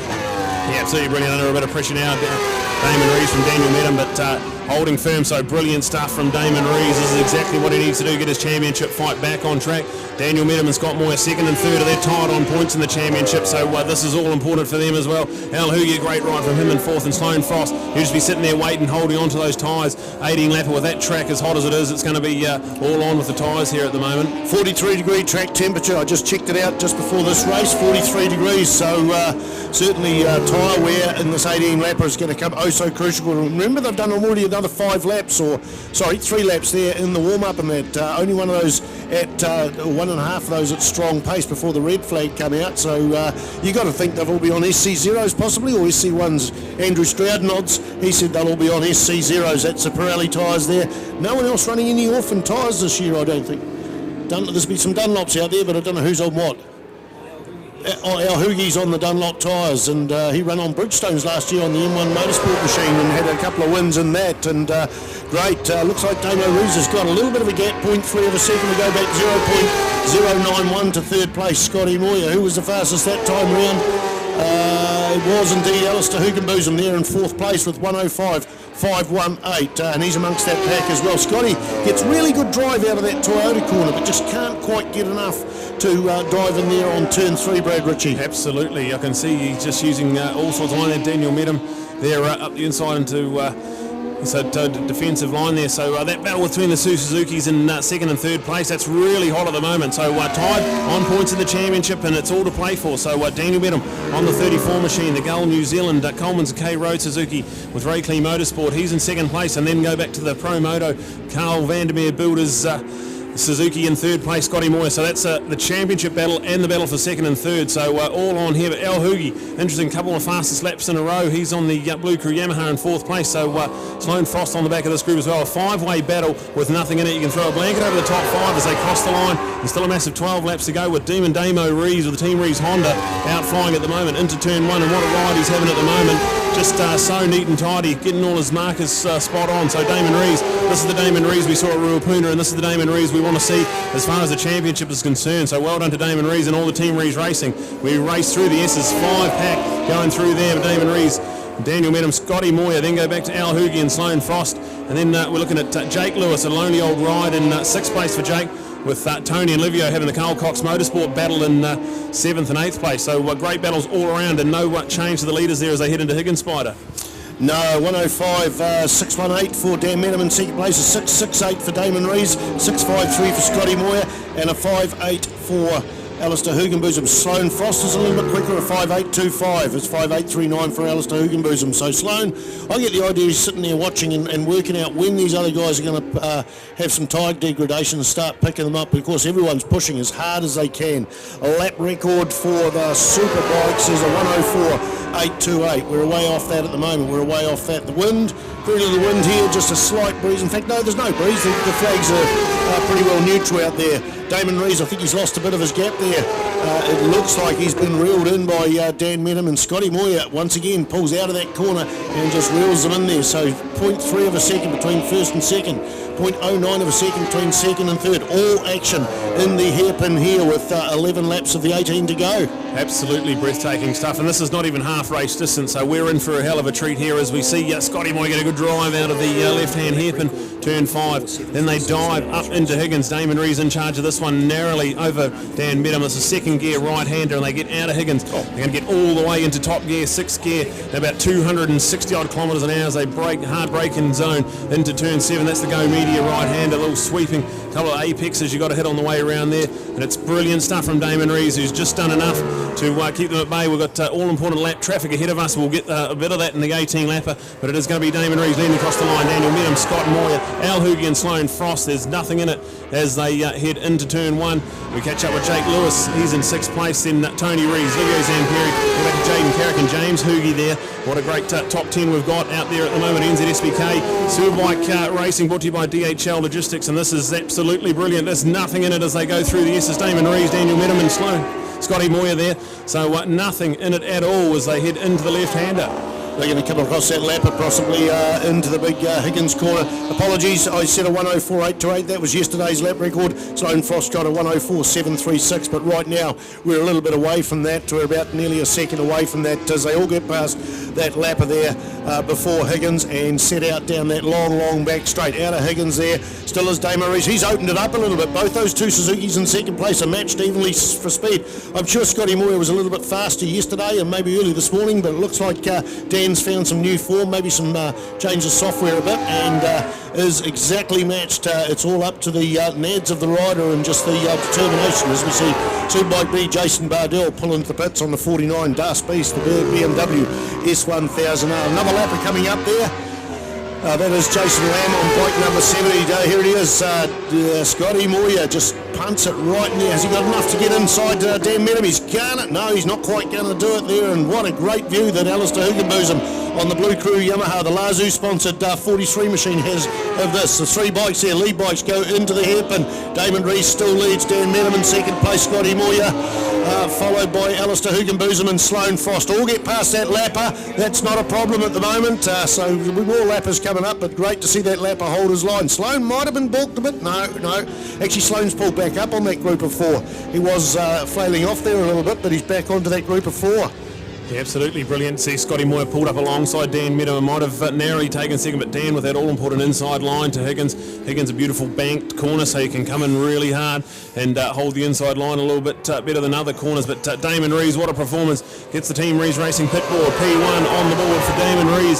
He crosses the line. We've still got 8 laps to go on this one, and Daniel Medham and have a little look up the inside. So what Dane will be able to hear, they'll be able to see the front wheel pulling up alongside him. So this one here is going to really heat up.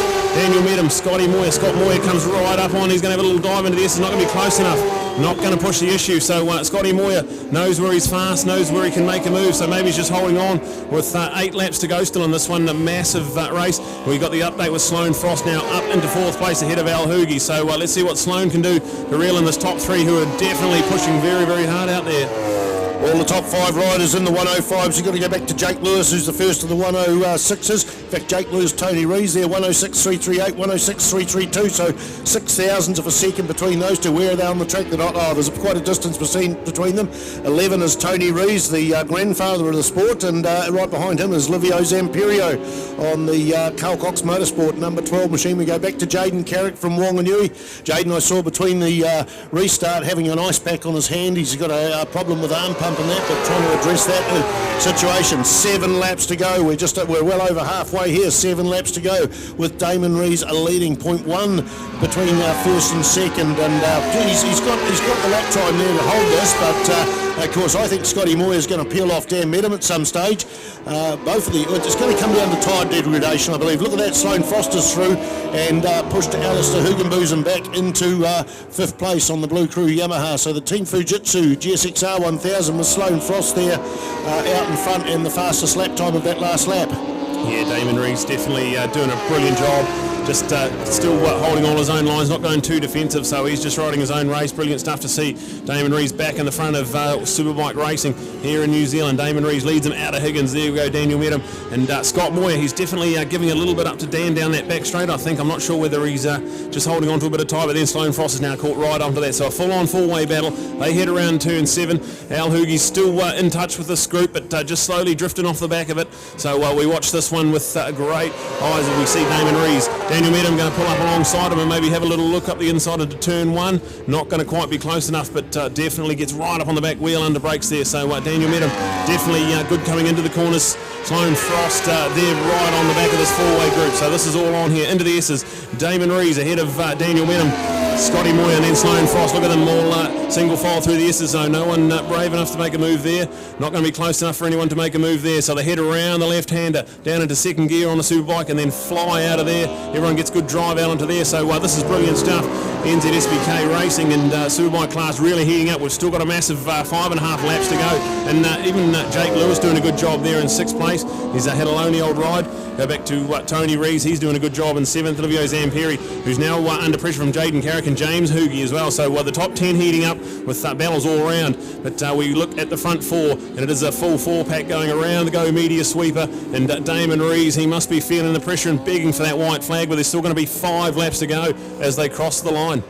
Yeah, Sloane Frost is the quickest in his pack, about 0.2 of a second quicker than anyone else. All the other guys are slowing themselves down with the dicing and getting into the slipstream. So I think Sloane is sort of, he always wants to be at the front, but I think he's biding a bit of time and he's got to pick off Scotty Moyer. He won't do it out of Toyota, I think, because Scotty's just that little bit stronger.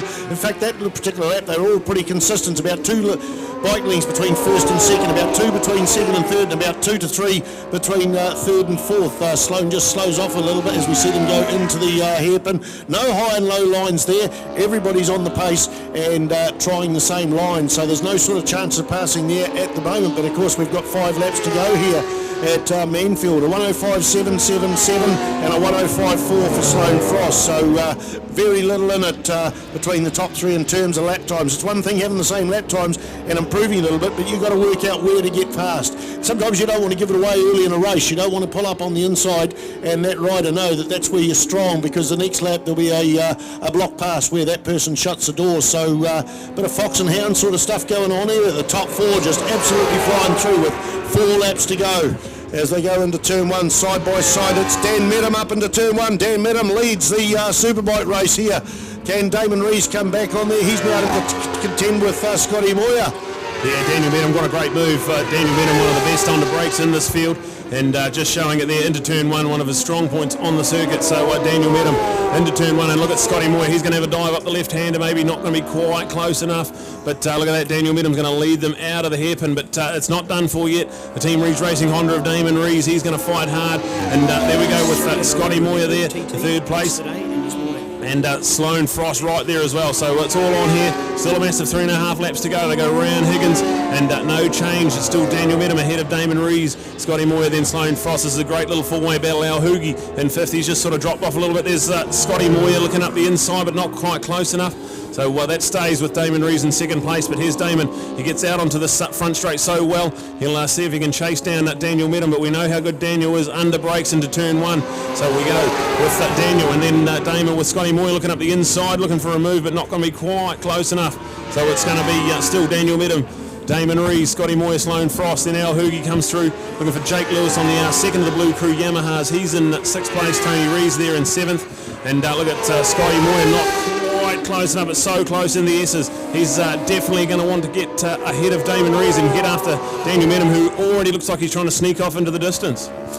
You've got to look out too for the Superbike Bs, where I think we're in the lead. We've got Jamie Maindold, followed by Jason Lamb, Jeff Rogerson and Jason Bardell. In fact, Jason Bardell's pulled out of there. Con London, a DNS, because he crashed in the first one. The good thing is he is okay. They almost looked like they were going to get the bike ready for the restart. Of course, within the rules, if it's a full restart, they are allowed to restart on a replaced bike or a spare. They haven't got a replacement. So Damon's back into 3rd now. Damon is back into 3rd. He had a poor lap in the last lap and was in the 106s, where the one's in the 105. So here comes Daniel Medham as we see someone pull into the pits. Is that Jeff Rogerson? He's possibly pulled in the pits. They go down through 2 laps to go. A 105.7, a 105.6 and a 105, I think, 9 for those first 3 bikes. What's Sloane Frost going to do? Is he going to find his way onto the podium? Is he going to get ahead of Damon Rees? I talked to Damon just before this race. I says, how's arm pump going? He said, I don't get it here, but maybe this is the time where it comes into play, because they're pushing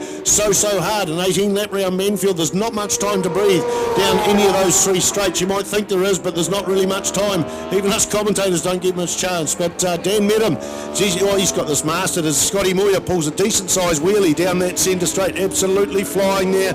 Damon Rees in 3rd place and Sloane Frost still in 4th. There's a great battle going on here in the infield. I think that's, is that 55 Jaden Carrick and Ray Clee, 36. Ray Clee, in fact that's Ryan Yanko on the 82 machine. So battles all the way through. Over to you, Brad Ritchie. Yeah, absolutely brilliant stuff. We watched them in Go Media, the turn 7, the right-hander, and we'll the white flag out, ready to go. So it is going to be Daniel Medham. But look at how close Scotty Moyer is now. They're going to be nothing in it. Damon Rees there under pressure, and Sloane Frost looks like he's going to dip up the inside there, so white flag out. And now Team Rees Racing is now back into 4th place with Sloane Frost up into 3rd, and he's not out of touch with this lead group. So have a look at this one. Daniel Medham comes into the S's ahead of this one. Then we go back to Scotty Moyer, Sloane Frost. We've got a Suzuki 1, 2 and 3. This is a carbon copy of the previous 2 races we've had this weekend. Daniel Medham is looking all the goods at the moment, but Scotty Moyer going to have a look down the centre straight, gets a pretty good drive out of there, but Daniel Medham got a good drive as well. So Suzuki 1, 2 and 3 with Damo Rees, the Team Rees Honda in 4th place. They go up into Higgins, the second gear right-hander.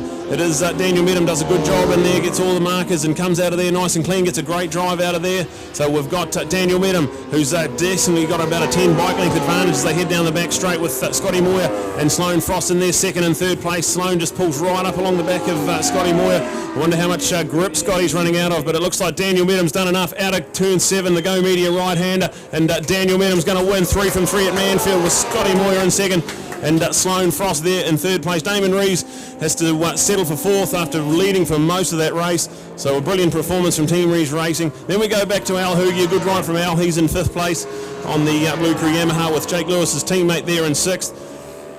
And here's a good ride from Tony Rees and James Hugenboosum there, 7th and 8th place. And then we go back to the Carl Cox Motorsport entry. Livio Zamperi ahead of Wanganui Jaden Carrick on the Wanganui Well Drillers ZX10. So how about that, Spider? That is Daniel Medham 3th and 3, and he will come out of Manfield with the series points lead.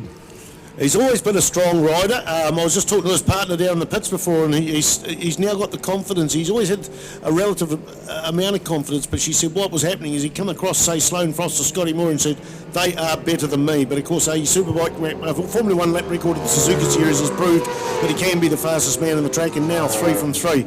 It's about aggression, not anger. It's about aggression and having the confidence, and he's been around racing for a lot of years as young Dan Medham, and certainly come of age. I think it's 2 years since his first Superbike win, or his Formula 1 win in the Suzuki Series, and certainly had a couple of wins last year, at least more than a couple of wins, but he seems to be dominating almost this classy field this time round. So Dan Medham, well done, the young man from Auckland, the number 34. This is the first number he could say, dual digit number he could say. When he was a kid, he could say 34. I don't know whether that's anything to do with Kevin Swans, which runs number 34, but that's why he's chosen to stick with this number 34. One wonders if he wins the Superbike Championships, whether he'll run with his number 34 or put the coveted number 1 plate on.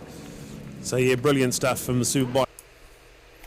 Well, it was a fantastic race. I don't know if you're like me, but couldn't actually remember who won that race. And if you were watching earlier on, we played a couple of clips out of there while Damon was leading, and asked him during the clips. It was him in front, and then the other 4 riders, Daniel, Scott, Alan, and Sloane, all right behind him lap after lap, and we asked Damon what it was like to just have this bunch of riders who were just out to get you.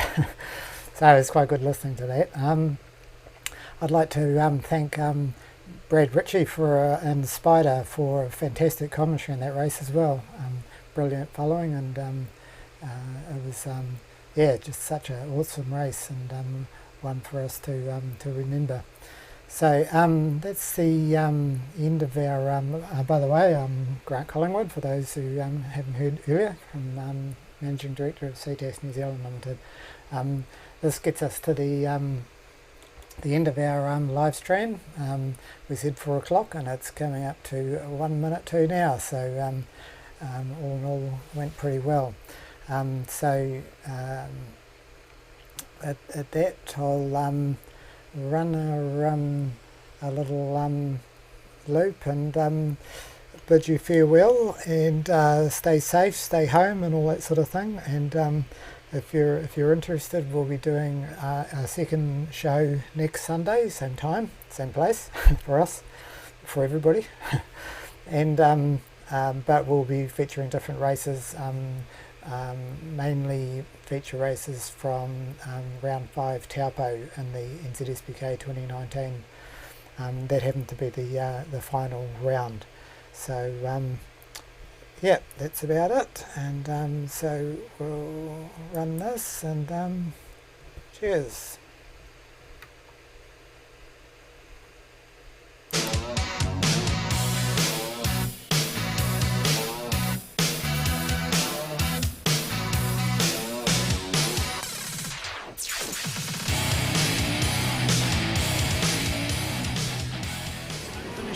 Because Jake course, won that Superbike title 2 years ago, and then he just stepped away from the sport, said, hey, he wanted to have a break. He was doing some study, he was doing some other things in his life, and it was as if it was an unfulfilled passion. And since then, of course, he's taken an opportunity to just get back into the sport slowly. And our Timaru Metal Recyclers sponsored race, Cash for Scrap, Spider, and doesn't matter whether it's a bottle top or some of your old mufflers. Oh no, I'm an electrician by trade and certainly do that, but bottle tops, I never thought of that, mate. I'd be a millionaire. To Avalon, aren't they incredible? Here's David Hall. David Hall looking to get up on the inside of Avalon. Will he nudge her out? Oh, he had a wheel in front, but in fact he's gone too tight. He's gone too tight because but she is super duper aggressive on the first 2 laps, and this is just going to be a one-on-one dust-up.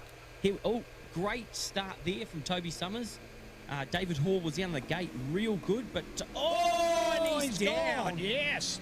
Let's have a look. We might have that on a CTAS moment, folks. Could we have a CTAS replay of that? Here we are. Let's take an opportunity to check it out. It goes through the flip-flop. We know that it was a good race on there with the new number 1, formerly number 29, but now the number 1 with Avalon. We may not see it here in the shot that's taken because it comes from in here. So we're ready to watch it. There it is as he slides across there. And I'll tell you what, the bike's gone right over the top of them. And look at the way he slides out. I'm thinking, is it going to be Mitch? No, I think it's going to be Mitch. So look for Mitch to get in the air. Shot. It looked as if it could have been the Suzuki. I got that one wrong, my apologies, but more importantly for Mitch, he's got it in second place and tracking through there nicely as we look back to the Hoogan Boozum team there. Team Hoogan.